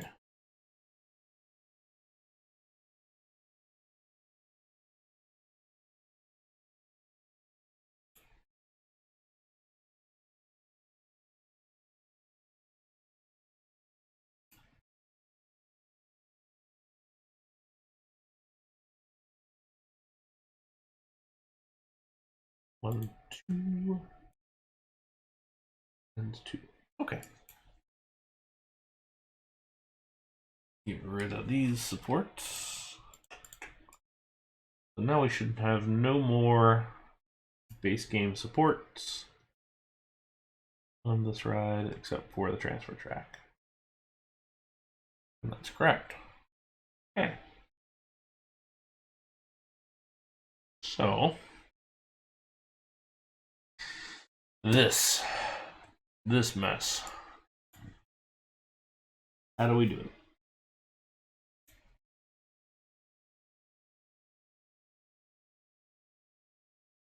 So I can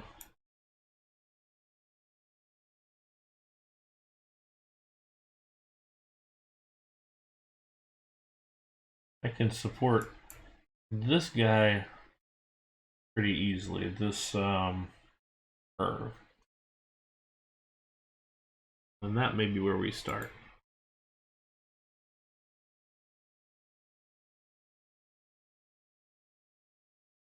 I think what we'll do is just come out like this.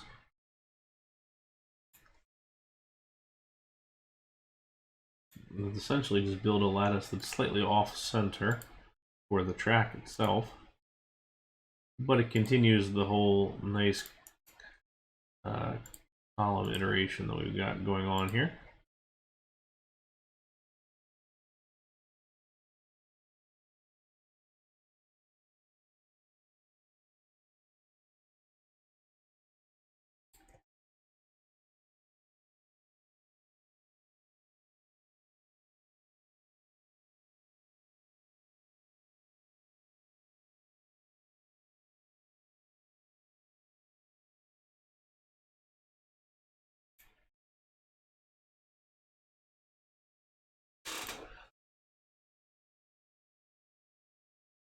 And kind of sort of making this up as I go.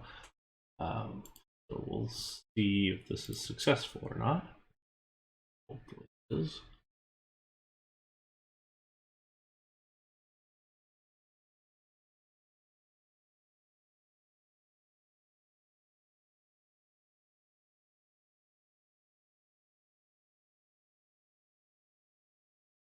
Okay. So there's our first continual piece. That fits okay.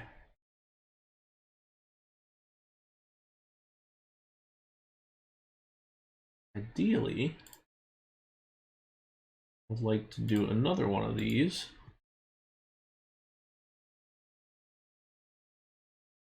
Right here and right here. Or actually, since it's probably going to be a double, we'll go across. And then I can put a couple of columns on this side.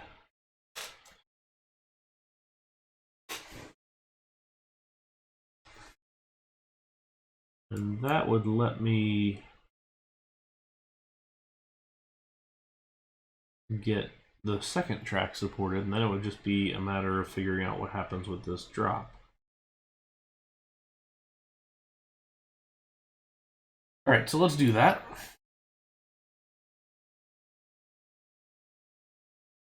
So that'll be here and here. We're gonna have to work out our road lanes later, or at least our maintenance access later. I'm not super concerned about that because we can fudge. We can figure out exactly what we want to do with that.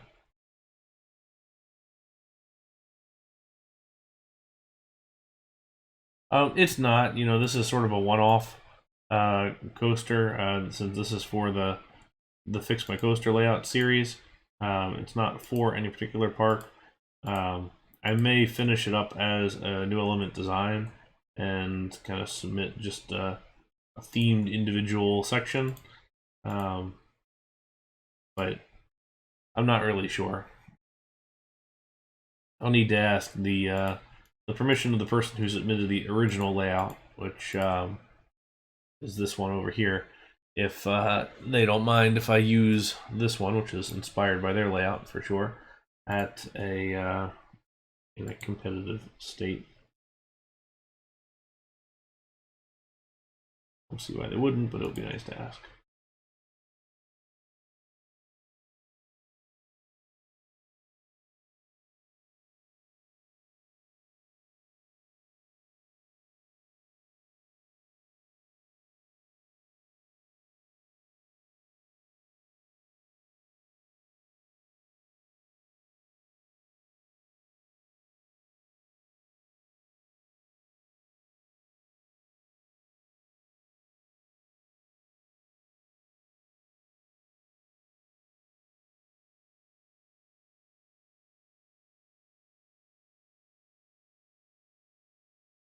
And some weird landscape glitching when that train goes over in that section. A little strange.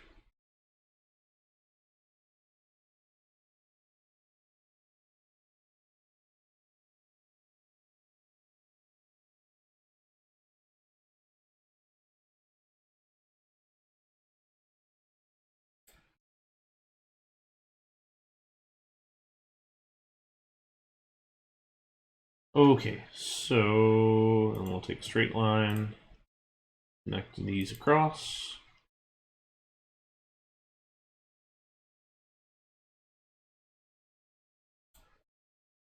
Okay. And now we can also come in here with the diagonal section of I can kind of put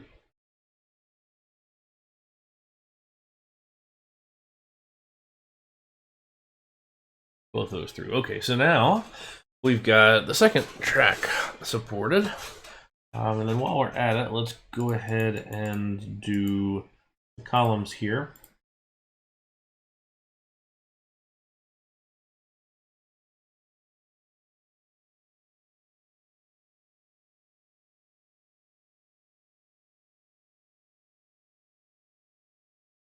That's all.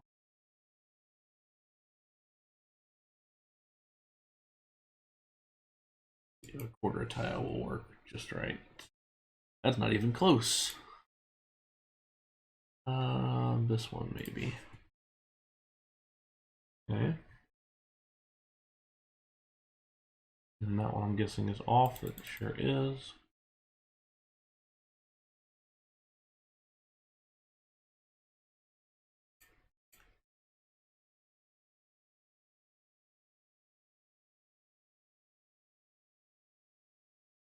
How about that one?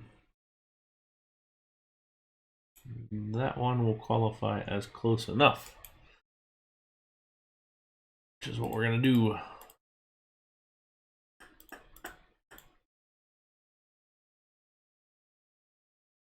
Okay.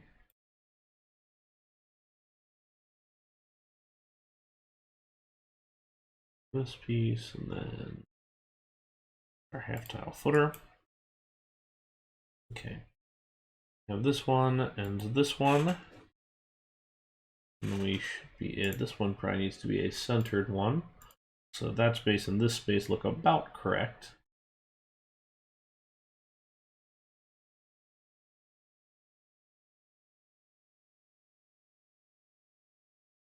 Windy out there today. Hopefully it's not picking up too much on the microphone.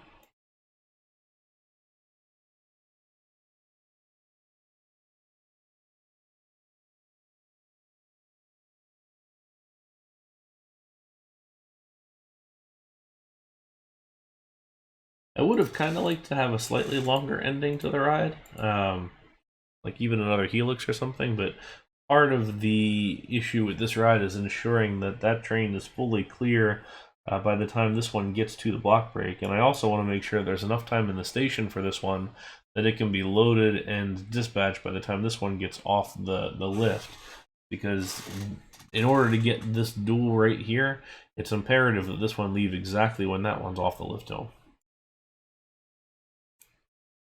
Okay, so we are now fully supported except for the drop. Let's look at this a little bit and see what we can do.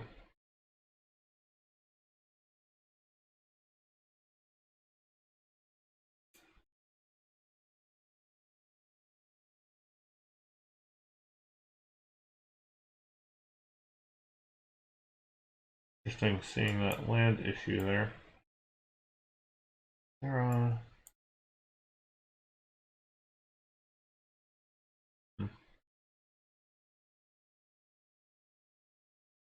There's a way to fix that glitching.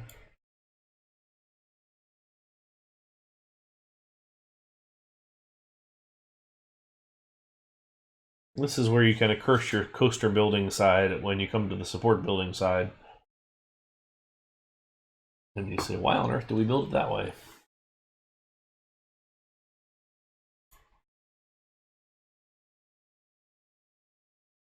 What I may do is extend this beam up and potentially pick up the ride diagonally.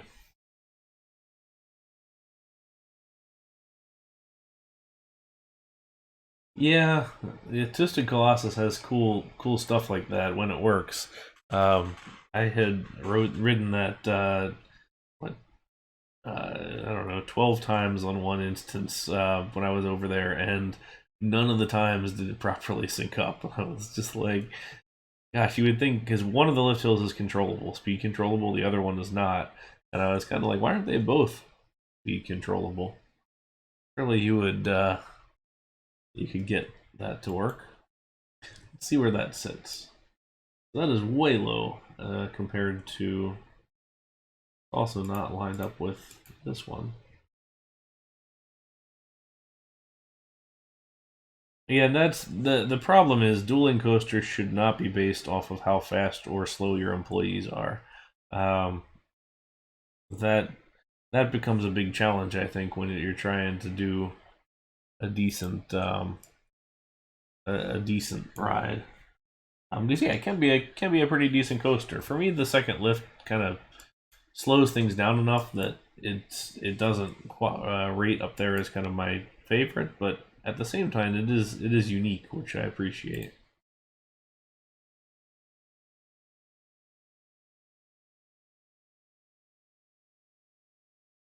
Okay.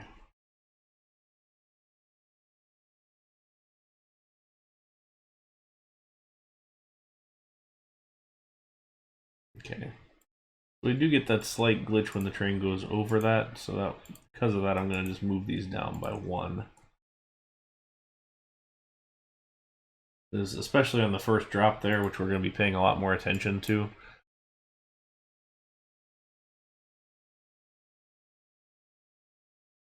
Well, yeah, that's tough. B-roll is one of those things where everybody gets jazzed about. All right, I get to go ride a coaster for fun, or go get to ride a coaster uh, for doing all whatever this kind of stuff, and then it's like, okay, now you got to sit there and wait for the cameras to get adjusted, or now you got to wait and sit there while they do whatever else, and it can take some time, and on occasion it can be very dull and very challenging. We're gonna double up this support here.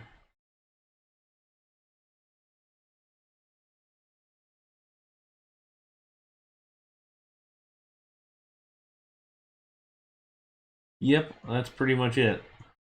And a lot of when we were doing media stuff as well for Icebreaker, it was like, okay, we're gonna, everybody's gonna panic for about 5 minutes here while we do this one live shot, and then after that, it's a wait and reset, and then do it again and again and again.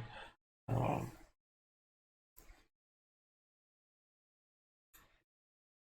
right, so we'll do that, and then I'm also just gonna go ahead and try and have this make sense structurally by connecting this across.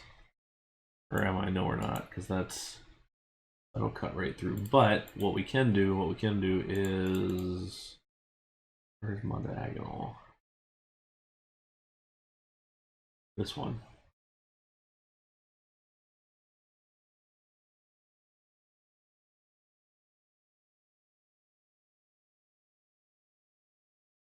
Go ahead and use that from a bracing standpoint.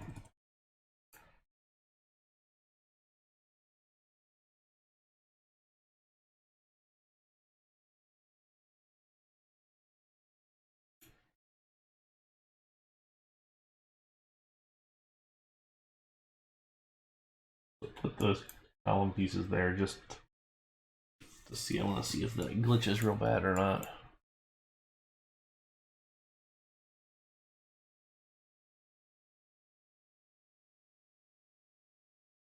Do you have to send a gigantic waiver to be able to ride with the drone around you? Because that's something that I know we haven't done, as far as do a drone with guests on a ride, or hired talent even, just because it seems like that's a pretty giant liability. Better hope your drone pilot is good, because I would not want to take a drone to the face. Okay, so I think that is actually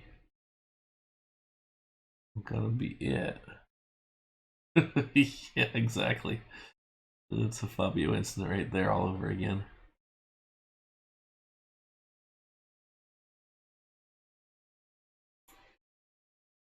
We could tie that together, but that may actually make it too heavy. Okay, so the last thing that I want to figure out is how to connect up this giant column here and this giant column here. Because I can't really use ride parts because it'll stick through. Because these are center of tile.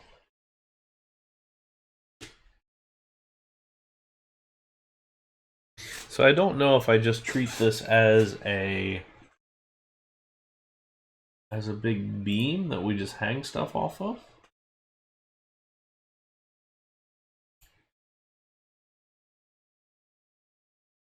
Because we can always just kind of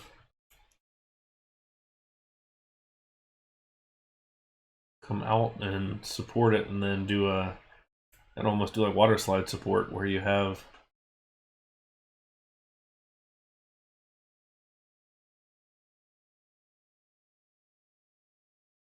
the piece kind of doing this. That may be what is the best way to do this, just because it's a strange condition, and I don't quite know how I would want to do that in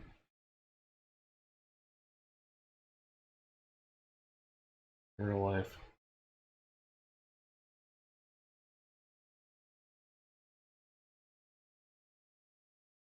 The other thing, which is also somewhat of a possibility, is to do a two-part lattice here.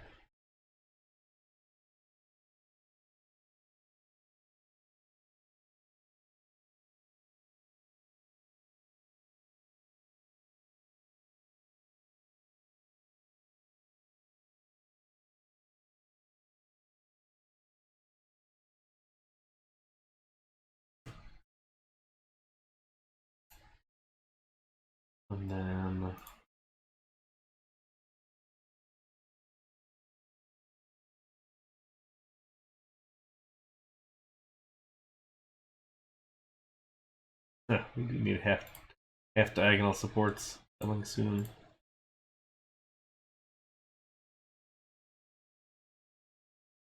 The problem is structurally that makes 0 sense because that's not how it works. But maybe what we're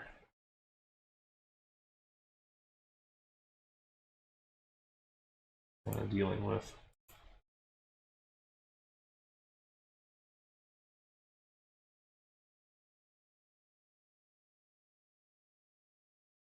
The column, if we wanted to do half diagonal, that column would need to sit one more in.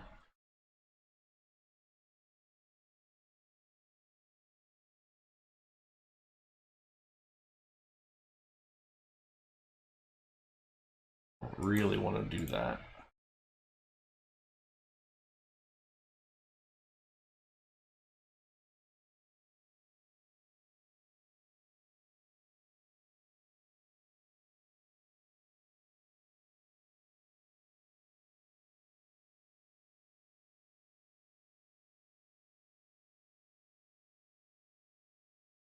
Yeah, I feel like I've got to.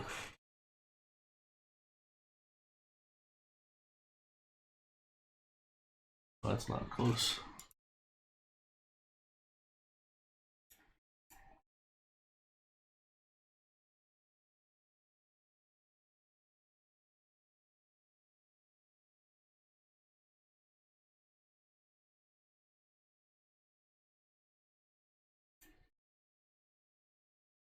Yeah, it kind of feels like it needs to have something there.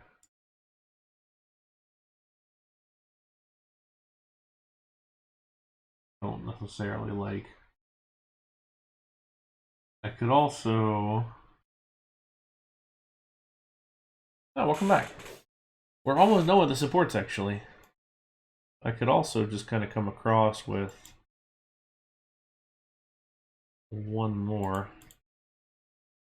and then actually span the thing properly.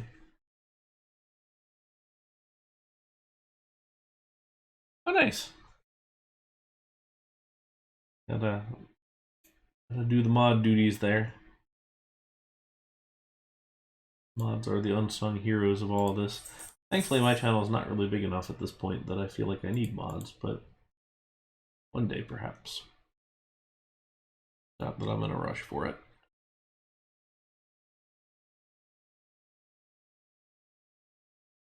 I don't really want to do a straight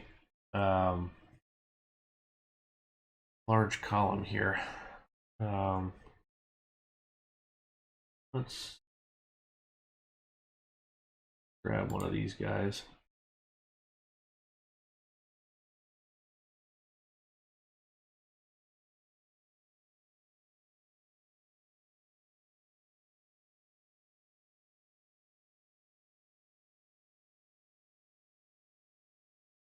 Yeah, this is definitely one of those kind of I don't know if you'd call it a more mature audience, but I don't know. You guys are mature enough. But it definitely helps in that it does skew probably a little bit older as far as that goes. All right, I don't mind that. It's a weird design, and I don't think Arrow would ever necessarily do that, but I don't know. We've seen plenty of strange Arrow coasters out there, so maybe so.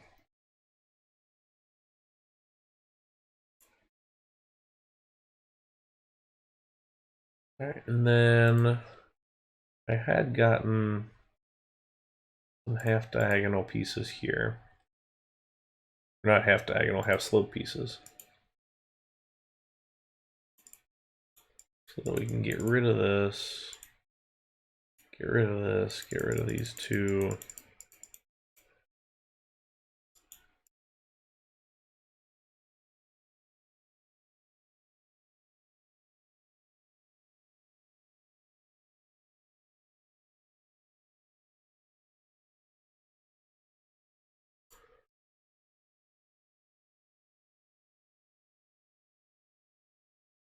Oops.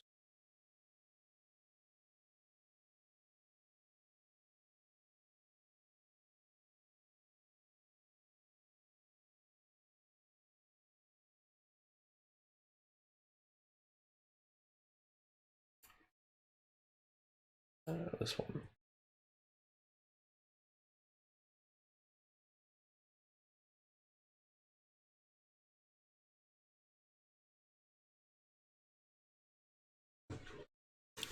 But yeah, I do appreciate you guys all being pretty chill. So it's nice to not have to worry about like moderating and things like that, because I just haven't really ever had a need to. You get your occasional spam bot, and that's about it. And that's pretty much it. Which I can handle that.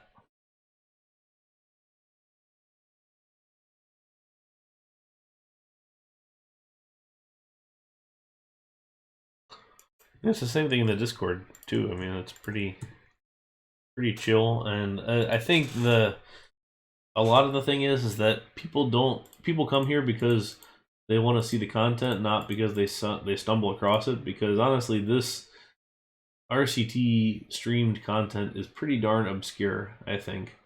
So it's I think not at all surprising that this is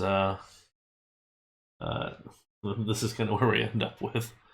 Um, ooh, boy, that's tough. I mean, the thing for me is that I don't really have to worry about that because it's already out there. Like, somebody wants to find it, they can find it. I don't. I mean, great. That's about it. Um, Railing. Let's see, catwalk railing. This is the one that I think I want. And yeah, I am. I am looking to start UK trip soon. I am really, promise really trying to get my time off approved here this week. If I can get my time off approved, then I will start planning in earnest. I just haven't had time to get it just a one-on-one kind of with my boss, so I can actually have those conversations to say, hey, how about some time? But yeah, certainly we'll let you know, and then I can start settling in on some stuff, seeing what we have. Like, the thing is, for a lot of my time off, I don't really even ask for a lot of my time off. It's one of those things that it's just kind of understood. All right, you get your work done and all that, and it's not an issue. But for something like this, where I want to take a solid, say, 2 weeks off or something, that's when I need to get a little more approval done. All right, let's do this. Okay.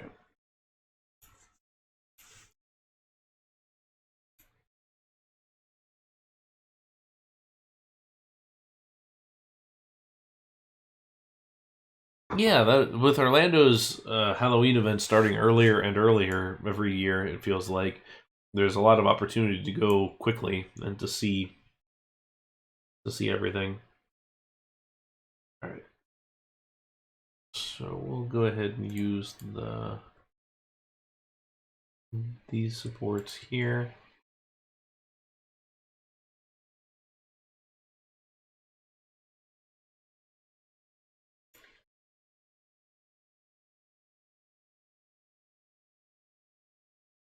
You'll get here one day. It'll be good.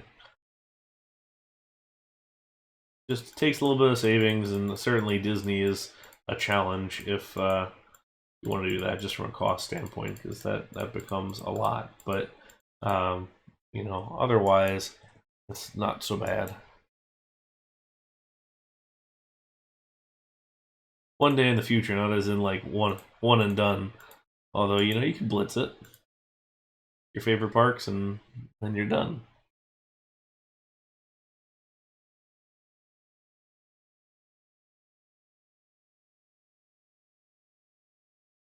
It would be interesting to do like a best of travel plan or Orlando. Like, what if you had one day in Orlando?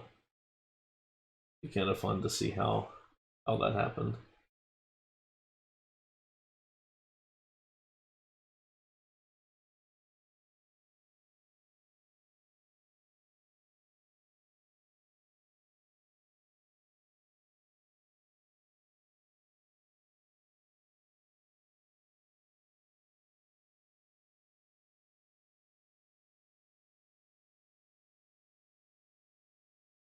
is that's when you have 4 Disney parks, 2 Disney water parks, 2 2 Universal parks, soon to be 3 Universal parks, 1 Universal water park. You got Aquatica, SeaWorld, Discovery Cove, if you want to do that. 2 Fun Spot parks. There's the Ferris wheel. There's, all of the other stuff kind of in there. It's a lot. It can really add up. The nice thing is stuff like Fun Spot that can be done at the end of a day, because typically like SeaWorld isn't open too late, and it's not going to take you the whole day to do the park.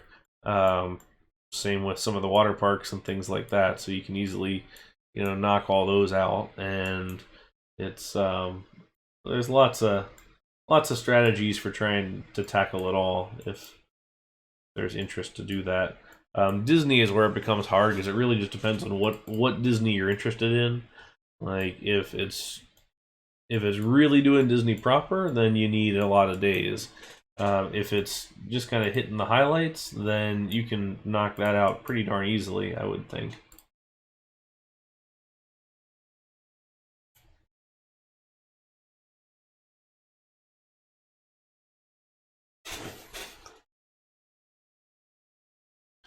Because yeah, like the Fun Spot parks are gonna take an hour, and that's it. Unless you really want to ride all sorts of other stuff, so those are easy to knock out. And then the for me, I can manage both Universal parks in a day, and I rarely find myself wishing I had more time.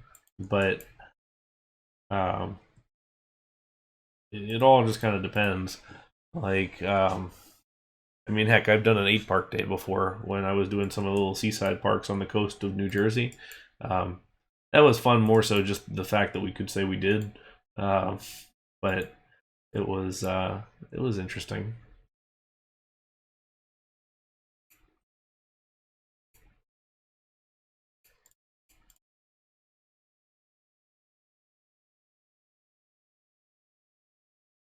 Yeah, and that's the thing. When I'm doing new parks, I really like to do a full day per park. Now, granted, some of the smaller ones, like let's say Paulton's Park or some of the like things like that, I will intend to do something else, probably something my wife wants to do during the first part of it, and then the first part of the day, and then do the park, either later or do the park early and then go out on and do something else, see the area around, things like that. So kind of balances out just a little bit.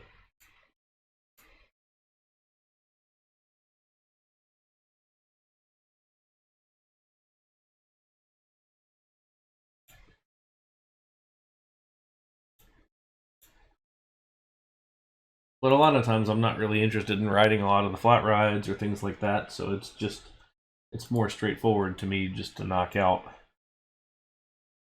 the coasters, see what there is to see as far as walking around, re-ride some of the coasters, and then call it a day.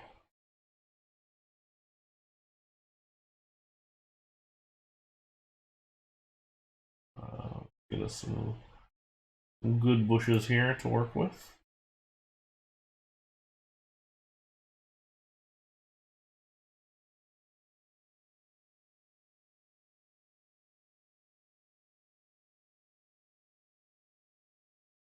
Yeah, that I'm still. I don't want to get wet, but I also don't want to miss those just because they are pretty cool looking rides. So in all likelihood, I will plan to get wet and then just bring a change in the car or something.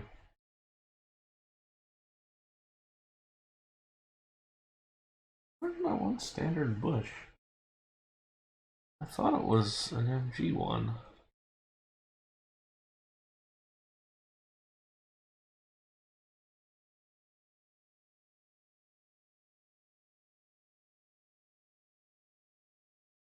Oh.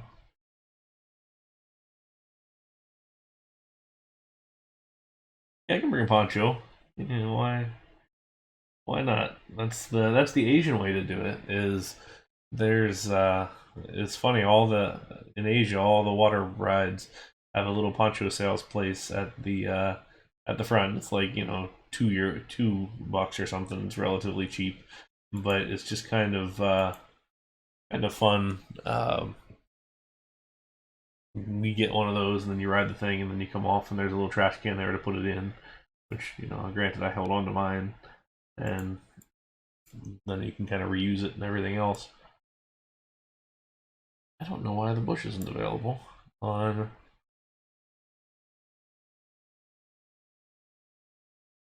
this map. Let me see what that's called. I know it's on our other one. Let's see, load up.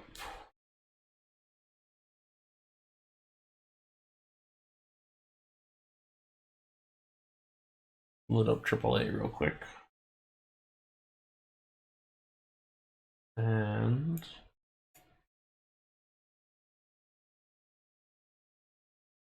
colorable shrub. Okay. So shrub, not bush. Nice. And that's the MKX graph.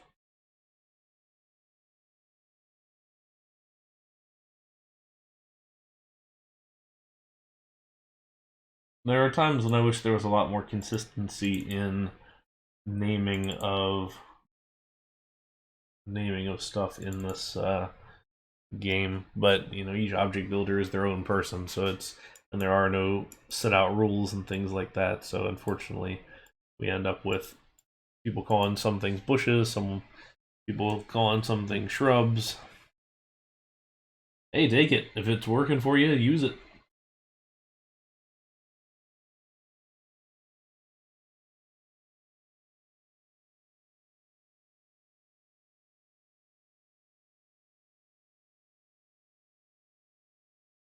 Alright, so we will do... Let's look at some of these trees too. We can get some of the larger ones, perhaps. Liam's trees is kind of what we want. So we have that one. I like...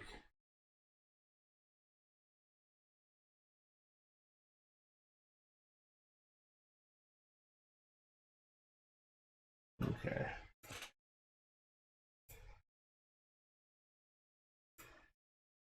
Yeah, or just the things that are spelled wrong. I mean, half of the 1K objects are spelled wrong because Goomba's a terrible speller. But it's some of those things that eventually you kind of get used to. We do have this.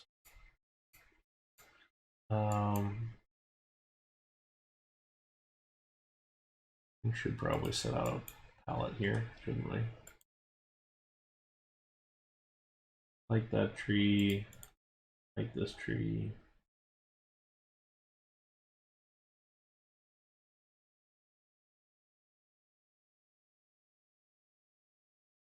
Like this one.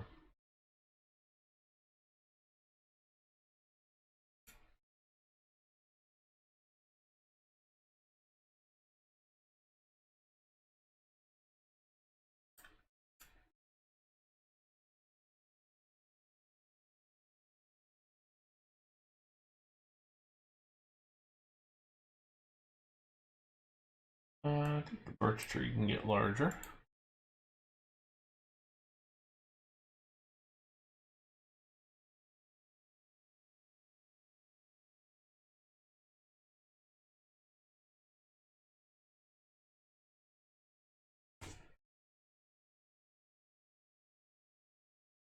There we go. Honey locust tree. Dark, I think, is the one that I like.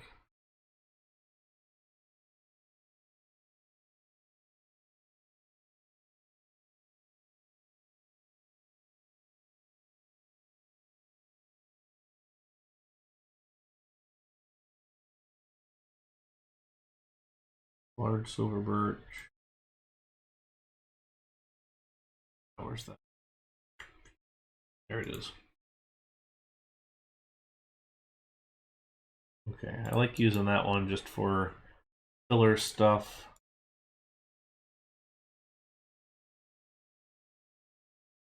Get the honey locust. tree here. Honey locust small, honey locust large.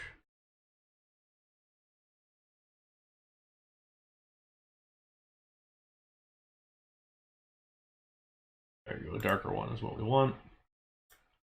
Large weeping willow. We'll have. Hi RCG, how are you? Thanks for stopping by. Having a good evening, hopefully. Get some of these. We don't really have water on the map, which maybe we should change.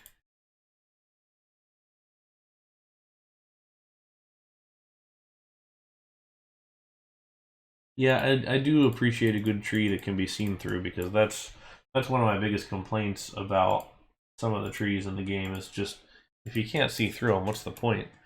Alright, let's first of all just replace all these because I don't like the look in general.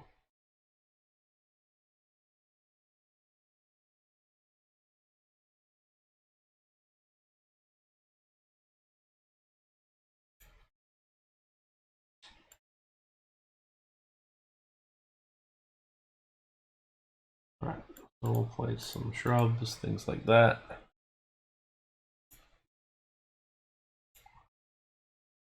That's the challenge of the isometric view, unfortunately, is there's a lot of stuff that I would just really love to have just a very nice planter somewhere, and then you just can't because it blocks so much of the views of what you're doing. And then two, making sure that we keep things away from the ride track too, because we're not going to encroach on it.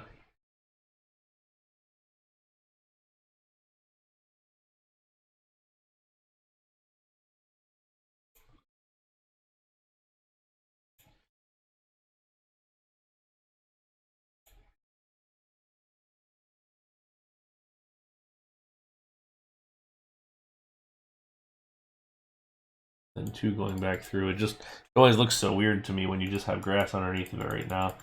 Going back through, putting the dirt and grass.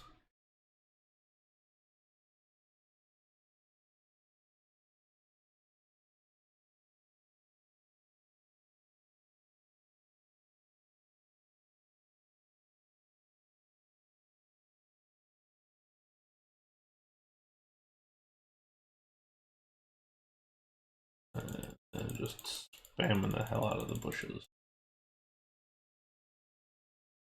And the underbrush, which is a super useful object.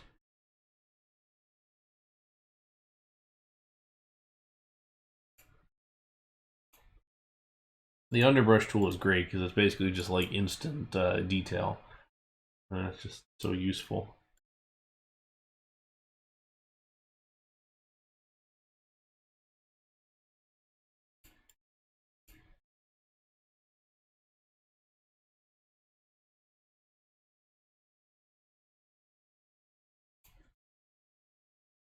Okay. We can stick a couple of trees in the middle here, maybe.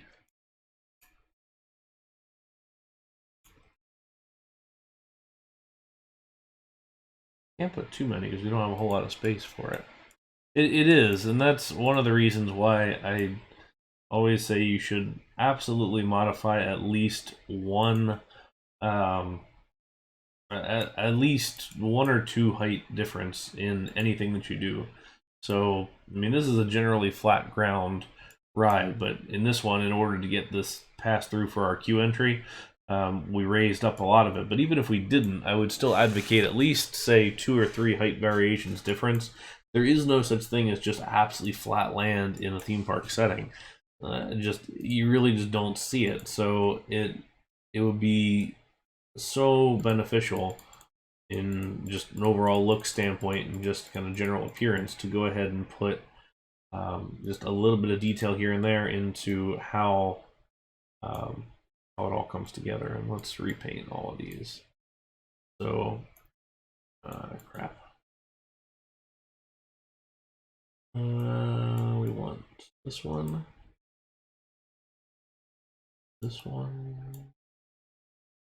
that one. Yeah. Exactly, or you have ones with proper height variation like Magic Mountain, where you gotta climb a literal mountain. Um, but or there are plenty of flat parks, but it's never really flat. You can adjust it, and to me, that's the trick of getting clean custom supports too.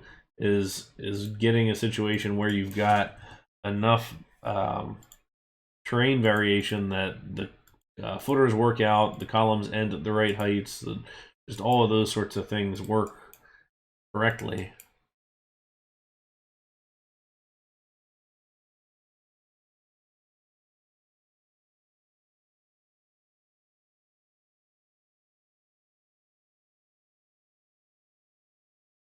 And this, we're just kind of spamming bushes down at this point because I can't really get a whole lot more trees in place. And to be honest, I don't really think a park would have a lot of trees right there.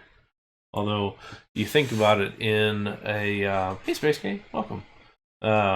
You think about this in terms of an older coaster, because this coaster would be from at the absolute latest, like 1989, and that gives you, if we're going to consider this as present day, even that gives you a lot of time for trees to grow in. So you're going to see a lot more trees and shrubs and just things like that in here than you would in something that was built in 2018, maybe.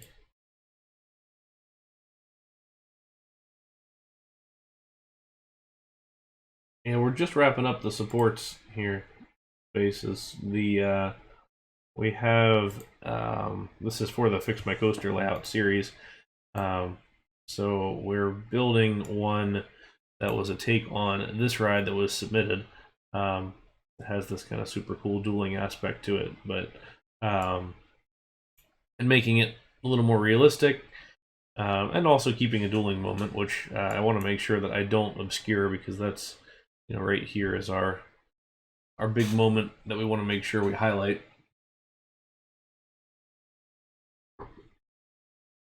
We got that passing of the trains.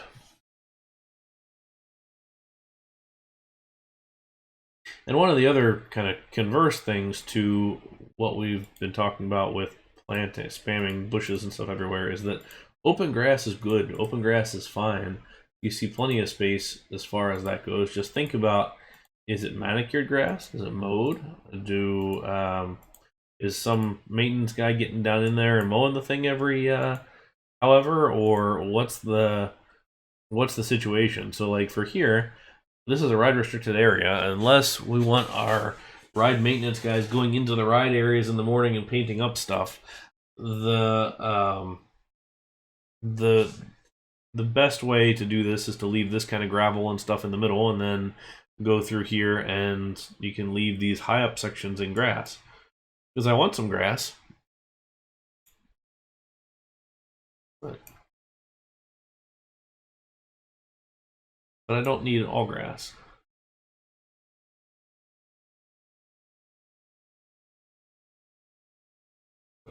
Let's sink this down just a little bit. That way those line up slightly better.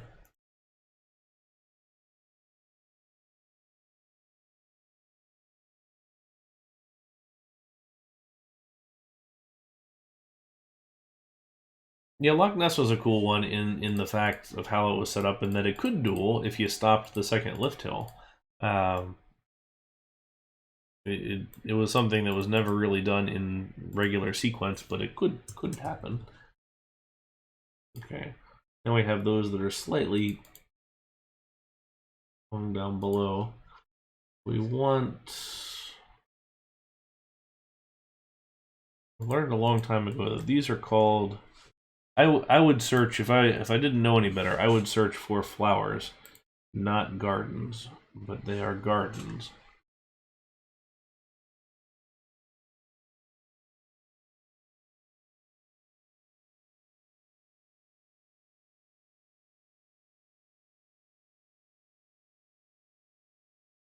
Uh, go with the orange and red, perhaps.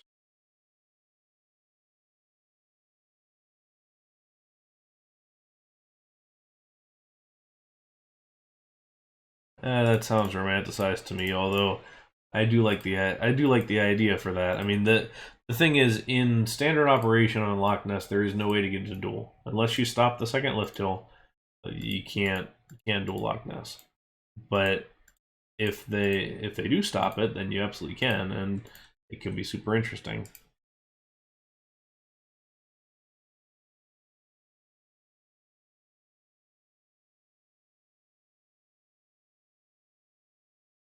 Okay, then we'll do.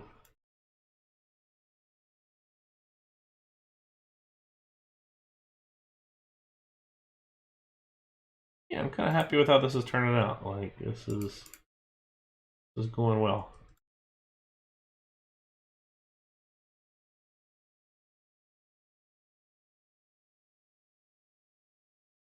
We'll give that a little bit of a wave to it.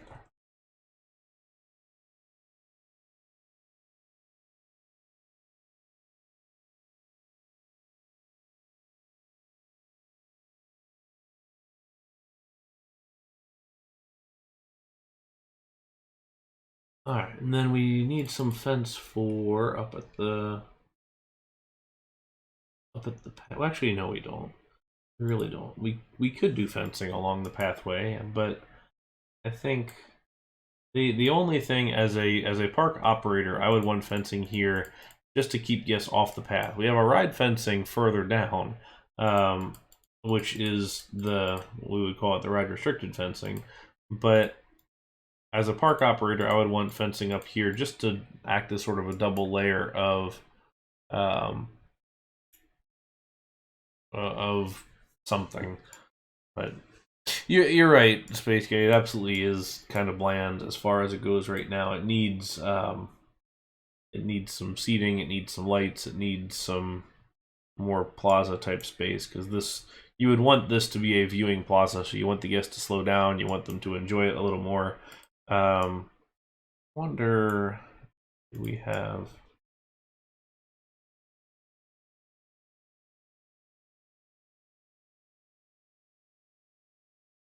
I don't think that obscures it too much to you.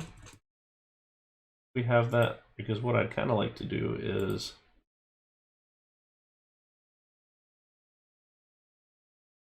set that up as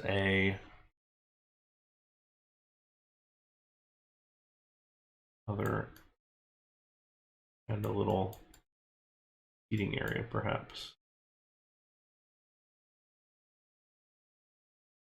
I actually think that slight level of overlap there that's not that doesn't obscure it, it just sits in front of it. I think that actually works really well for all of that. This one could that one can go away. That way we can.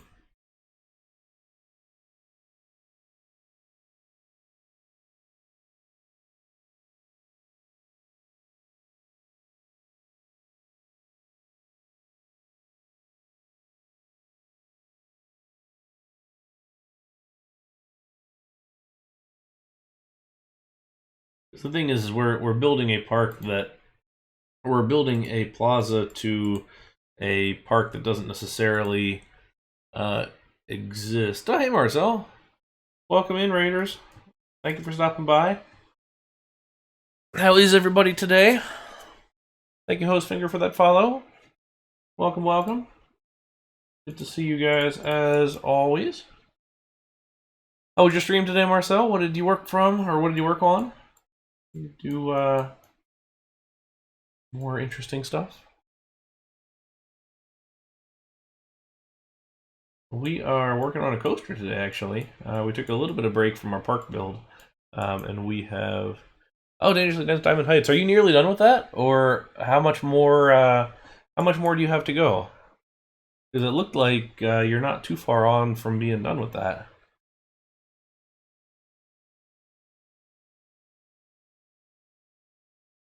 Yeah, we are working on an aero coaster here today. So,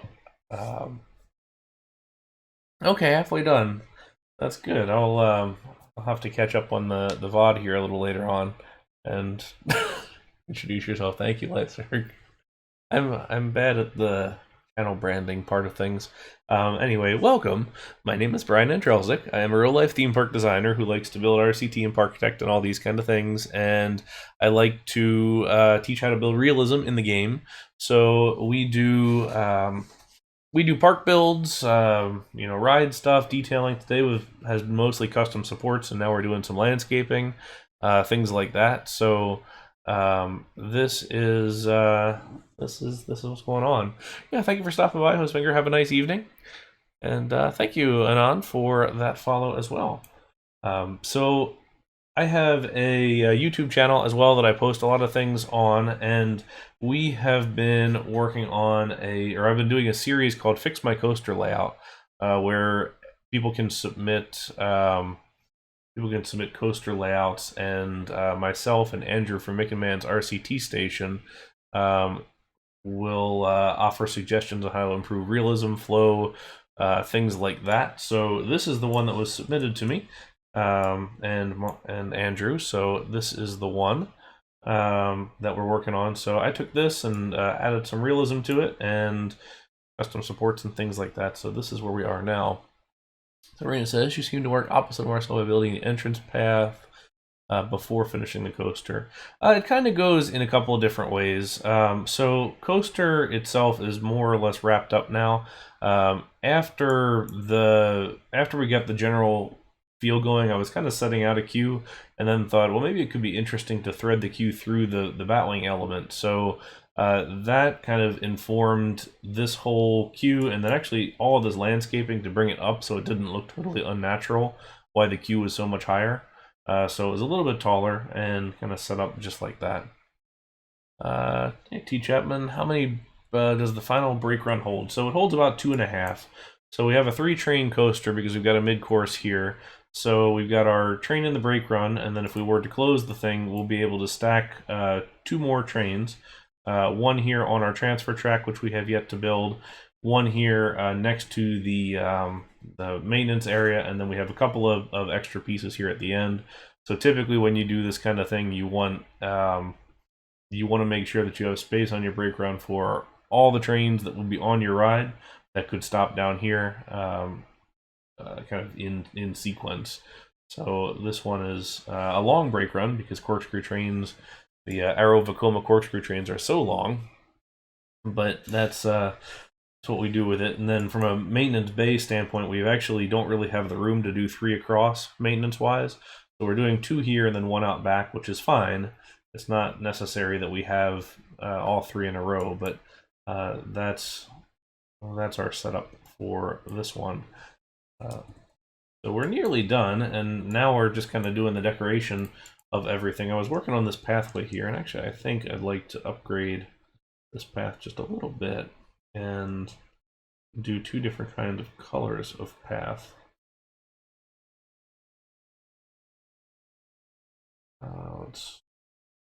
I don't like just straight sections of path. You typically, in a theme park, you're not going to see the situation like this exactly where we're bringing guests in, but you're not going to just see long straight 2 by whatever length path, a thing, long straight 2 by whatever length path, or 3 by, or whatever it is.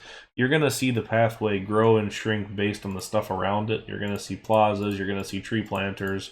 You really want to think of pathway design as kind of moments. You can almost think of it as like a musical beat, where you want to have folks, or have sections where you're going to rest, have sections where you're going to move.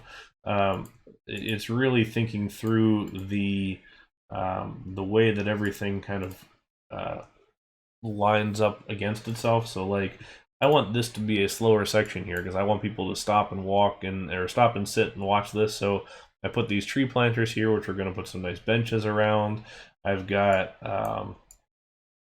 just kind of wider path, because wider path encourages slowdown. When you tighten it up a little bit, it's more seen as kind of a through street, so you have folks that are going to move through a lot quicker. So instead, we're going to have folks take a break, take a load off, and enjoy a little bit of slowdown. I have tried No Limits too.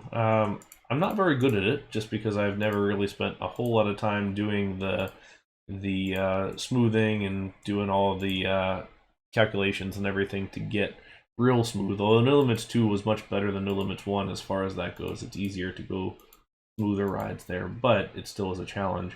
So one of these days I might have to play that again. There's some pretty incredible stuff, and certainly realism is at its best in No Limits, but I like the theming aspect of RCT. I like kind of the quaintness of the whole thing. I think on what podcast you were on. Yeah, I was on the Coaster Radio podcast on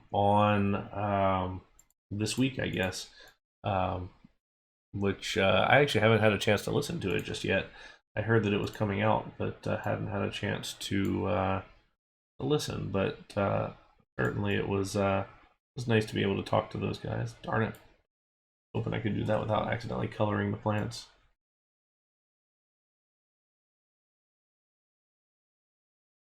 Nope.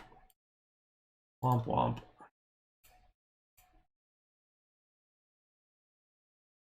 You're right, Technofuzzy. It's just there's a certain charm that RCT has that just can't have a hard time matching in other things. And granted, I know that I could full well model the stuff and just have that in No Limits and things like that. It's just not the same.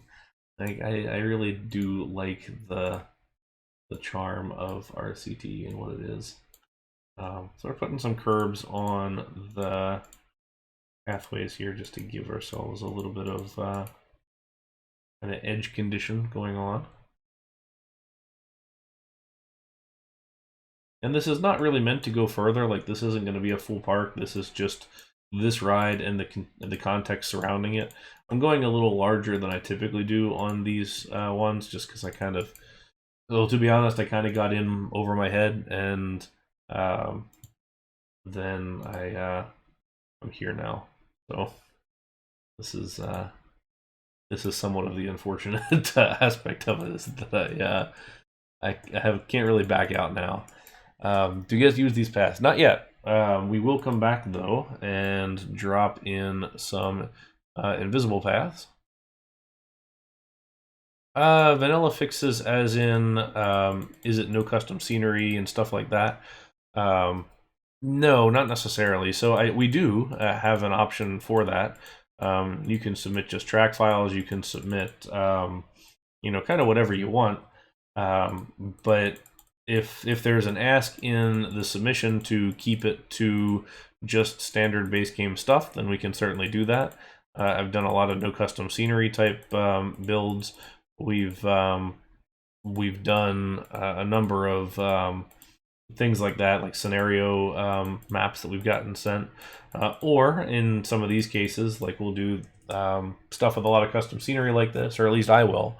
Andrew, my partner on the project, he does pretty much all no custom stuff, which has a very nice old school charm to it. I love what he does. But I like using the custom stuff. I'll use custom trains, things like that. But if the ask is there to not do that, then we won't.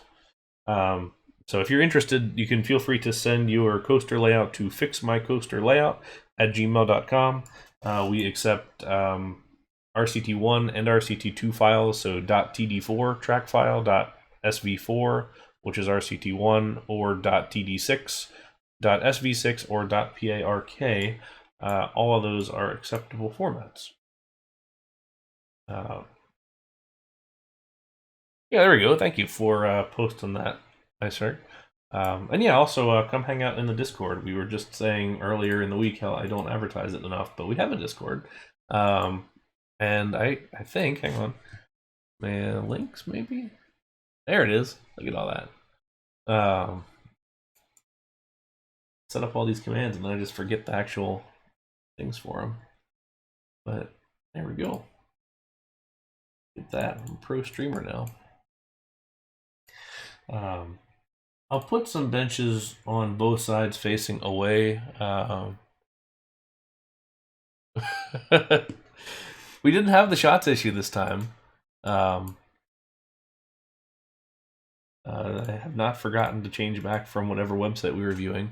Is the center back to the design coaster so that the trains do not stop on the mid-course brake run? So yeah, so I want to make sure that the next coaster is clear prior to this one. Ideally, and this is something we don't really have the leisure of adjusting in the game right now, is ideally those block breaks would be speed controllable so that we could send this through at 20 miles an hour, 30, 40, whatever we wanted to send it through. The key thing to remember if you're building realism is a couple things. First of all, in general operations, you don't want to stop the train here. You want to make sure your next block is clear so you can just roll right on through. This is only there for a safety aspect to basically stop the train if the next block isn't clear for whatever reason. In standard practice, typically that means something went wrong. But if uh, even if your coaster, cruises through here at 20 miles an hour or whatever, you need to make sure that your design is done in such a way that if that block break was completely on, if that whole ride, if the train stopped on that block break and started up again, it could still get done.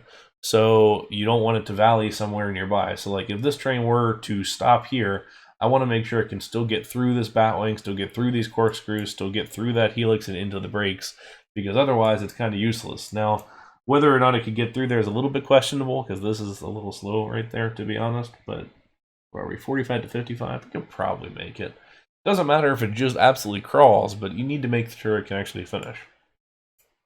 Now, Space K is working on that with the speed controllable block brakes, which I do hope you're making some progress there, sir, because I would love to see that in a situation where we can have that. Okay, let's give ourselves some stuff here, which means that... Oh, it's in their court. How long have they been sitting on that? Because it's been a little while, hasn't it? Let's do some nice little fencing here.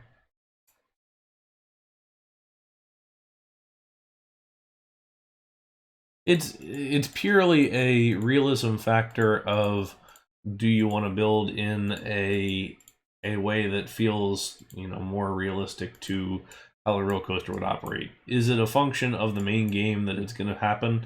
Not really. If you build the coaster right, it's not going to ever become a thing. But I just kind of like doing it so that if it happens, you'd be fine. Let's see what I want to use. Go gray with this. I kind of like the gray rock there.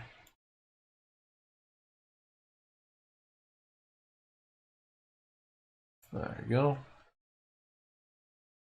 Well, I hope that they do something with it soon, because I'd really love to be able to see that working in some sense. We could put flowers in here, but we're going to drop some planters just to give it some height. And then let me add in one more pathways here. And that's going to allow us to drop a bench on all sides. Although I think on 2 of these we're just going to put trash cans just to have that trash can coverage. They do. The hiding that inside brick color is actually kind of important to me. And also, I haven't gone back through and thanked for the follows. Thanks, Lunatic. Thank you, T Chapman, for your follow. Thank you, NXX or NNX, and thank you, Maple Crop Games, for those follows. Welcome in. Hope you will enjoy your time here.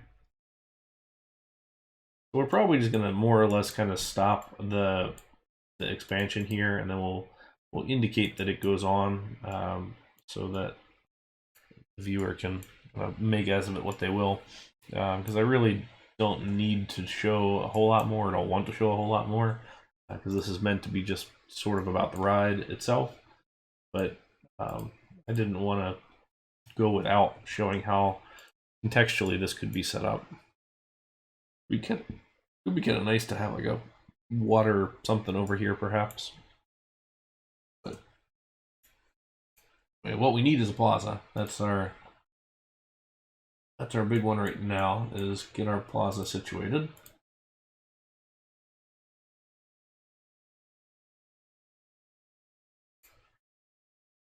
Yeah, I would love to be able to have benches that don't automatically spawn based on connectivity. I would really like to be able to say, okay, if I have, let's say, a single square like this, and I drop down a bench, I would love to be able to have something even in the tile inspector that says that, okay, I can put benches on, you know, 1 side, 2 side, 3 side, whatever, without connecting the path to those other sections. That'd be really nice to have. I'm trying to show you repo. Oh, that's really nice. That's be good to check that out. Nice to see Alton doing just little updates here and there. All right, so we've got this sort of, you know, retro something going on here. So I want some sort of center feature here. I think out front, just that'll be sort of our main ID sign, perhaps. And I kind of envision that sitting like here. We want it to be on axis, so we want it to come from the thing, thing being the entrance. And oh no. Oh, that's a shame that you lost the file. It's always disappointing when you work really hard on it and then the file just goes. I have lost a lot of those, but in my solo parks, I save literally all the time. I've got a solo park in progress now that's got over 1,000 saves for it, so every time I do it, I have a new save for the whole thing. Oh yeah, thank you. Drop the picture there for sure. All right, let's give ourselves this. I think I want to continue with the brick, at least through the plaza here. Or maybe I don't. Maybe it wants to be more of a...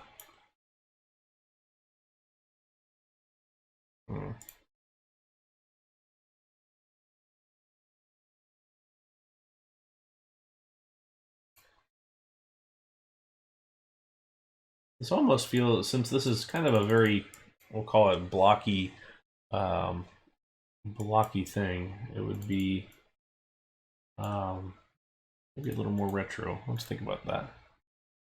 Ah, good man. Year, month, day. That's so it actually sorts properly. You want to make sure that it all sorts exactly how you like it. Okay, so if we do a planter,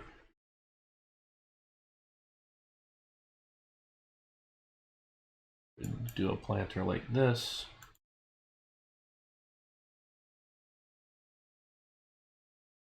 I don't want the... This could be annoying. I don't want that.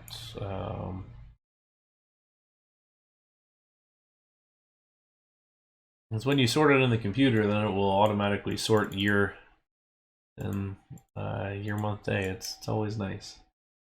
I do like having proper sorting functionality. This just seems gigantic.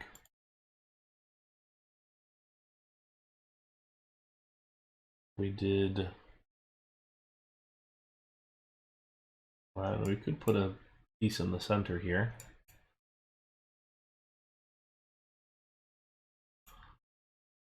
That's an awful lot for just our little coaster.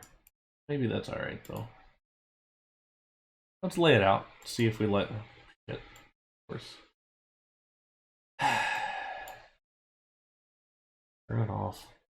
Oh, we need an undo button in this game.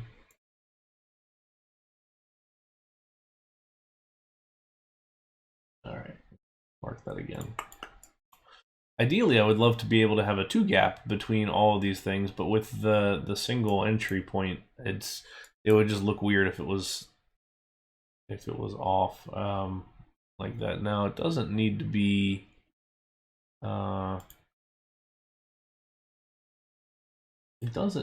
totally square.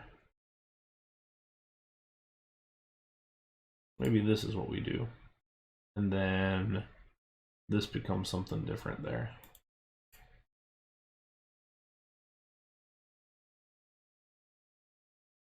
Okay, let's give this a try. We'll pull down this. 3, this one here, 2, this one. You Darth Pixarus for that follow as well. Hopefully you're doing all right. And then we'll also pull behind it as well, because I kind of envision these as like planters.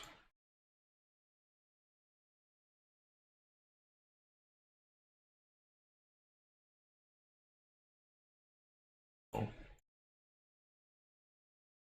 that way we've got a 3x on the way out. I guess we don't necessarily have to have if we don't want to, but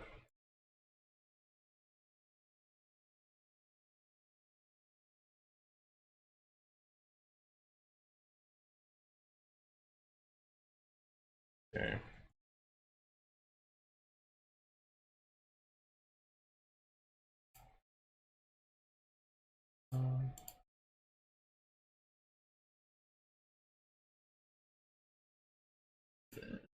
This side will up this way.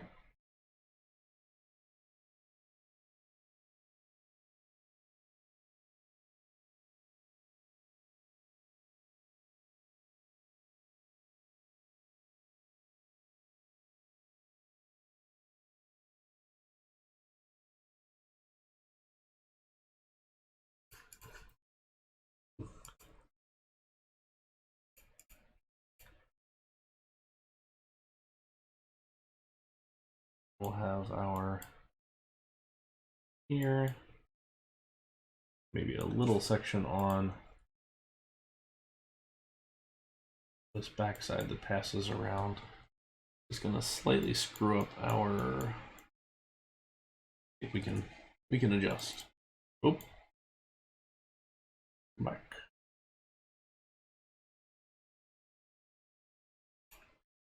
Yeah, it's a little, maybe a little bit extra. We'll see how it shapes up. So this will be that, and then I always go through and I don't know why, this is just something that I've always done, but all of my underpathway areas I always paint with the red sand. And it just, for me, it's somewhat, I want to say therapeutic because that's not the right word, but it makes it very clean. It makes it very just kind of buttoned up, even though you don't see it when you pull open like the mini map and everything. It just makes it look nice. So that way we'll at least have that. Okay. We're gonna have to figure out what's gonna happen to those slopes there if we're gonna come around on this side.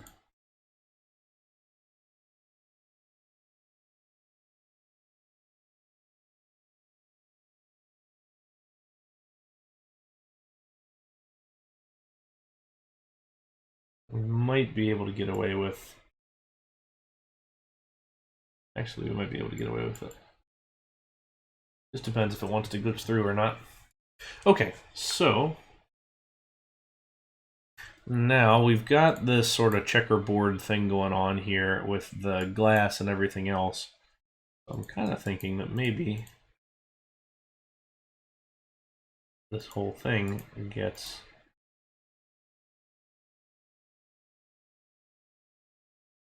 that. We will still do something in the center.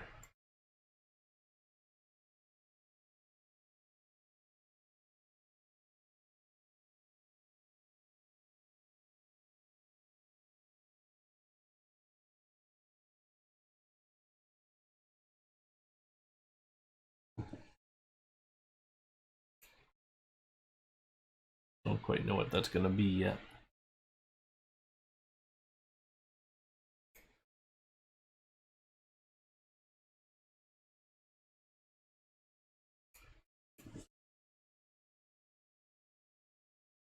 This straight over because we really don't want people to go around it. We want them to go through the plaza. You got your nose off. Like that name, that's good. There's not a whole lot to the whole park yet. This is part of a YouTube series that I do improving people's coaster layouts that they submit to me. So this is the layout that was submitted, and this is my version of it here that we're just kind of theming out a little bit.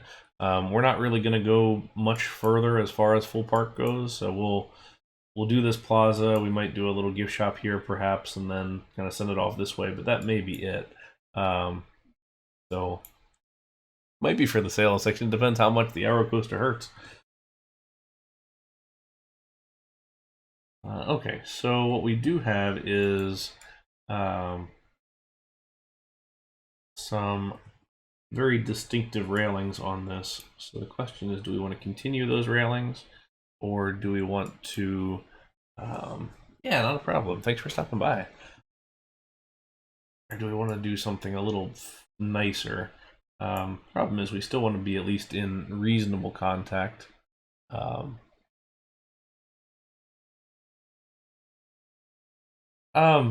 Yeah, and you know, it's not necessarily a function of intentionally not having track underneath of it. We do have the corkscrew actually pass underneath briefly. Perspective-wise, it's kind of hard to tell that it does, but it does roll underneath the first two sections of the mid-course brake run. But I do like to generally keep it clear. Like, it was very intentional that the brake run sits one to the side of the lift hill, so that I can get all of my lift hill stuff underneath all those supports, and then I can put this one right next to it, as well as tie in the walkway over there, so then I don't have to put in separate evacuation stairs for the ride. One of the things that I didn't do, and I might as well go ahead and do, is the chain return. Maybe not. I don't want to deal with those supports right now. I'll do that later.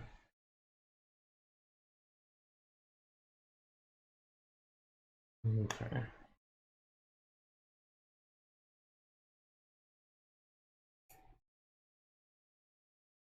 What we could always do, because we've got these like glass pieces in the queue area, which are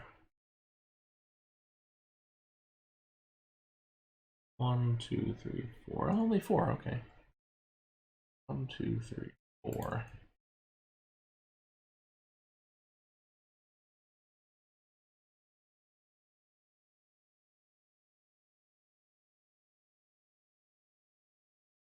And kind of set these up and at least provide maybe a little bit of shade structure and give our plaza some context here.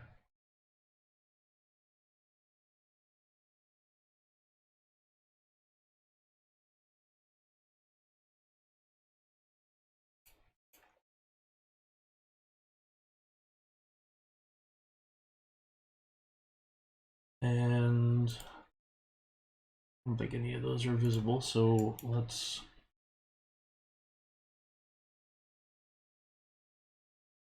here put this trim piece on.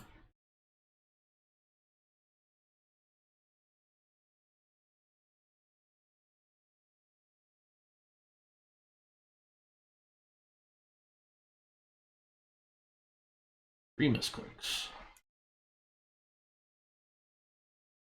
Where's my diagonal? Here it is.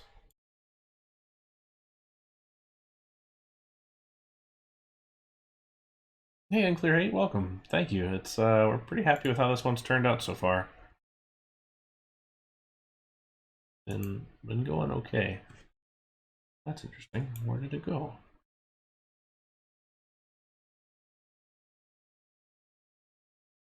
Huh. Okay. Drop these in, even though you can't really see them.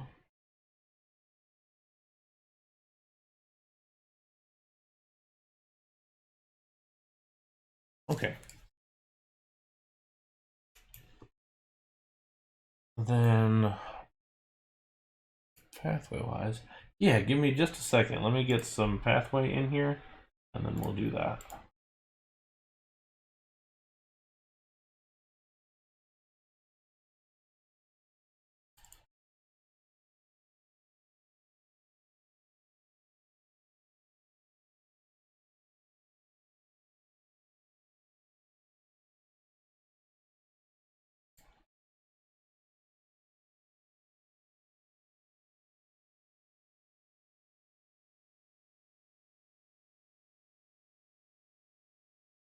that will now let me go in and drop 2 benches up here rather than the stuff. Will let me do those. Aha, there's where those pieces went.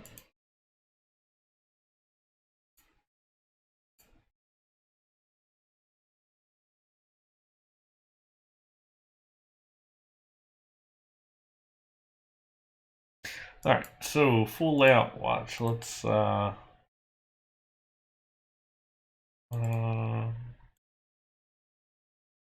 we go. Maybe? No.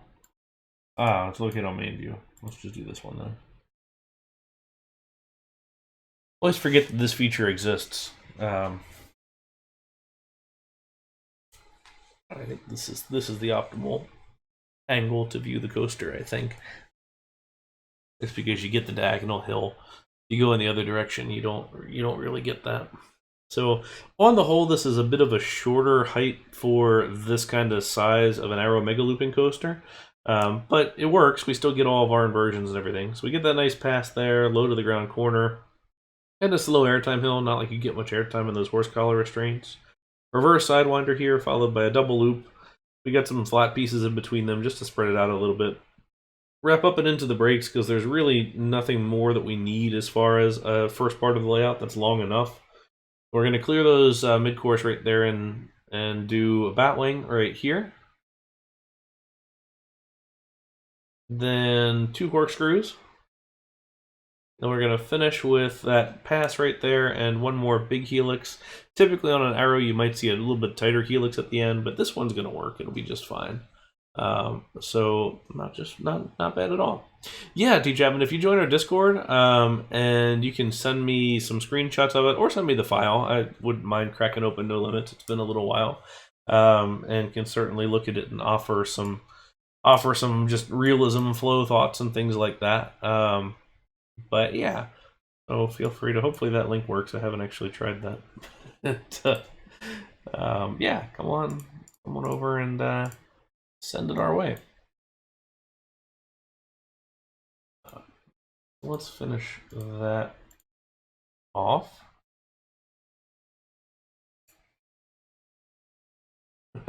Perfect. Good. Because for whatever reason, I always seem to screw up those Discord links, and I don't know why. Okay, so let's I think maybe we can go ahead and just use this kind of fencing for our planters up here, because that ties in together. It's a little more traditional with this black fence. That grading is a little more traditional, but not bad. And this black, or the gray textured walls kind of bring out the little bit of modernism in there.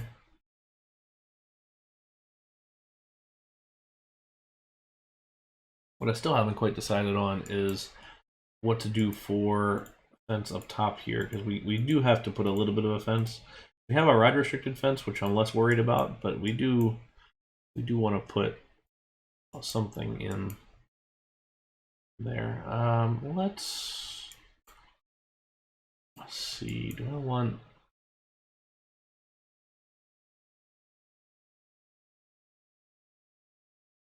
I may go with the Chinese cedar only because it's slightly kind of nicer overall, I think, with the darker fence there, because it's a little more see-through than others. Make sure you rotate your trees when you do trees, and then we'll just drop it here into the overall mix so it works. One there. Yes, that is one of the big things on my channel that I will always harp on over and over again, that unless you're building a wooden coaster from like the 20s, never ever put coaster track on the ground, because there is no reason to put it on the ground, because a real one wouldn't have that. Underneath, you got to be able to have your footer and all of that. I mean, even if there's no column itself, it still sits on a footer. So there are certainly some instances where you can make the argument that a real one doesn't do it, but for the most part, this is the way to look at it, is that it just doesn't have coaster track on the ground. So that's a big tenet of mine as far as RCT building goes, is to not have coaster track on the ground. Even aero mine trains, you know, in some cases, some of the early ones, they were relatively on the ground. So if we look at like over Texas's runaway mine train, for example, that probably can get away with it. But for the most part, there's not. What were these called? Are shallow. Let's see if we can get a shallow pathway that.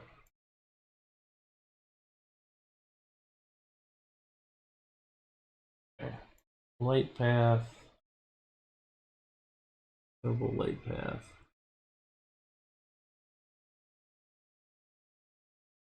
We'll get the one that's called fixed.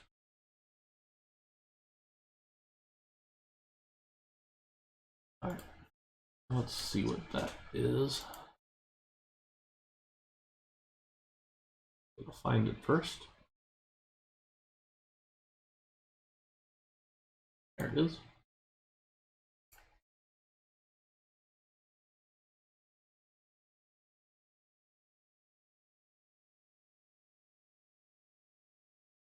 Okay, and then we can hide all this with plants.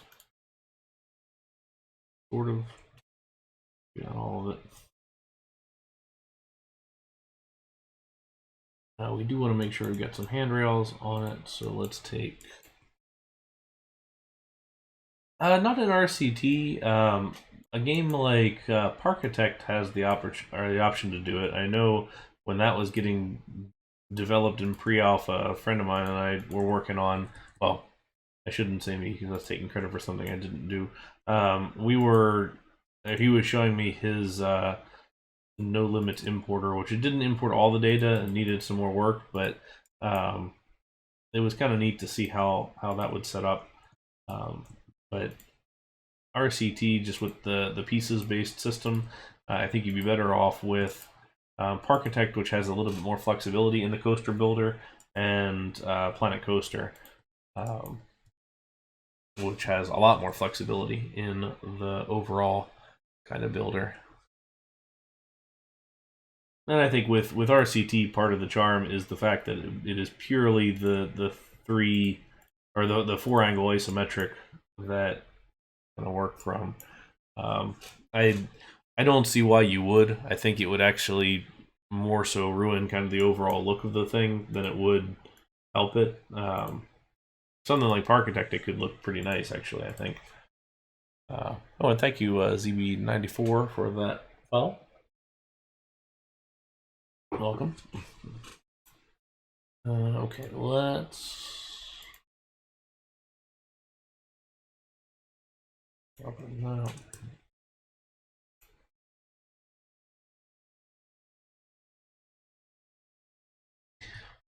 And then go ahead and take away the Q sign, because no park has a scrolling electronic sign like that at a ride entrance. So let's get rid of that, but we'll also go ahead and put a height stick. So we'll do red, red on green.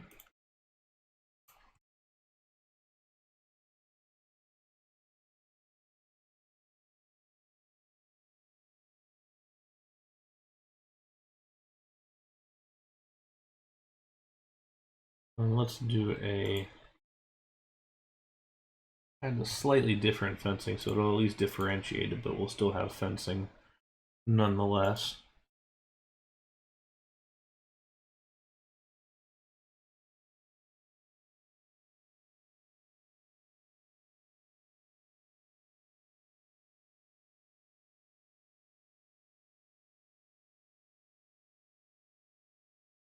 Yeah, I mean that's the problem with some of those things. I would love to see, different angles, different things like that. I mean, for me, those are one of those things that's nice to have, but in the need or in the time of, is it useful for me?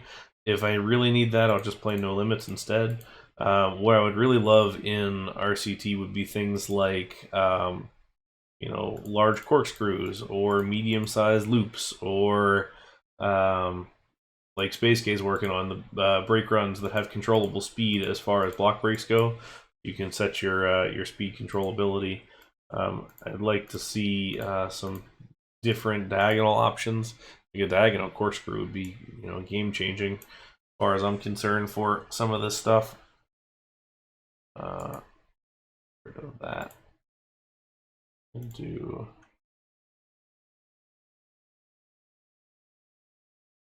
Yeah, slanted, like angled brakes, diagonal brakes, things like that. Also, hey, Matt. Now, granted, you can already hack that. Like, it's very possible to hack diagonal brakes and incline brakes and stuff like that. I mean, well, heck, it's possible to incline or to hack brakes on any track piece, but ease of doing so, not much for your starting person. Honestly, the G-forces, I don't even pay attention to RCT G-forces. Like, it makes very little sense or very little use to me. They exist in a way that is, there, I guess, and it helps inform stat penalties and things like that. And I'm just like, okay, well, that's it. In RCT, it's very possible to do, with a shoestring hack, you can do so much, and that's kind of the big key feature of it all. Let's give this pathway a little bit of transition. We use the brown over here, so we'll do that again. Where's my brown? There we go.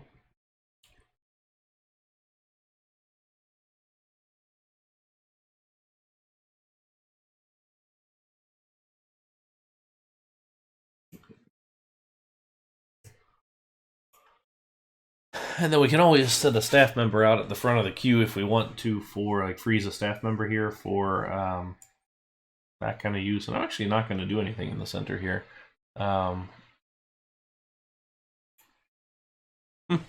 You got clamp brakes, skid brakes, magnetic brakes, all sorts of fun options in real life. But in some cases, that's all you want. Let's just sit on the coaster and go. You don't want to think about it all the time.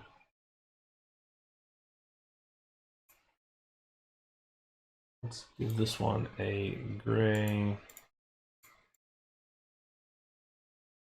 Nope, they don't. You can fake that to some extent, but the grouping and things like that do not work on the game. It would be kind of cool as a, I don't know if somebody could ever do a plugin for that, but not in this instance.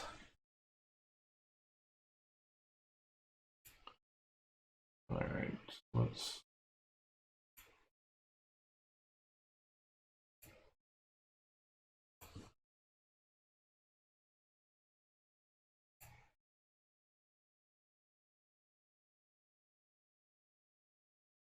I would say a good portion of what I do in this game is purely for visual purposes, as far as making it look realistic, or making it look enough like a guest is using a thing in a certain way to kind of fake the overall impression.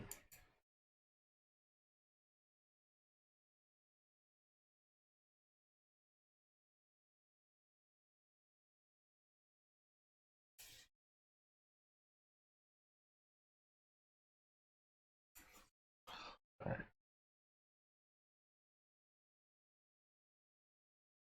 Yep, which is why, in a lot of cases we'll cut it down a little bit. But the thing is that real queue lines aren't fixed. Like, you'd say that they're half the size, but maybe not. I know old, like, you figure 1990s Cedar Fair queue lines, absolutely.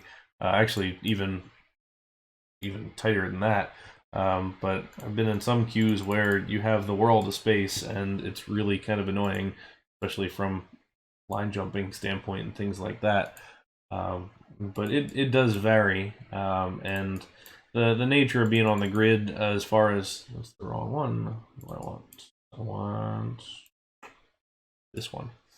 The nature of being on the grid like this means that it just doesn't quite line up for guests. But if you really want to, you can set it up where it looks like they're using a half size path, which I think is kind of fun. It's a good way to go about it.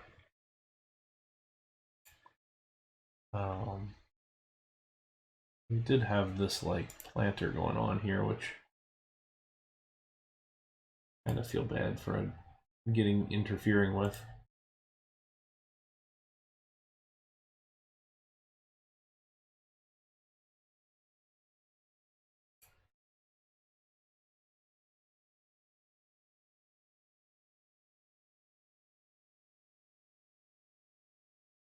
Put this sort of like edge fence here.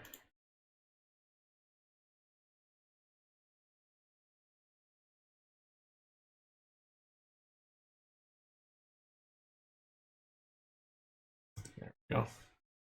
That at least separates it out a little bit and makes it look less weird. Okay, and then actually we need to throw in some of our yeah, Jimmy, it was a mistake on my part. Is I decided I was gonna do full custom supports on it, and that was a bad choice because now I'm stuck with it. I don't intend for all the Fix My Layouts to go to this level, and I really just kind of don't want it to get there at all. But this one, I was started to do the custom supports, and then it kind of got out of hand, and here we are.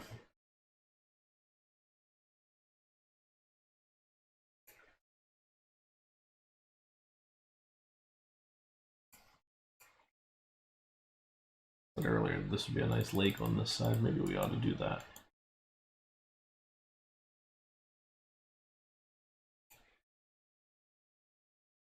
They were a nightmare in this game too. Yeah.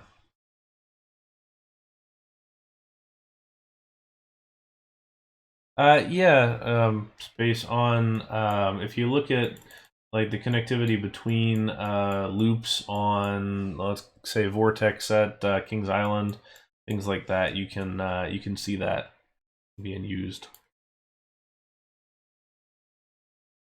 I have. I duped myself. It was my own stupid fault for going, oh yeah, you know what look great here? Coaster supports on the whole thing. And famous last words, because now we're here. And this episode should have been out, gosh, 3 weeks ago? More? I don't know how long it's been since the last episode. It's probably been like a month. But, oh well. Oh well, the end result will be nice. Also, we'll keep telling ourselves. It does look good. I am a big fan of how it turned out. Alright, let's water it up.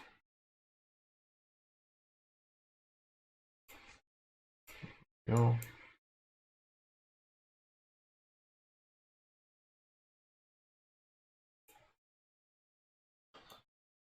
Get some nice lake action going on in here.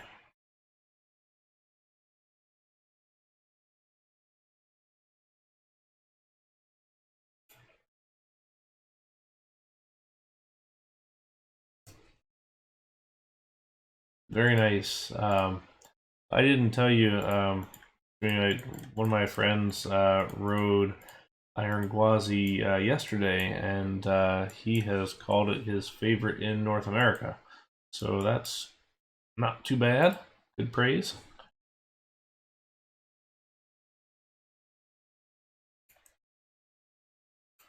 Yeah, excited to see what you think of all of them.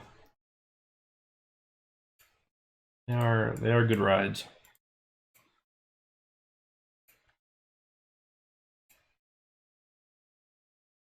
You know, Scott Parrish said that it was his favorite.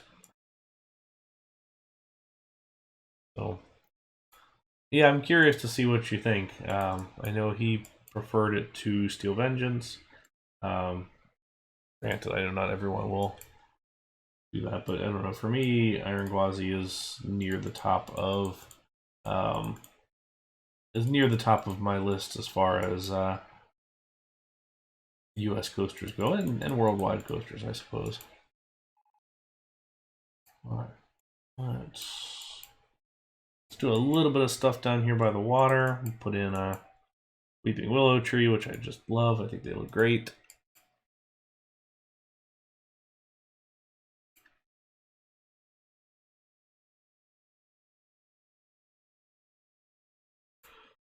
All right. Do a little bit more of this. It is very rewritable. I will give it that. It is incredibly rewritable. But so is Icebreaker, too.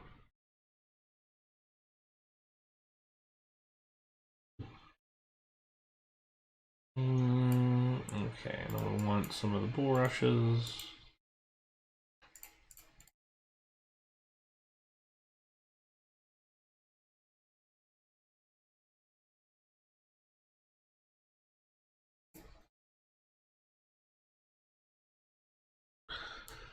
Thank you, Hovakin, tonight for that follow. Welcome in. Hope you're having a nice evening or afternoon or wherever it is in your time zone. Okay, let's take this fence all the way down just to finish it nicely in some plants. Welcome. How are you this evening? I will go ahead and drop some trees in the center of this helix. If it was a newer coaster, then I'd say don't do that. But since this is a little bit of an older one,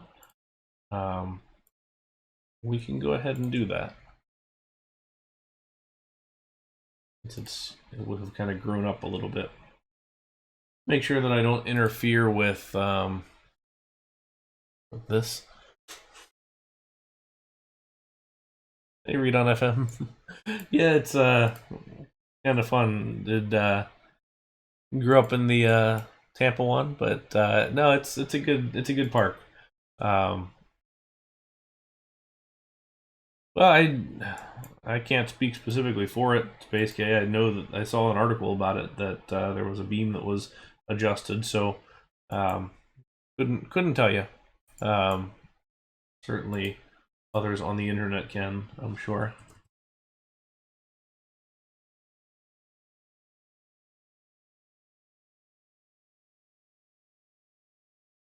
Now, if he hit his hand, it must not have been very hard or in a very fast place, because if you hit your hand on something too speedy, you're going to shatter it on a coaster. But especially if it doesn't give way.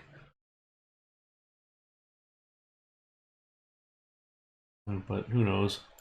You must have just brushed it then. If that's actually the case, then that must have just been kind of brushed on the side there. Yeah, Gwazi was a tough one. And the thing is, I liked Gwazi. Like, I got a really soft spot for old Gwazi, just because it was one of those that, was an early wooden coaster for me. It was one of my first GCI coasters, and I was always pretty good at riding it. Like, I could more or less know how to ride it, so I didn't just absolutely destroy my back. But it also, I mean, objectively, it just wasn't good. Like, it wasn't a good ride. So thankfully Iron Gwazi fixes that, and it is an exceptional ride. Okay. So let's carry this just a little further around.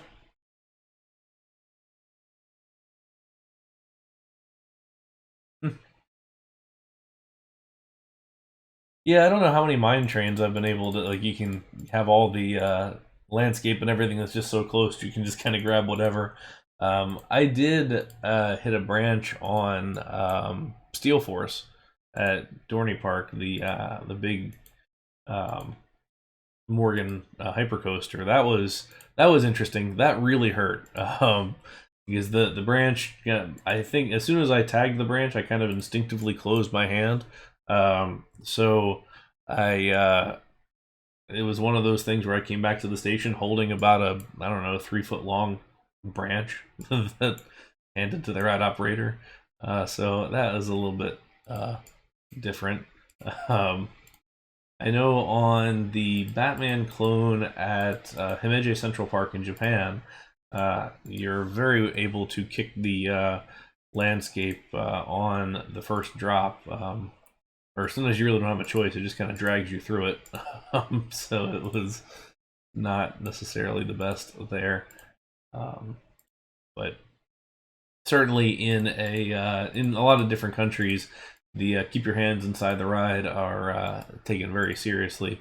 As far as they're not going to necessarily do the same clearance testing of the others. No, granted, all rides are all coasters in the U.S. and most coasters elsewhere are clearance tested ahead of time, but it doesn't necessarily mean it will catch all things. Um,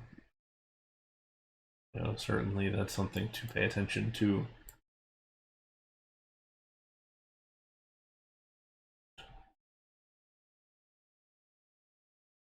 No, not pink. There we go. Kind of a nice little pass through the landscaping towards the back. Gives us something else to clear out our grass a little bit. Clear grass.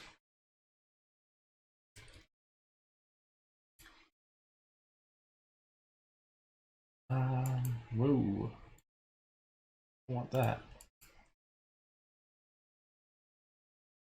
We said this was going to be a variety stream, and yet I've spent my entire time today working on this, which not the worst of things because it needed to get done, but it's getting there.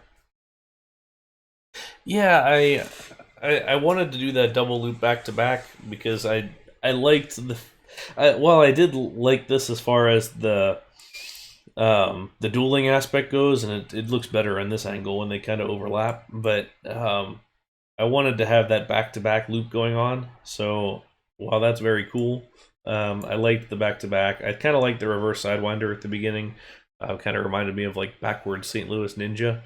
But we check off all the kind of required boxes for a good classic large aero coaster. We got the 2 loops, at least. You got a batwing, you got 2 corkscrews, you got a nice steep drop, you got mid-course brakes and 3 trains on it. So it covers all those things pretty well. So at least we kind of have that set up. So yeah, not too bad. Exactly. And then I think for like a gift shop building here, we could easily do something.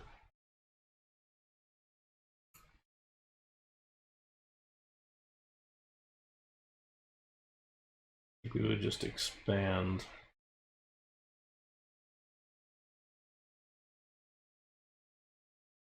Let's see here.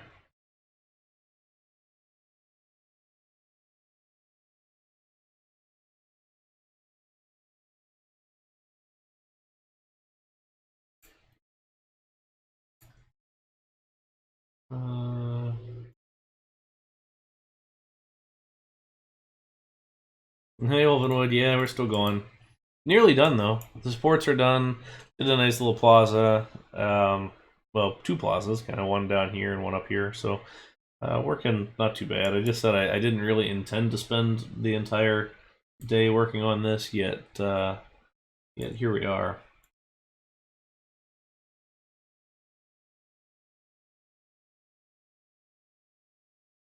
Well, that's not at all right aligned properly.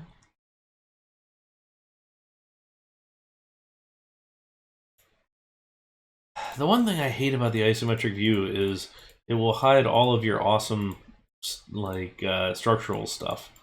Like you can do all these great like structural designs and details underneath, and then you build the thing and it's all just hidden. So that's disappointing. But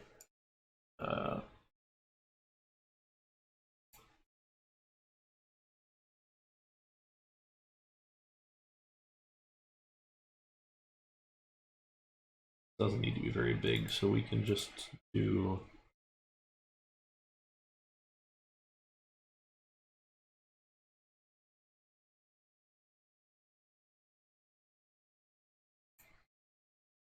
We can take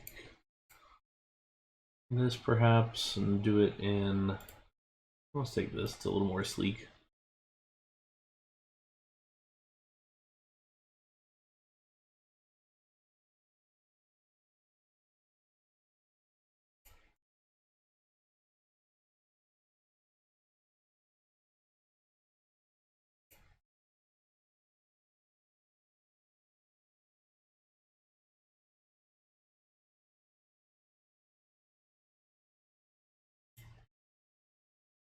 Oh, very nice. Well done.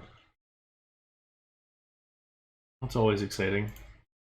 Get all that taken care of and get everything situated. So that's a good step to check off the list. Hopefully the rest of the wedding planning is going well. I actually, as a project manager, I very much enjoyed wedding planning. I thought it was a lot of fun and was not at all stressful.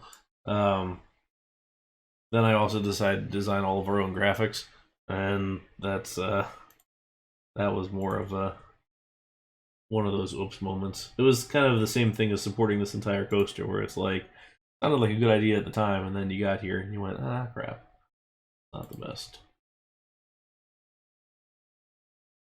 I think I just rented a tux, to be honest. I don't think I did anything with.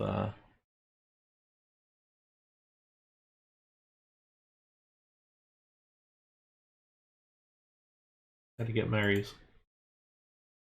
Not too long. Count it down. Count it down.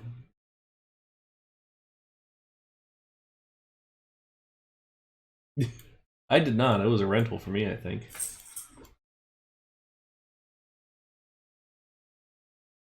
Actually, I'm relatively certain it was a rental. Now I can't remember. It was just convenient because Jen's coming down the stairs. When we got married, was my tux a rental? Yeah, you rented it. Okay, yeah. So, rented it. I probably, I mean, it would have been not a bad idea to get a suit that I could wear afterwards, but then I also got fat, so that didn't help. Granted, I'm working on getting less fat, so, but I would not have fit into whatever I wore at the wedding nowadays.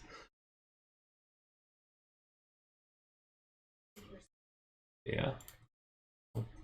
Thank you. Real-time feedback. Real-time feedback. Look at that. All right. So, how many spaces do we have? We have 1, 2, 3, 4, 5, 6. 1, 2, 3, 4, 5, 6. So we can do same thing. Red to red. Red to red. We have dark orange. We have light orange. We have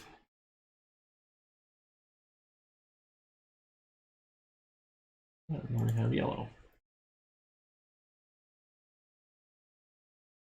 And then deco wall doesn't fit because it's not on the grid.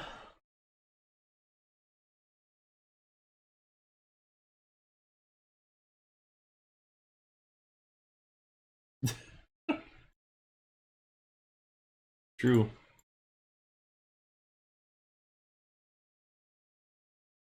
Okay, there should be an arch piece that I can just plonk on the side of that that'll close that up. But I don't know if it's kind of a full arch. Oh, it's not going to work anyway because it's not on the grid at all. Interesting. We can put an on-ride photo somewhere. Where do you want the on-ride photo to go? Ideally, it goes close to the photo building, so you don't have to do signal boosting. I think it's 350 feet was the requirements that I had to deal with for our photo.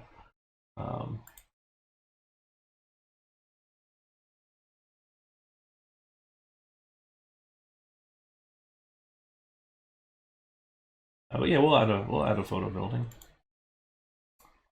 All right, let's make sure that they go. Yeah, I was kind of thinking there right after the dive loop and do a something, but I don't know. Well, that's the other thought was, could I do it underneath the entrance? That could be kind of a neat spot for it. It would also mean I could do it less detailed because I wouldn't have to really worry so hard about what's going on where. There is. But that said, I mean, do we really care if there's a flat spot or not? Because we're not going to build a real photo. The real photo thing, we can do just a fake one.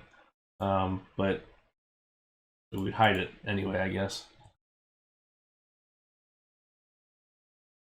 Let's.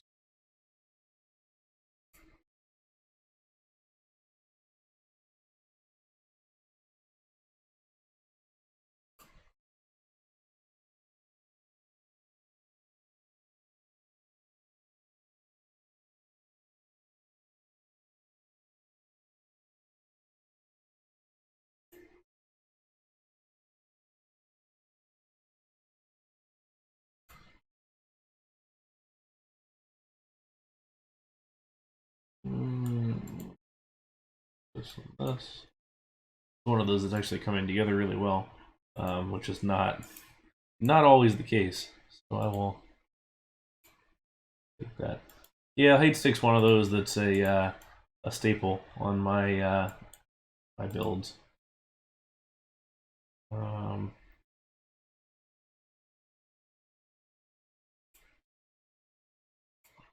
make sure everybody can ride.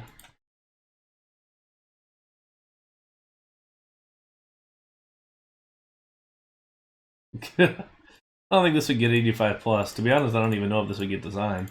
But it's been fun to build.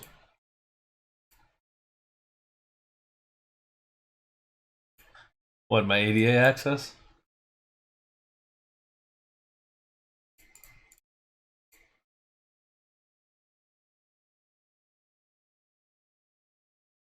Because this is, since we do have stairs in the queue, we have ADA access. This would have wanted to design, I don't know. Actually, this would have wanted to design back when Mavericks was cranking them out every week. That was, how many designs do you have now? 10? Something like that. It's pretty ridiculous. Anyway.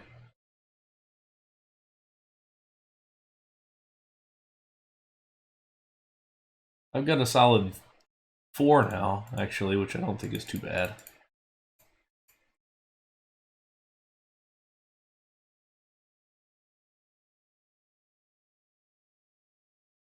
Should just all the Fix My Coaster Layout episodes, I should go ahead and go back through and then do them all as designs.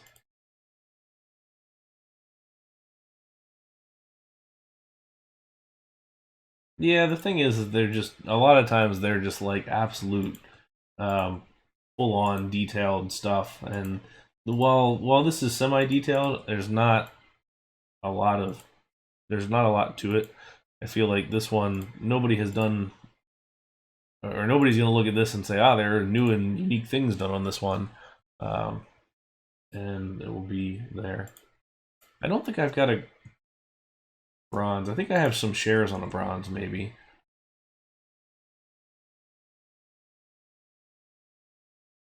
I've got a lot of golds. I've got, everything else pretty much, but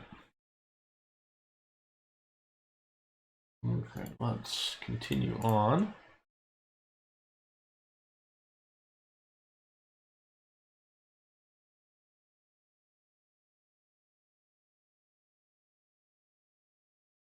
Finish up this corner.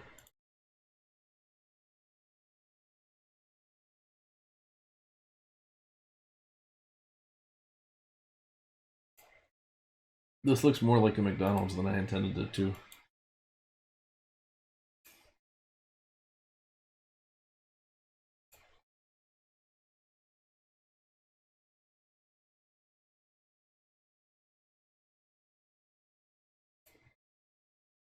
What's the record for designs? How many, or not designs, the record for spotlights?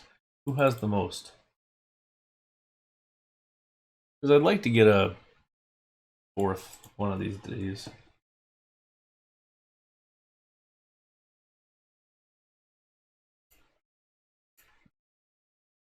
Okay, so there's our entrance. Let's give ourselves some kind of sign, perhaps.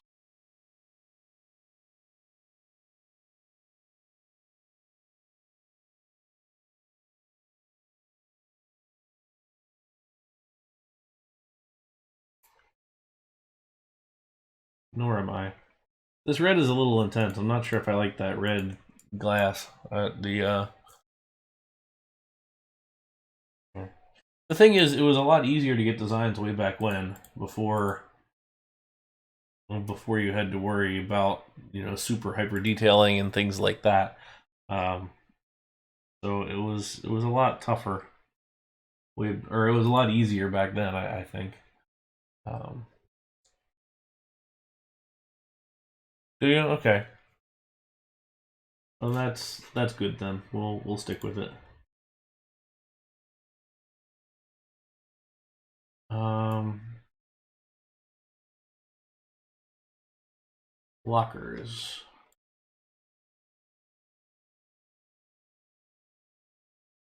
Do some lockers.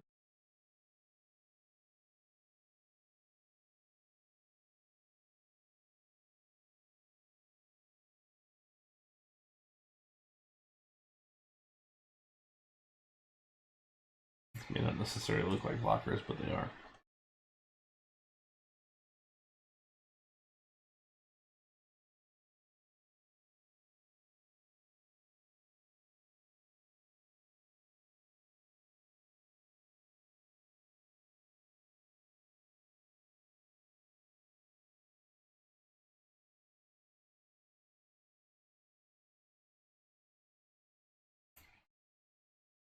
Okay.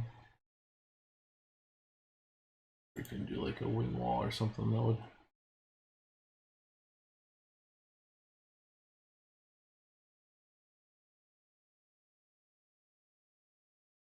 Go.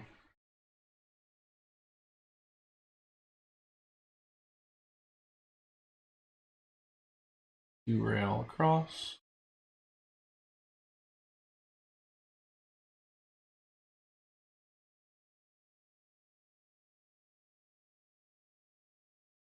We're essentially done now. It's just a matter of kind of detailing it. Basically, I'm just kind of detailing until the stream is done, and then we're going to call it finished. We need to make sure that this section here by the lockers is mounded up a little bit tree-wise, because otherwise guests are going to run right through that and trample all the landscaping, as I am well aware of from real-life events. That blocks a lot. One of these.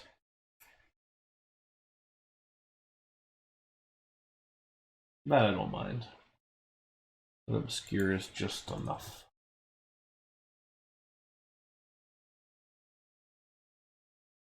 And where's our other landscape? Make it a little taller there in the middle. And then that way we just have that all mounted up nicely.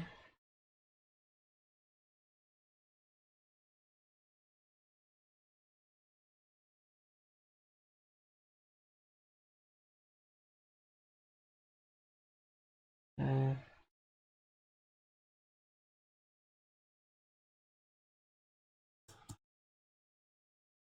Okay. I need to actually put some stuff in here because now it's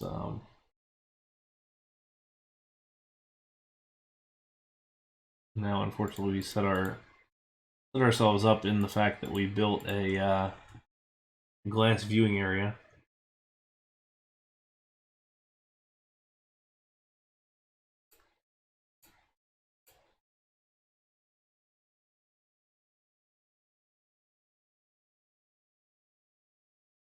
Where's the t-shirts?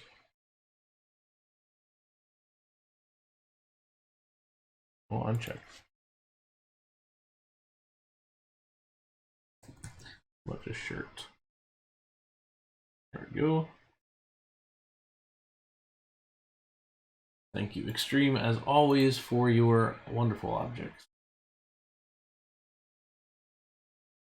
Spin these around. That way they won't glitch when I put in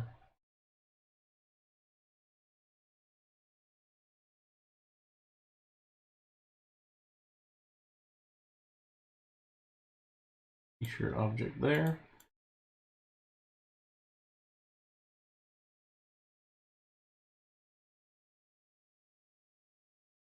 Really just staring at it. Where did it go?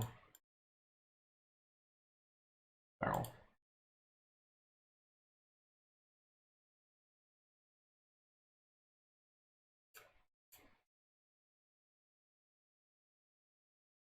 Okay, so we have t-shirts.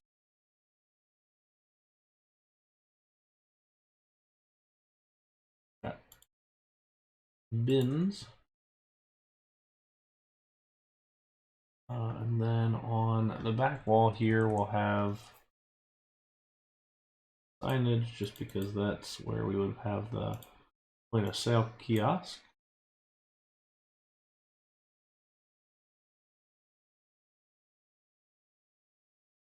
Those will be our viewing screens for the photos. Okay.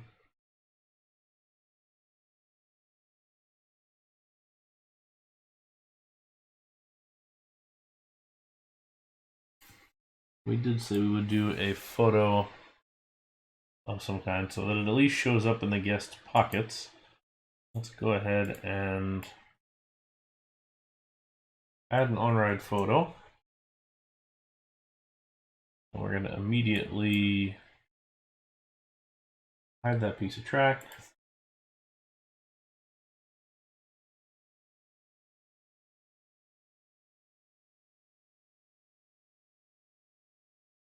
Come back, because no real ride on-ride photo that I've ever seen has a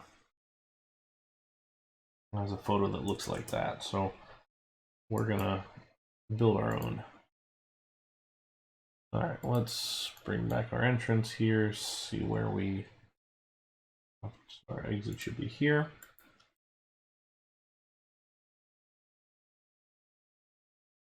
We modify. We gotta rotate it.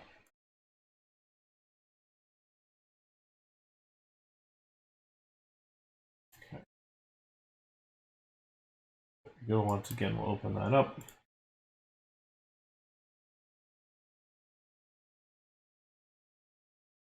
We're going to use the 1K camera equipment. Kind of like bury it in there. So you can't really see it, but you know, if you went looking, it's there. And if you check the guest pockets afterwards, they will have an on-ride photo. So that would be nice.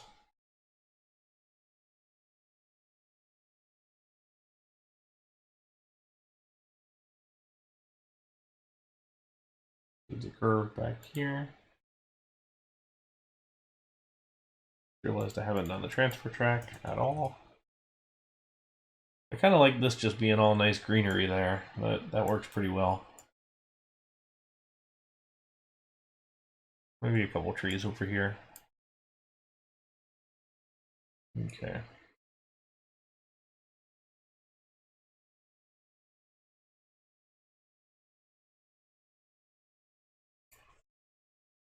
Transfer track.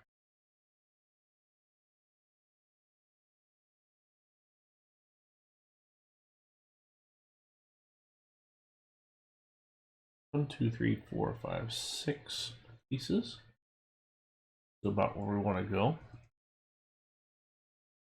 We can kind of get a nice look at transfer tracks if we go over to the database. We've got this image still pulled up of that one here, which is basically just a bunch of horizontal pieces. They kind of pull over. I don't see any good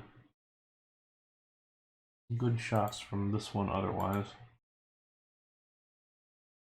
We can look at Magic Mountain's Viper, although I don't think that one's got any good shots either. Probably even less so. Old construction shots.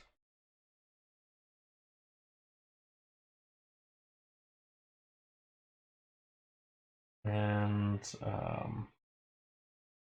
Shockwave would be the other one.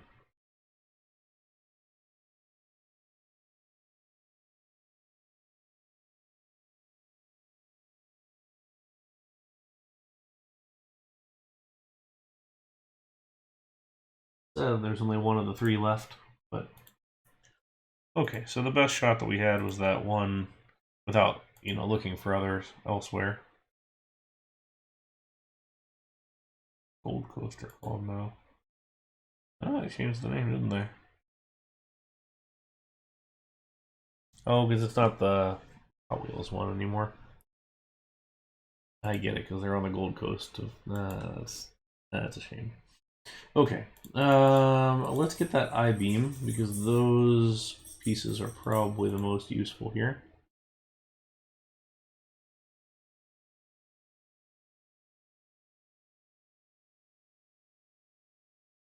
Whole thing black.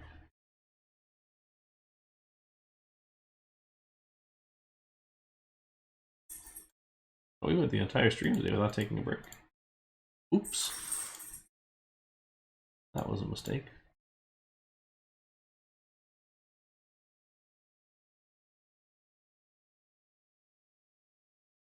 And we'll put a piece up here.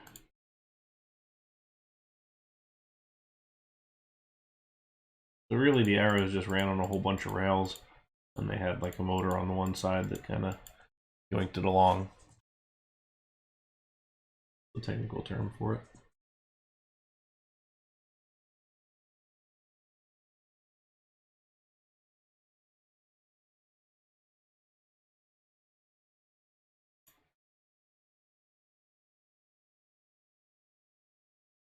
Right itself.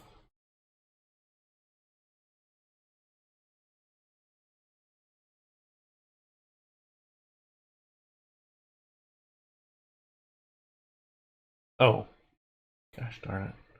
We were just saying earlier how I had done really well on that lately, and it was just fine. Exclamation mark shots in the chat. There you go. Thanks, Rob. I figured you'd be on that one.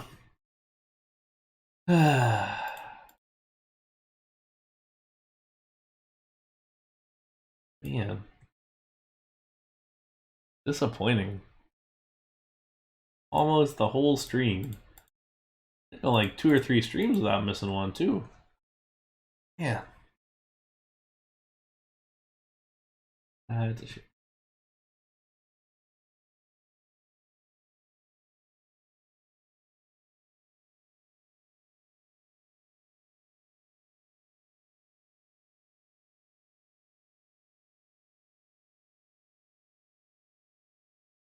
Sadly, I just have water here because things are still disappointing. So, no realm yet.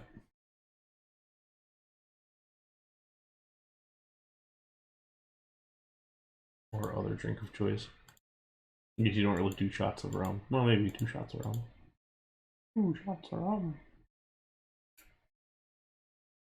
Let's give this one more.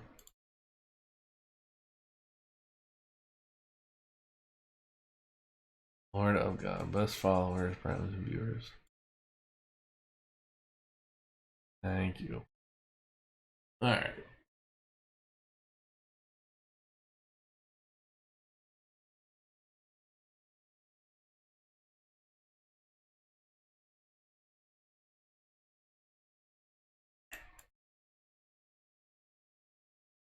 I said earlier we didn't have mods on this channel just because I never needed them. That's like the only thing that is occasionally annoying, but easy to handle. Okay, and then last thing we'll get some of the roadway lines. And let's use those to at least give us some lateral support.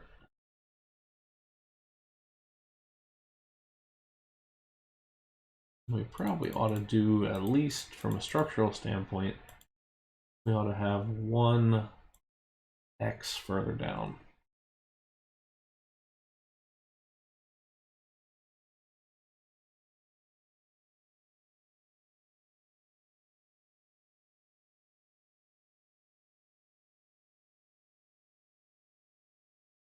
There we go. There we have our nice transfer track.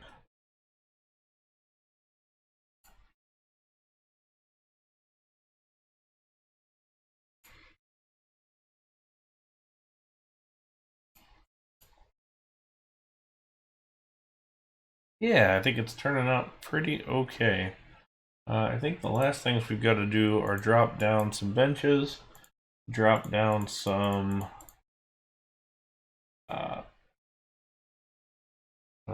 trash cans, and then bring the guests over.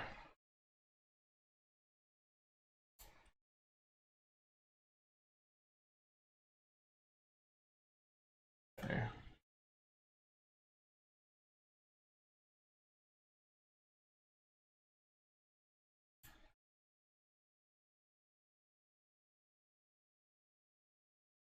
Problem with taking out the regular path is that now you got to come back and do all this again. And I hope this guy appreciates this effort on this one, because this one did take a really long time.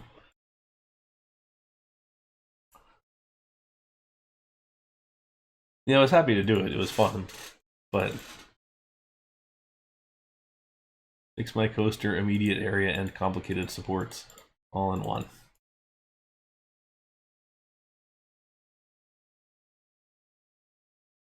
And the thing is, there's still even more that we could do if we really wanted to kind of get into it. We could do a lot of other elements of this, like little carts and things. Like if I was doing this in well, that would be nice, Space Cave. You could ever get to that point. But if I was doing this in my park, like a real park that I was working on, I would probably put like a little maybe food cart here. I'd probably, do just a couple things to just give it some nice detail.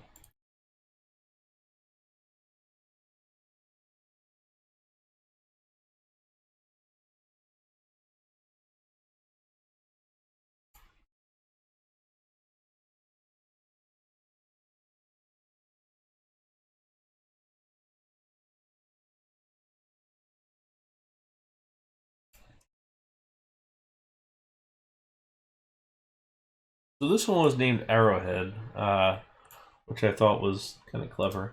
What should we name ours? Because we never did name it.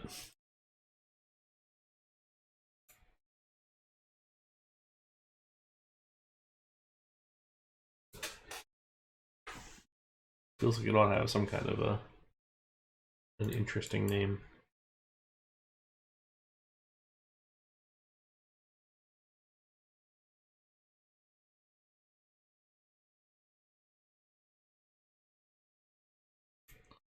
Arrowhead sponsored by going full on Six Flags here. We're gonna put wraps on the trains.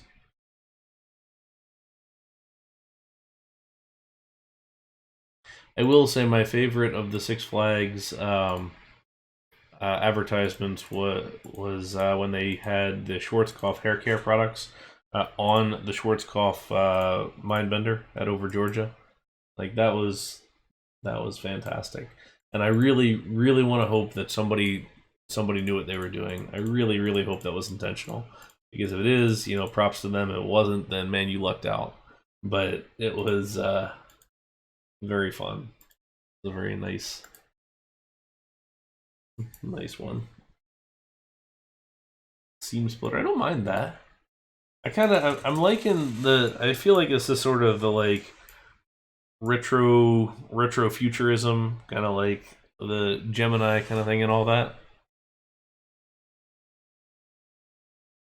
The Crystal like path going over rides.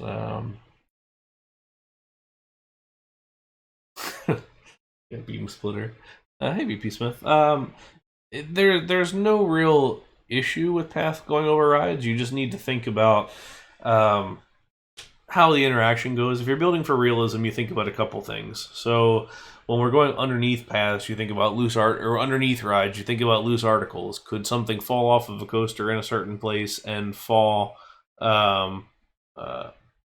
know, fall down the and hit somebody on the guest's side, or if it's going over top, could a guest jump over a fence and jump into the ride area? Could somebody who wants to cause trouble throw something? I mean, in some, you can't prevent everybody from doing anything stupid, but you can think a little bit about how you're setting up different areas to best prevent against things. So you just want to think about fences when you cross over rides. You want to think about, canopies and coverings as you cross underneath of rides. So those kinds of things. But bullet point, that's the type of arrowhead. Actually, that's really clever. I actually really like that. Kind of like that. I like bullet point. That's good. Well done. You win today. That one is good. So we'll go with that one. All right, and then let's go ahead and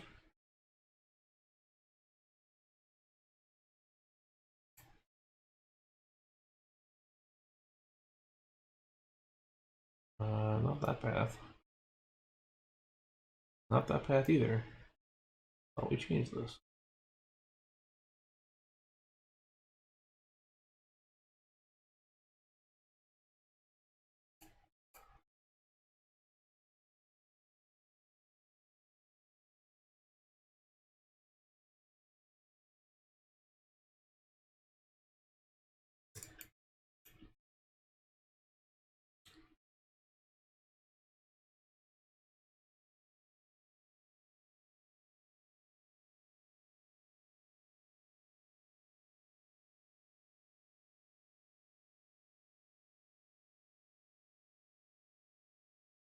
All right, that'll clear out soon. All right, we have. Let's open up these. All right. We don't want it to wait for anything because we want to be able to get this loaded quickly and get it back out.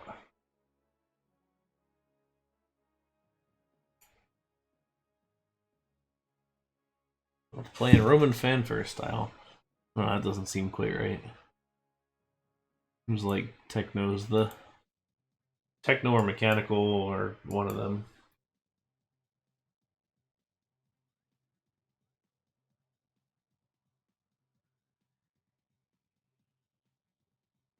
This guy's already lost. All right, this guy's already going into the gift shop before even riding. Very nice. Spend that money. Put your stuff in a locker.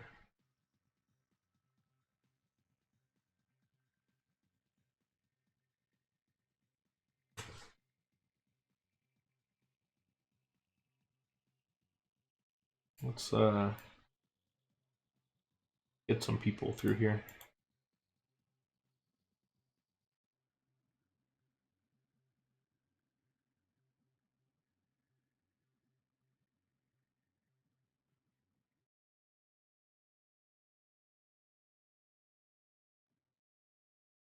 Here they come.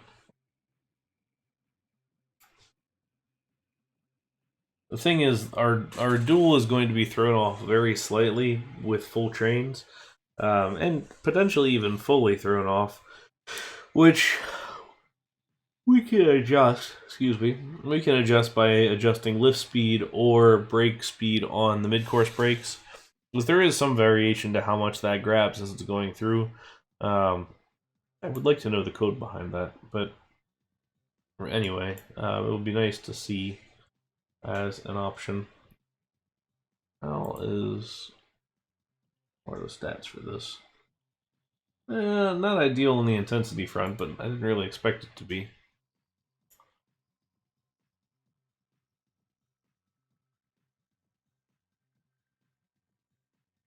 Welcome back. Reds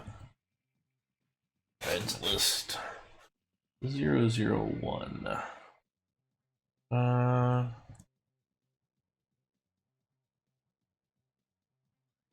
Density 001, 2.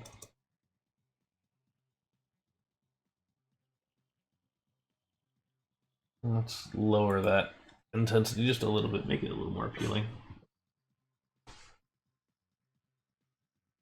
And while we're at it, let's hire some staff.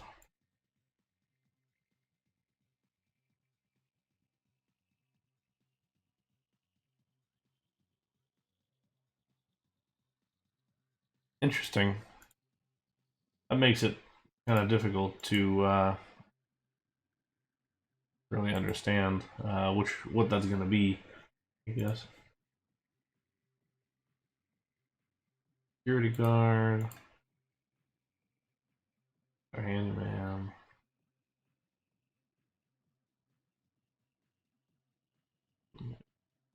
Well, at least now we have some folks in the queue.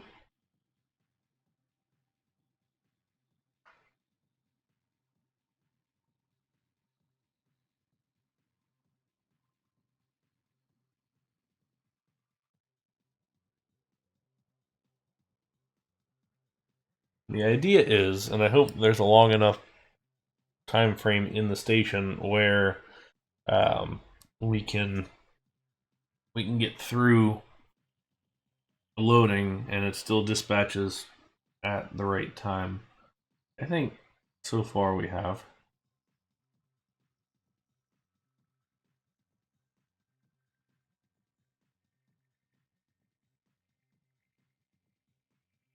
There's some people on. A couple of guests on that one.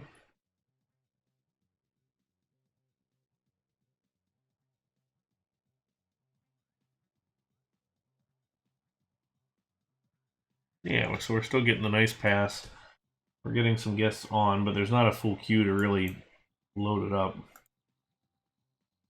Everybody's really pissed. That's good. Why are you all pissed? Too crowded here. Of course it is. Be happy though.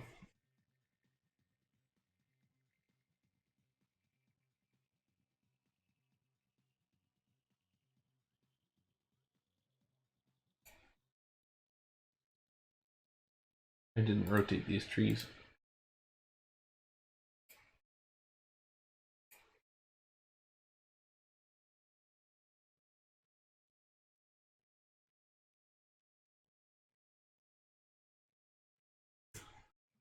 That's better.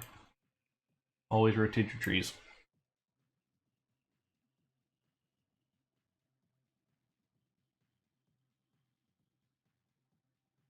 All right, well, feeling pretty okay about all that.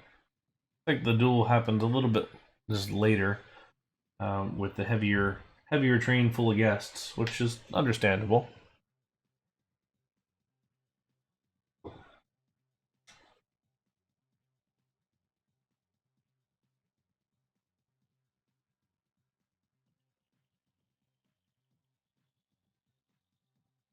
But I think we're doing pretty good.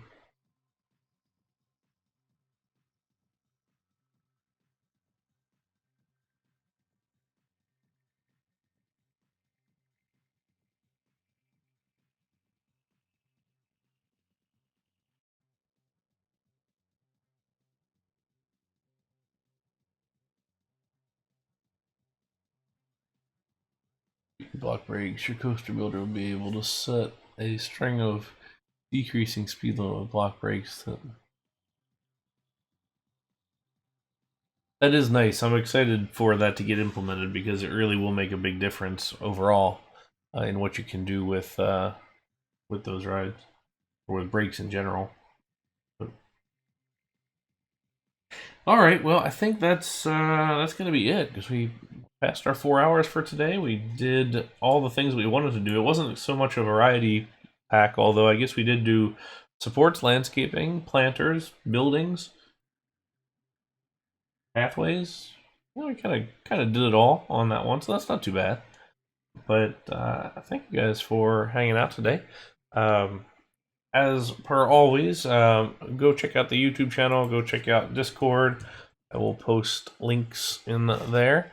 I don't think we're going to raid anybody today, although I will start trying to do that here in the future as I do all that. I've got to run this time, so I will not. But yeah, so thank you guys for hanging out. Like I said earlier, schedule-wise, we are not going to be streaming for the next 2 Sundays because I've got stuff going on. So because of that, we'll try and make up some of those on weekdays, just do some shorter streams. Maybe I'll do some more design stuff like this.